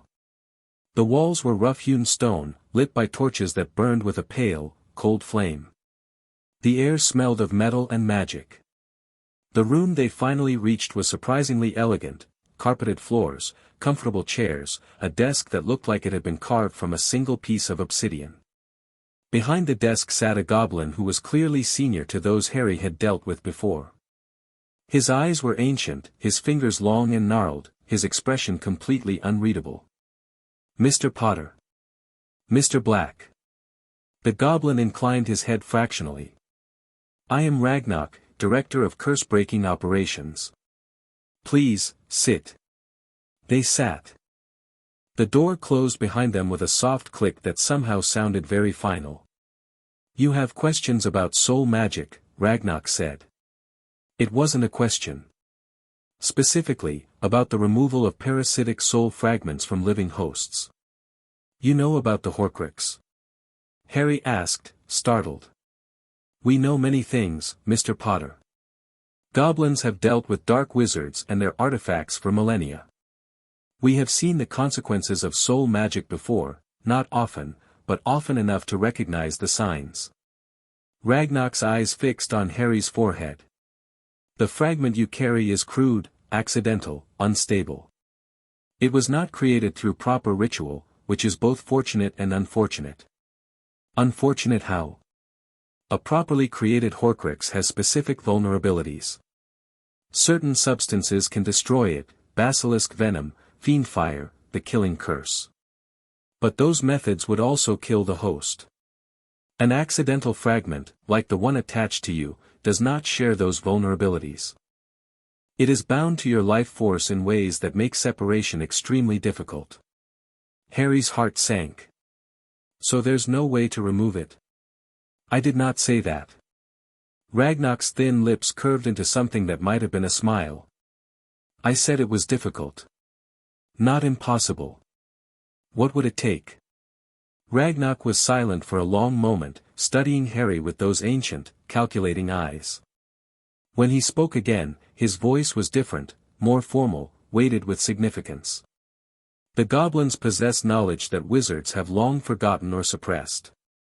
Among that knowledge are techniques for separating bound souls, techniques developed during the Goblin-Wizard Wars, when your kind used dark magic to create weapons that could not be destroyed by ordinary means. You can remove the Horcrux." "We believe so. But the process is dangerous, uncertain, and unprecedented. You would be the first living host we have ever attempted to treat." Ragnak leaned forward. "There is a significant risk of death, Mr. Potter. Perhaps as high as 1 in 3. 1 in 3. 30% chance of dying on the table." Harry thought about the alternative, carrying Voldemort's soul inside him forever, never knowing when the Dark Lord might exploit their connection, never being truly free of the monster who had murdered his parents. "What would you want in return?" he asked. Ragnak's smile widened, showing teeth that were sharp and predatory. "Now we come to the interesting part." The negotiation lasted 3 hours. Goblins, Harry learned, did not think in terms of money, at least, not exclusively. They valued favors, obligations, long-term relationships that could be called upon in times of need. What Ragnak wanted from Harry was not gold but influence. "The wizarding world treats goblins as lesser beings," Ragnak explained. "We are forbidden from carrying wands. We are denied representation on the Wisengamot. Our property rights are not recognized under your law. For centuries, we have been forced to accept this situation because we lacked allies in your world who could advocate for change. You want me to be that ally. We want you to consider our interests when you make decisions that affect the magical world. Nothing more, nothing less." Ragnak spread his hands. "You are the boy who lived, Mr. Potter. You have influence that most wizards can only dream of. If you were to speak in favor of goblin rights, not constantly, not aggressively, but consistently, it would make a difference. And in exchange, you'll try to remove the Horcrux. We will do more than try. We will succeed or we will die in the attempt. Goblins do not make promises lightly, Mr. Potter. Our word is our bond." Harry looked at Sirius, who had remained silent throughout the negotiation. His godfather's expression was thoughtful, calculating, the look of someone who understood the stakes and was weighing the options carefully. "What do you think?" Harry asked. "I think it's a fair deal," Sirius said slowly. "The goblins have legitimate grievances, and advocating for them wouldn't require you to compromise your own values. But the risk, Harry, 30% is high. Very high. Higher than facing Voldemort with his soul fragment still attached to me." Sirius had no answer to that. Harry turned back to Ragnarok. I'll need time to think about this. To consult with others, make arrangements. If I decide to proceed, we will be ready whenever you are. Ragnarok rose, signaling the end of the meeting. But do not take too long, Mr. Potter. The fragment in your scar grows stronger over time, feeds on your emotions and your magic. The longer you wait, the more dangerous the removal becomes. They were escorted back to the surface, emerging into the late afternoon sunlight with minds full of possibilities and implications. Harry stood on the steps of Gringotts, looking out at Diagon Alley, feeling the weight of the decision that lay before him. 30% chance of death. But also, potentially, freedom from the darkness that had haunted him since the night his parents died. It wasn't really a choice at all. I'm going to do it, Harry said quietly. Sirius put a hand on his shoulder. I know. And I'll be there with you, whatever happens. Even if, whatever happens. Sirius's voice was fierce. I spent 12 years in Azkaban thinking I'd failed you, failed James and Lily. I'm not going to fail again. If you're determined to do this, then I'm determined to support you, and to make damn sure those goblins deliver what they've promised. Harry felt something loosen in his chest, a knot of fear and loneliness that he'd been carrying for so long he'd almost forgotten it was there. Thank you, Sirius. Don't thank me yet. Thank me when the Horcrux is gone and you're still breathing. Sirius managed a grim smile. Now come on. Let's get you back to Hogwarts before anyone notices you're missing. The return journey was uneventful. Harry slipped back into Hogwarts through the same passage he'd used to leave, emerging in the castle just as the sun was setting. No one seemed to have noticed his absence. The Hogsmeade weekend had provided perfect cover, and his friends had maintained the illusion that he was somewhere in the village all afternoon. But as Harry made his way toward Gryffindor Tower, he noticed something strange. Students were gathered in small clusters throughout the corridors, whispering urgently among themselves. The usual Saturday evening atmosphere of relaxation and homework had been replaced by something tenser, more charged. What's going on? Harry asked a passing fifth year. Haven't you heard? The older student's eyes were wide. Sirius Black was spotted in London this afternoon. The Ministry's going crazy. They thought he was still in hiding, but someone saw him walking around Diagon Alley in broad daylight. Harry's blood ran cold. They'd been seen. Someone had recognized Sirius during their trip to Gringotts, and now the news was spreading. It wouldn't take long for the Ministry to start asking questions about why Sirius had been in Diagon Alley, who he'd been meeting with, what he'd been doing. Questions that could lead directly to Harry. Thanks, he said to the fifth year, and hurried toward the common room. He found Hermione and Ron waiting for him, their faces pale with worry. We heard, Hermione said immediately. Harry, this is bad. If anyone connects Sirius's appearance in London to your absence from Hogsmeade, they won't. The timing doesn't match. I was supposedly in Hogsmeade all afternoon, and Sirius was seen in London. Different places, different times. Harry forced himself to think clearly, to suppress the panic rising in his chest. Besides, Sirius is a free man now. He has every right to walk around Diagon Alley if he wants to. But the publicity will blow over. The Prophet will run a story about how surprising it is to see him out and about, people will gossip for a few days, and then something else will come along to distract everyone. Harry took a breath. The important thing is that we accomplished what we set out to do. The goblins are willing to help with the Horcrux. They are. Ron leaned forward eagerly. What did they say?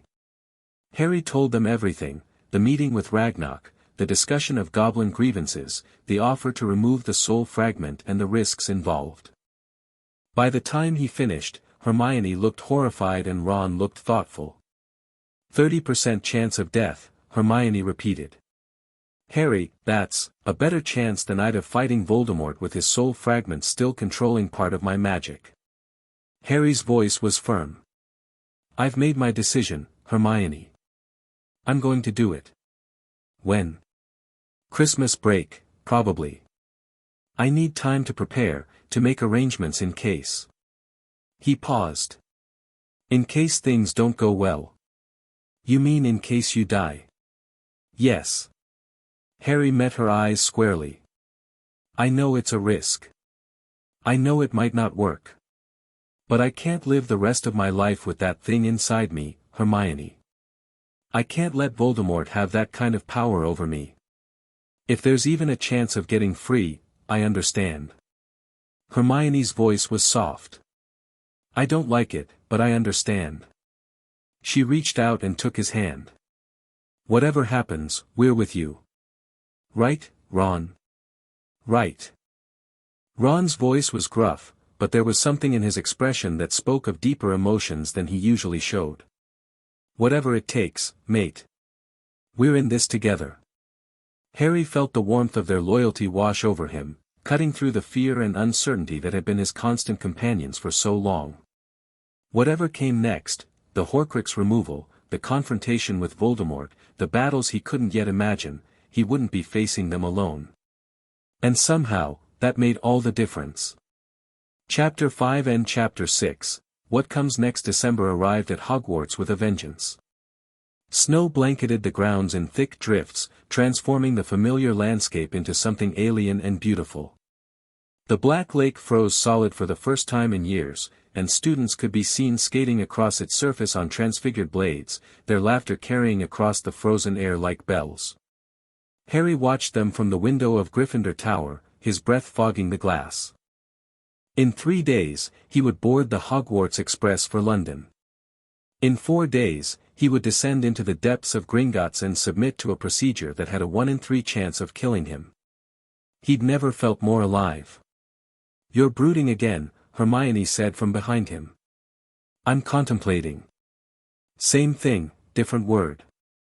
She came to stand beside him, following his gaze to the frozen lake. Have you told anyone else? About what you're planning? Sirius knows.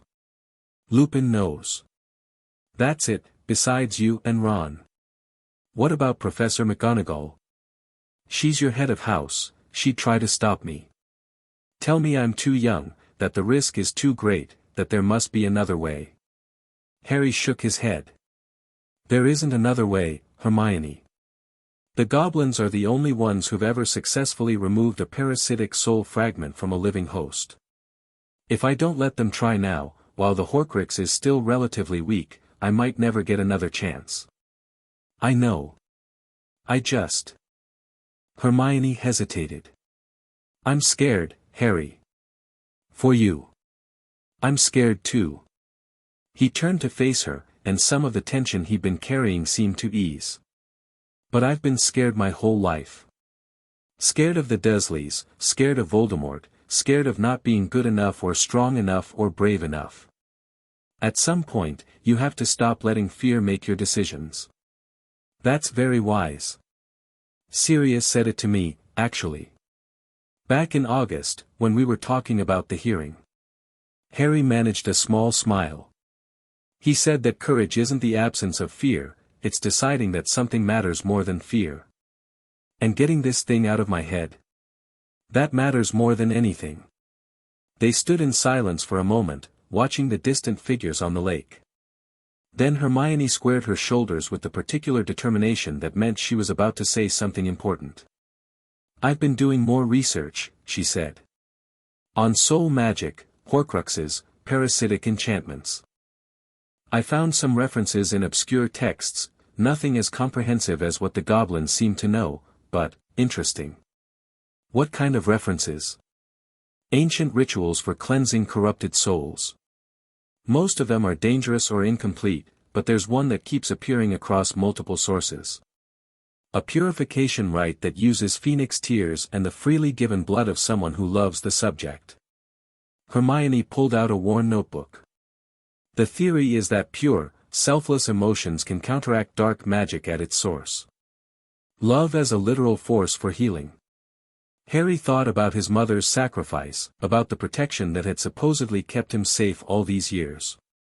That sounds like what Dumbledore was always going on about. The power of love. Maybe. But Dumbledore never actually used that power for anything specific. He just talked about it, kept it vague, made it seem like some mystical force that couldn't be directed or controlled. Hermione's expression was thoughtful. What if he was wrong? Or what if he deliberately kept the practical applications hidden, so you wouldn't be able to use them yourself? It was a disturbing thought. Dumbledore had always emphasized the importance of love, but he'd never taught Harry how to harness it as a magical force. Another piece of knowledge kept hidden, another tool withheld. Have you told the goblins about this research? I sent a summary to Ragnarok yesterday. He said they would incorporate it into their preparations, if they determined it was compatible with their methods. Hermione tucked the notebook away. I don't know if it will make a difference, Harry. But I wanted to do something. Sitting around waiting while you risk your life, I know. Harry reached out and squeezed her hand. Thank you, Hermione. For everything. She squeezed back. Just don't die, okay? I've invested too much time in helping you survive to let you throw it all away now. The train ride to London was quiet. Harry shared a compartment with Ron and Hermione, but none of them felt much like talking. The weight of what was coming pressed down on them, making casual conversation feel hollow and forced. Somewhere around Birmingham, the door slid open and Neville Longbottom poked his head in. Hey, he said awkwardly. Mind if I sit with you for a bit? Sure, Neville. Harry shifted to make room. What's up? Neville settled into the seat across from him, his round face unusually serious. Gran told me about what you're planning to do at Gringotts. Harry shot a sharp look at Hermione, who raised her hands defensively. I didn't tell her. No one told her, Neville said. Gran has her own sources. She's been keeping tabs on you since the hearing, says you're too important to the future of the wizarding world to leave unmonitored. That's flattering. And slightly terrifying. That's Gran. Neville managed a small smile, but it faded quickly. She wanted me to give you something. Said it might help with what you're facing. He reached into his robes and pulled out a small vial filled with a shimmering, golden liquid. Harry recognized it immediately. Phoenix tears. From Fawkes. Gran acquired them years ago, after the First War. She was saving them for my parents. Neville's voice caught slightly. But they're beyond healing now. And she said you might be able to use them better than they could. Harry stared at the vial, overwhelmed by the gesture. Phoenix tears were among the rarest and most powerful healing substances in the magical world. A single vial was worth more than most wizards earned in a lifetime.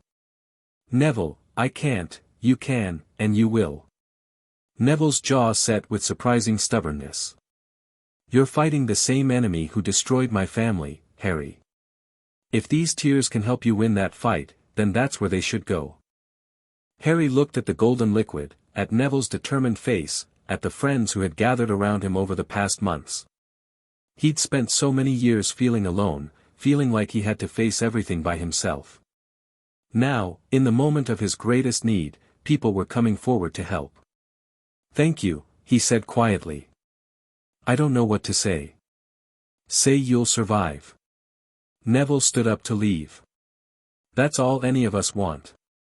He slipped out of the compartment, and Harry was left holding the vial, feeling the weight of all the hopes and expectations that rested on his shoulders.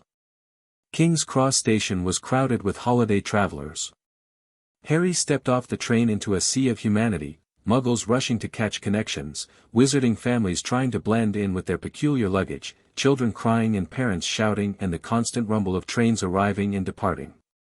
Sirius was waiting at the barrier, wearing muggle clothes that looked surprisingly natural on him. His face was pale with tension, but he managed a smile when he saw Harry. Ready? As I'll ever be.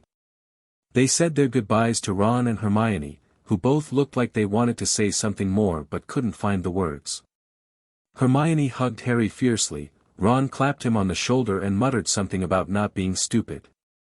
Then Harry and Sirius stepped through the barrier into the Muggle world, and the familiar chaos of platform 9 3/4 faded behind them.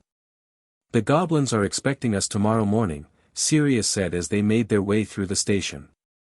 "I've arranged for us to stay at a secure location tonight, somewhere we won't be disturbed." "Where?" "Grimmauld Place." Sirius's expression was complicated. "The Black family home. I know it's not ideal, but it's the most secure location I have access to. No one can find it unless I choose to reveal it."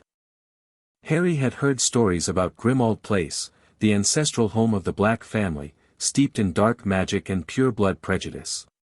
It wasn't where he would have chosen to spend what might be his last night alive. But Sirius was right about the security. If anything went wrong with the procedure, if someone tried to stop them or interfere, they would need a place that couldn't be compromised. "All right," Harry said. "Let's go." Number 12, Grimmauld Place was exactly as depressing as Harry had imagined. The house materialized between its Muggle neighbors as Sirius spoke the address, squeezing into existence like something that had been holding its breath for years. The facade was grimy, the windows dark, the front door bearing the tarnished remains of a serpent-shaped knocker that seemed to watch them with malevolent intelligence. Inside, it was worse. The entrance hall was dark and dusty, lit by gas lamps that cast sickly green shadows across peeling wallpaper and moth-eaten curtains. A massive chandelier hung overhead, its crystals dulled by years of neglect. The carpet beneath their feet squelched unpleasantly. "Home sweet home," Sirius muttered, his voice thick with old resentment. "I've tried to clean it up, but some of the magic in this place, it resists. It's fine." Harry looked around, taking in the portraits on the walls, Black family ancestors who sneered down at them with undisguised contempt. "It's just for one night." They made their way to the kitchen, which was marginally more livable than the rest of the house. Sirius had clearly made an effort here, the counters were clean, the fireplace was lit, and there was actual food on the table. "I thought we should eat properly," Sirius said. "In case, well. You know. In case I don't get another chance." "I was trying not to say that." Harry sat down at the table, suddenly exhausted. The day's travel, the emotional weight of saying goodbye to his friends, the looming uncertainty of tomorrow, it all crashed down on him at once. "Sirius, can I ask you something?" "Anything." "Are you sure about this? The deal with the goblins, I mean. Advocating for goblin rights, changing the way wizards think about non-human magical beings, it's going to make a lot of people angry. Powerful people. I know." Sirius sat down across from him, his expression serious. "But here's the thing, Harry, those powerful people are going to be angry at us anyway. We've already challenged Dumbledore, already exposed ministry corruption, already made ourselves targets for everyone who benefits from the status quo. Taking on goblin rights isn't going to change that. It's just adding another front to a war we're already fighting. And the goblins themselves? Can we trust them? Trust is complicated." Sirius leaned back in his chair, choosing his words carefully. "The goblins aren't human. They don't think like we do, don't share our values, don't necessarily want the same things. But they do have a code, a sense of honor that, in its own way, is more reliable than most wizard promises. If Ragnarok says they'll try to save your life, he means it. Goblins don't make agreements lightly. And the 30% chance of death is a 30% chance of freedom." Sirius's voice was firm. "I spent 12 years in Azkaban, Harry. I know what it's like to have something dark attached to your soul, eating away at you day by day. The Dementors fed on my memories, my happiness, everything that made me who I was. If there had been a procedure that could have freed me, even with a 1 in 3 chance of death, I would have taken it in a heartbeat." Harry absorbed this, thinking about his own burden. The Horcrux wasn't like the Dementors, it didn't drain his happiness or steal his memories. But it was always there, lurking at the edge of his consciousness, a piece of Voldemort embedded in his very being. "I'm not afraid of dying," he said slowly. Not really. What I'm afraid of is dying without accomplishing anything. Without making a difference. You've already made a difference. Sirius reached across the table and gripped Harry's shoulder. You stood up to Dumbledore when no one else would. You exposed corruption in the Ministry. You got an innocent man out of prison and sent a guilty one to Azkaban. You're 13 years old, Harry, and you've already done more than most wizards accomplish in a lifetime. But Voldemort will be dealt with. One way or another, by you or by someone else. The prophecy says you're the one with the power to defeat him, but prophecies are tricky things. They show possibilities, not certainties. Sirius's grip tightened. Your job tomorrow isn't to defeat Voldemort. It's to survive. To come out of that procedure alive and free, ready to fight another day. That's all. Everything else can wait.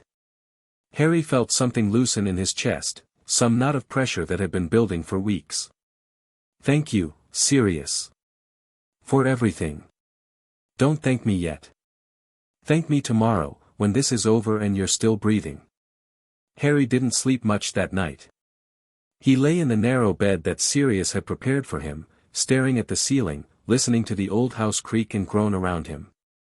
His mind kept circling back to the procedure ahead, the risks, the possibilities, the thousand things that could go wrong. Sometime after midnight, he gave up on sleep and went to the window.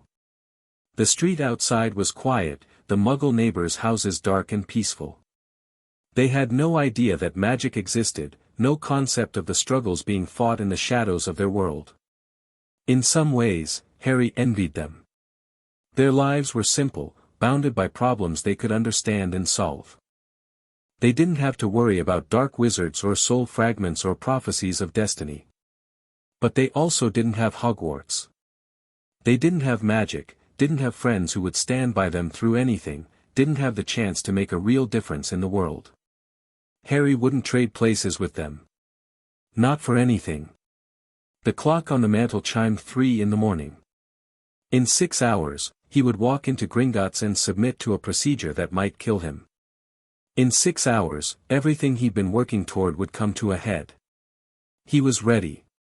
The morning dawned gray and cold. Harry dressed carefully, choosing robes that were practical rather than formal. He ate breakfast without tasting it, the food turning to ash in his mouth.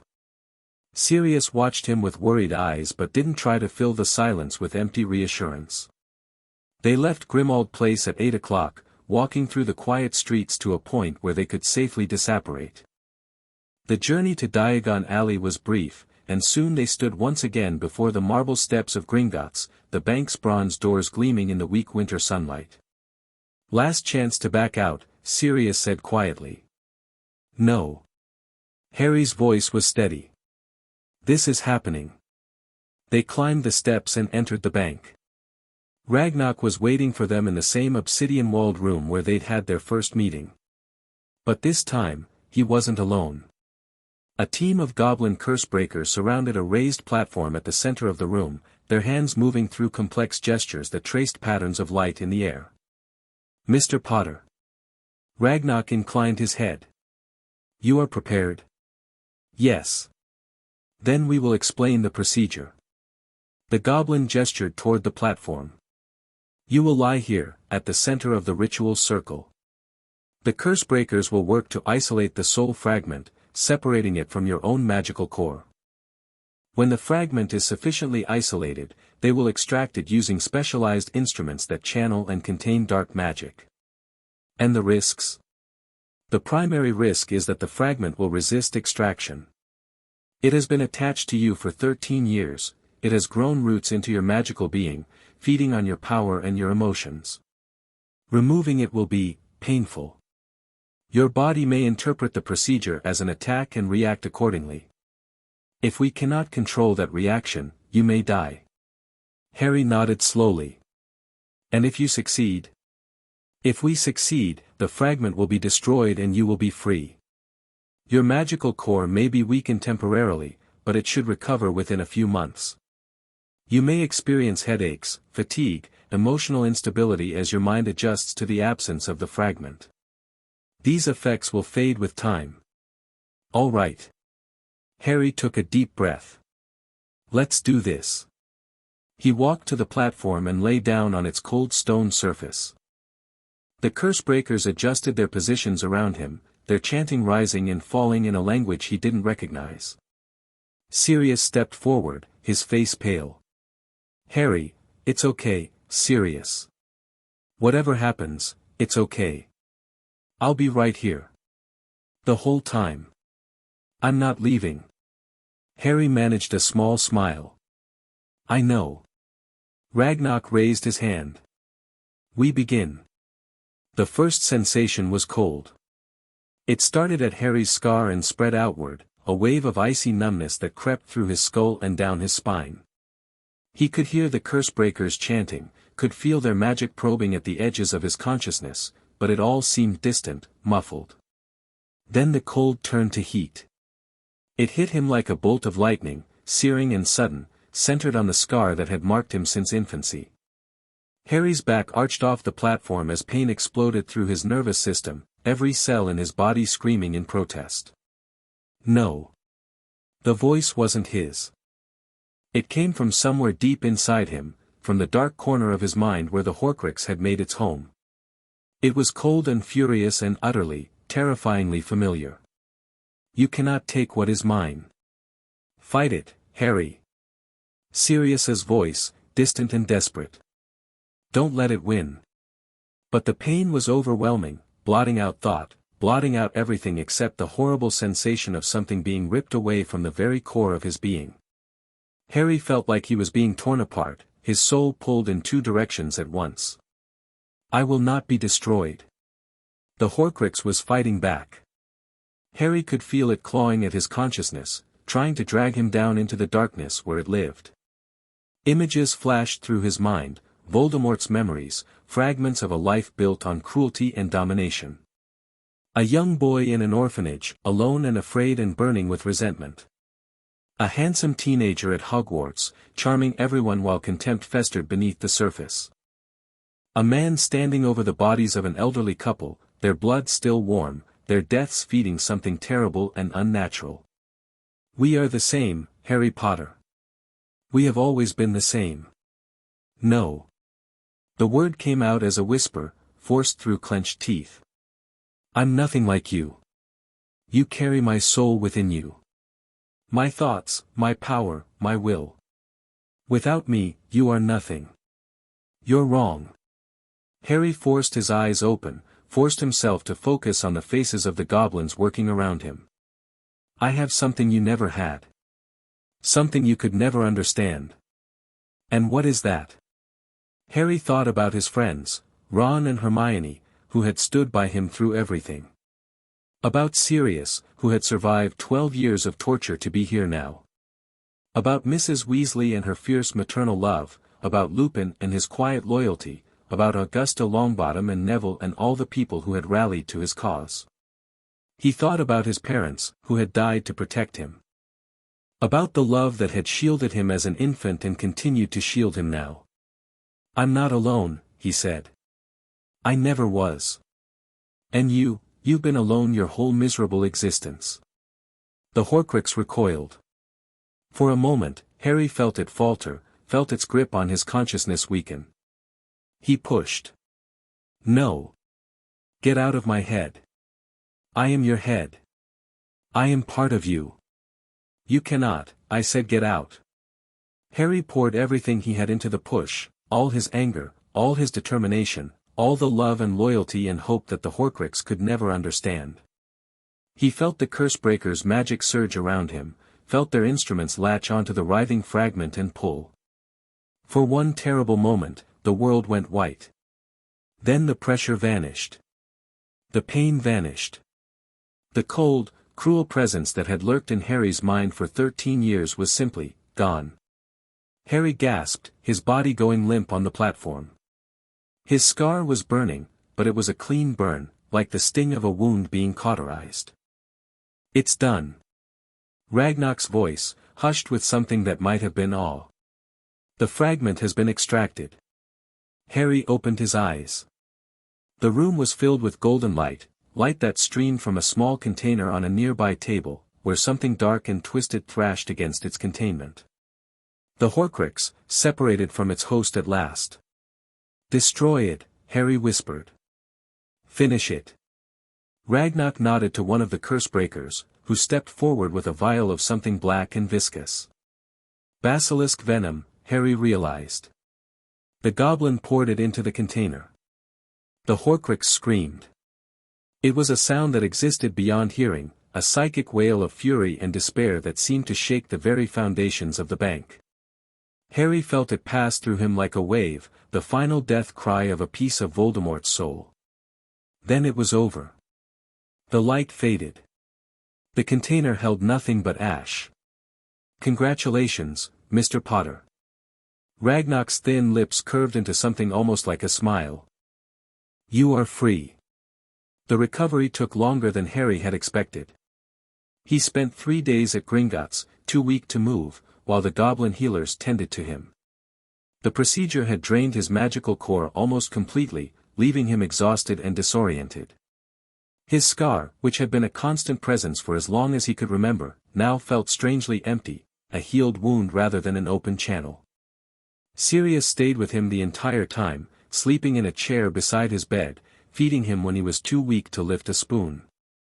He told Harry stories about his parents, not the sanitized versions that appeared in history books, but the real stories. The pranks James had pulled at Hogwarts. The fierce arguments Lily had won through sheer force of will. The love they had shared, so evident to everyone who knew them. "They would be so proud of you," Sirius said, on the third night. "What you've accomplished this year, the hearing, the investigation, this procedure, it's more than anyone could have expected. More than anyone had a right to ask. It's not over yet." Harry's voice was weak, but growing stronger. "Voldemort's still out there. The prophecy still exists. This was just clearing the board. One piece at a time." Sirius reached out and squeezed his hand. "That's how you win these kinds of fights. Not with one big dramatic gesture, but with 100 small victories that add up to something unstoppable." Harry thought about that as he drifted back to sleep. 100 small victories.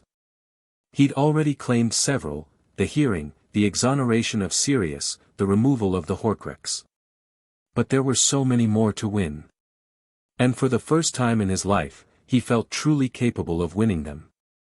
The letter from Hermione arrived on Christmas Eve. Harry was well enough to sit up by then, well enough to read, well enough to feel the first stirrings of restlessness that meant he was ready to return to the world. "Dear Harry, Ron and I have been worried sick. We haven't heard anything since you left, and the waiting has been awful. Please write back and let us know you're okay. Even just a word, anything to let us know the procedure went well. We love you, Harry. Whatever happened, we're here for you. Hermione." Harry smiled and reached for a quill. "Dear Hermione, I'm okay. Better than okay, actually. The procedure was difficult, but it worked. The Horcrux is gone. I can feel the difference. It's like a weight I didn't even know I was carrying has been lifted. I'll be back at Hogwarts in time for the new term. We have a lot to talk about, a lot to plan. The war isn't over. But I'm finally ready to fight it on my own terms. See you soon." Harry he sealed the letter and gave it to a waiting owl, watching it disappear into the grey Christmas sky. Then he turned back to the room, to Sirius dozing in the chair beside him, to the future that was opening up before him like a road stretching toward the horizon. The Horcrux was gone. Dumbledore had been exposed. Sirius was free. The pieces were finally in place for whatever came next. Harry didn't know what that would be. The prophecy still hung over him, the certainty of eventual confrontation with Voldemort. There would be more battles, more losses, more moments of fear and doubt and pain. But he wasn't afraid. Not anymore. He had friends who loved him. He had family who would stand by him. He had knowledge and power and the determination to use them wisely. And most importantly, he had something that Voldemort, for all his terrible strength, had never possessed and never would. He had hope. The Hogwarts Express pulled into Hogsmeade Station on January 3rd, carrying Harry back to the castle that had been his first real home. He stepped off the train into a world transformed by snow, the village buried under drifts, the path to the castle marked by floating lanterns that bobbed in the winter wind. The other students streamed past him, laughing and complaining about the cold, ordinary teenagers returning from ordinary holidays. Harry watched them go, feeling a strange sense of disconnection. He was the same age as most of them, had shared classes and meals and common rooms with them for 2 years. But his experiences had set him apart in ways they would never understand. Harry. Ron's voice cut through his thoughts, followed by the thunder of running footsteps. You're back. Hermione, he's back. They descended on him in a flurry of hugs and questions, their faces bright with relief and curiosity. Harry let their warmth wash over him, let their friendship anchor him to the present moment. The procedure worked? Hermione asked, searching his face. You're really free. Really free. Harry touched his forehead, where the scar remained but no longer throbbed with alien presence. It feels quiet. Inside my head. I didn't realize how loud it was until it stopped. And the goblins? They kept their end of the deal. They did. The Horcrux is destroyed, completely. And in exchange, I've agreed to advocate for goblin rights, not all at once, not dramatically, but consistently. Small changes that add up over time. Ron whistled softly. You're playing the long game. It's the only game that matters. Harry started walking toward the castle, his friends falling into step beside him. The Ministry, the Wisengamot, the whole structure of magical society, it's not going to change overnight. But if we keep pushing, keep building alliances, keep winning small victories. Eventually, we win the big one, Hermione finished. That's actually quite sophisticated thinking. I've had good teachers. Harry glanced at her with a small smile. Including one who kept shoving research at me until I actually started using it. They walked in comfortable silence for a while, the castle growing larger ahead of them. The towers and turrets gleamed in the winter light, a monument to centuries of magical tradition, some worth preserving, some desperately in need of change. So what's next? Ron asked eventually. I mean, the Horcrux was the big thing, right? The main obstacle. Now that it's gone, now I prepare for Voldemort's return. For real this time, not just hoping someone else will handle it. Harry's expression hardened. Dumbledore had years to prepare me, and he wasted them. He kept me ignorant, kept me isolated, kept me weak. I'm not going to make the same mistake. What do you need? Training. Real training, not just classroom exercises. Combat magic, defensive techniques, anything that will help me survive when Voldemort comes back. Harry ticked off items on his fingers. I also need to learn about the prophecy, the full prophecy, not just the parts Dumbledore chose to share. And I need to understand Voldemort himself. His history, his methods, his weaknesses. If I'm going to defeat him, I have to know him better than he knows himself. That's a lot, Hermione said quietly. It is. But I've got time, hopefully. Voldemort isn't at full strength yet. He's still gathering power, building his forces, waiting for the right moment to strike. As long as I use that time wisely, I should be able to meet him when he comes. They reached the castle gates, passing between the winged boars that guarded the entrance. The entrance hall beyond was warm and welcoming, full of students heading to their dormitories to unpack. Harry paused at the threshold, looking back at his friends. Thank you, he said. Both of you. For everything. Don't get sappy on us now, mate. Ron clapped him on the shoulder. We've got a Dark Lord to prepare for. No time for feelings. Ron's right, for once. Hermione's eyes were suspiciously bright. We can be emotional after we've won. Harry laughed, a real laugh, free and genuine in a way he hadn't experienced in longer than he could remember. The weight that had pressed down on him for so long was truly gone. Not just the Horcrux, but the accumulated burden of secrets and manipulation and forced ignorance. He was finally free. Free to learn, free to grow, free to become whatever he needed to be. The future was uncertain. The challenges ahead were daunting. But for the first time in his life, Harry Potter faced that future with clear eyes and an unburdened heart. Whatever came next, he was ready. The next few months saw Harry transform himself. He threw himself into training with an intensity that surprised everyone who knew him. Lupin worked with him on advanced defensive magic, teaching him techniques that weren't covered in any Hogwarts textbook. Sirius sent him books on combat strategy and dueling theory, along with regular letters full of practical advice gleaned from his years as an Auror. Harry absorbed it all. His natural talent for defense against the dark arts, which had always been evident but underdeveloped, began to flourish under proper instruction.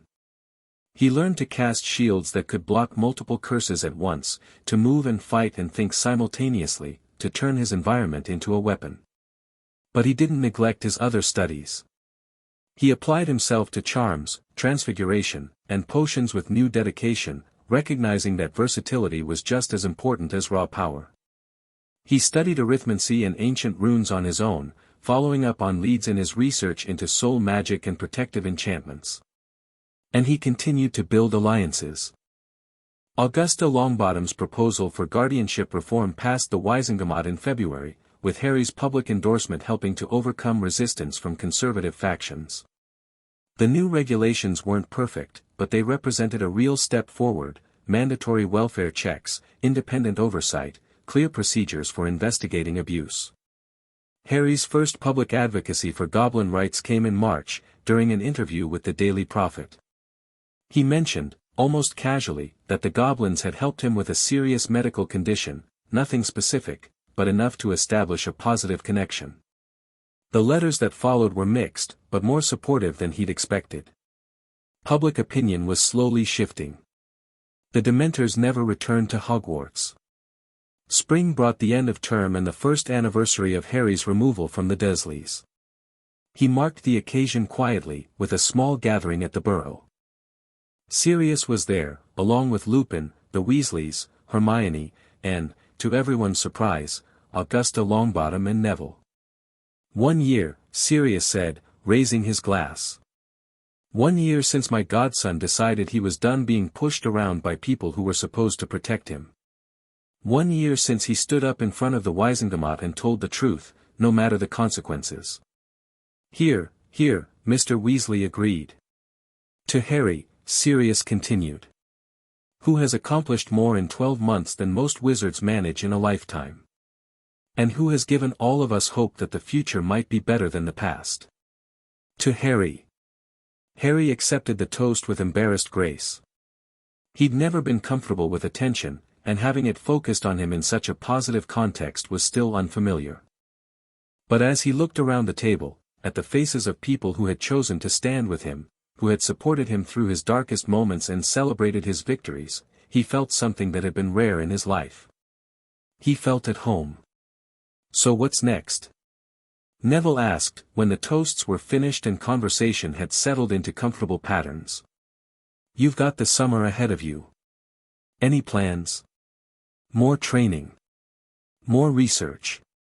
More preparation for what's coming. Harry shrugged. The usual. The usual. Neville laughed. Only you could describe preparing for a war against the most dangerous dark wizard in history as the usual. I've learned to adjust my expectations. Harry glanced at Sirius. Actually, I do have one specific plan for the summer. Sirius mentioned that the Black Family Library has some rare texts on advanced defensive magic.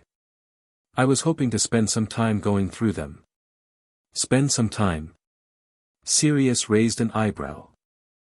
Harry, the Black Library has thousands of books, some of them so dark they're literally chained to the shelves. Going through it properly would take years. Then I'd better get started. The summer at Grimmauld Place was strange but productive. Harry lived with Sirius in the ancient house, slowly reclaiming it from the decay of years of abandonment. They cleaned and sorted and organized, discovering treasures and horrors in equal measure. The Black family had been collectors of powerful magical artifacts, not all of them benign. But the library was the real prize. As Sirius had promised, it contained books that couldn't be found anywhere else, treatises on obscure branches of magic, histories of wizarding conflicts, grimoires filled with spells that walked the line between light and dark.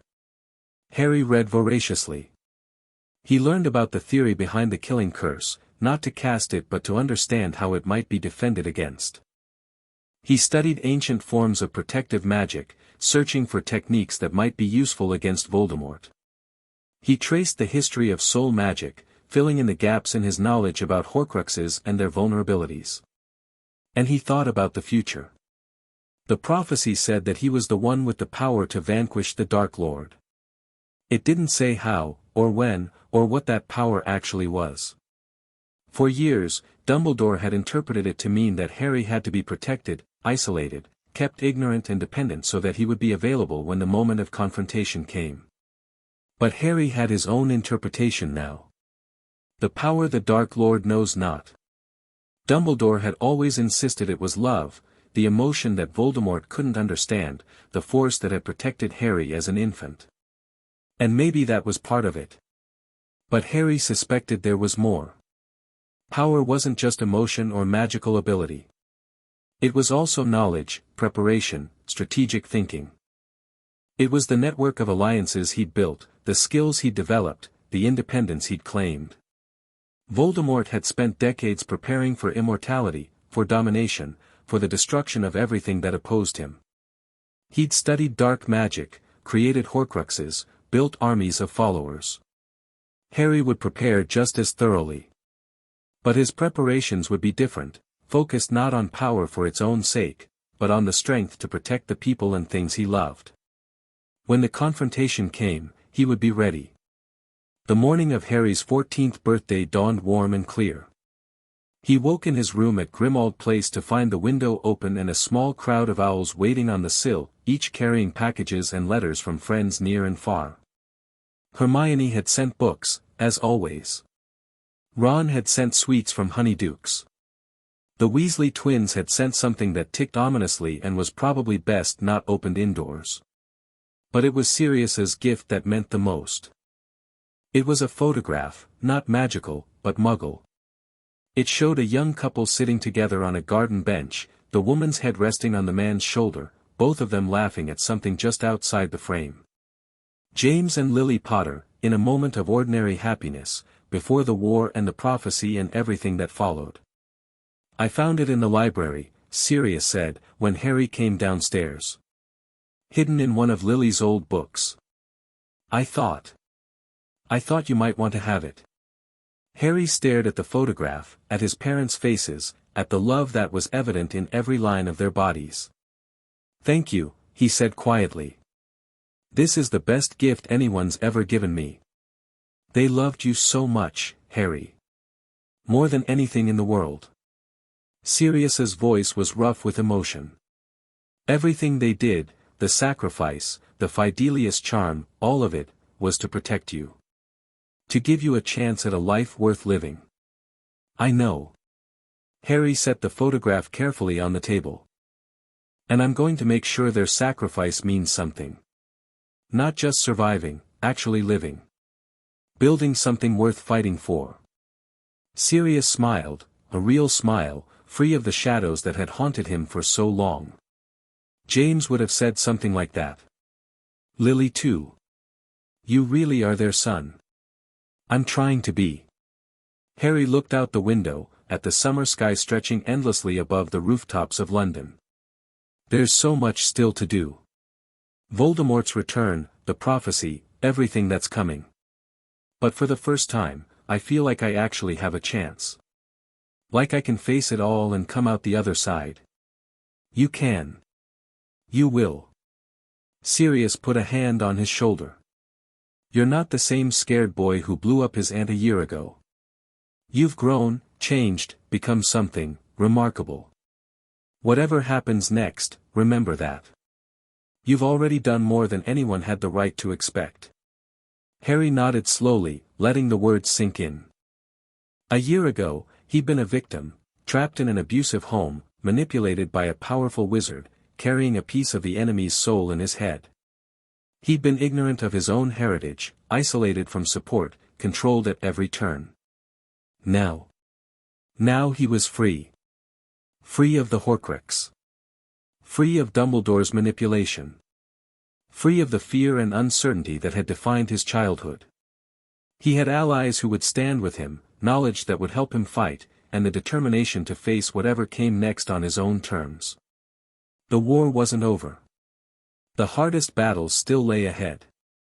Voldemort would return, and when he did, Harry would have to face him, not as a sacrificial pawn, but as an equal opponent.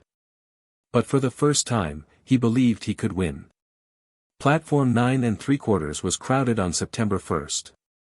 Harry stood with Sirius at the barrier between the Muggle and magical worlds, watching families say their goodbyes, watching children bounce with excitement about the year ahead. It was a scene he'd witnessed before, but somehow, it felt different this time. "Ready for another year?" Sirius asked. "More than ready." Harry adjusted his trunk. "I've got plans." "What kind of plans?" "The kind that are going to change everything." Harry smiled, a sharp, determined smile that carried echoes of both his parents. "The Ministry thinks the crisis is over. Dumbledore thinks he's still in control. Voldemort thinks he has all the time in the world to build his strength. They're all wrong. They're all wrong." Harry turned to face his godfather. "This year, I start fighting back. For real. Not just reacting to what other people do, actually taking the initiative, shaping events, building toward the future I want." "That sounds dangerous." "It is. But so is doing nothing." Harry glanced toward the platform, where the Scarlet engine was building steam. "I spent my whole childhood being passive, accepting whatever happened to me. That's not who I am anymore." "No." Sirius's voice was soft with pride. "No, it's not." They embraced briefly, the fierce, quick hug of people who had too much to say and not enough time to say it. Then Harry stepped through the barrier and onto the platform. Ron and Hermione were waiting by the train, waving him over. Behind them, the castle of Hogwarts waited, full of challenges and dangers and opportunities that Harry was finally ready to seize. He climbed aboard the train and found their compartment, settling into his seat as the engine began to move. The platform slipped away, the crowds giving way to countryside, the familiar rhythm of the journey wrapping around him like an old friend. "So," Hermione said, pulling out a notebook filled with cramped writing. "I've been thinking about your plans for this year. The Goblin Rights Advocacy, the continued investigation into Dumbledore's network, the advanced defensive training." Hermione. Ron groaned. "We've been on the train for 30 seconds.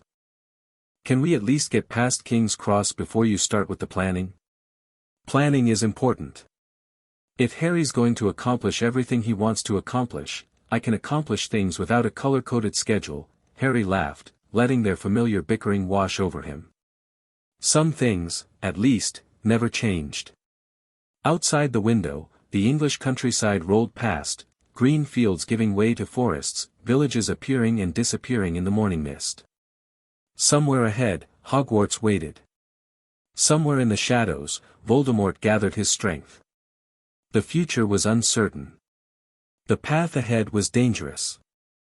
But Harry Potter was no longer the frightened child who had been left on a doorstep 14 years ago, abandoned by the people who should have protected him. He was something new. Something forged in adversity and tempered by determination. And whatever came next, he would face it on his own terms.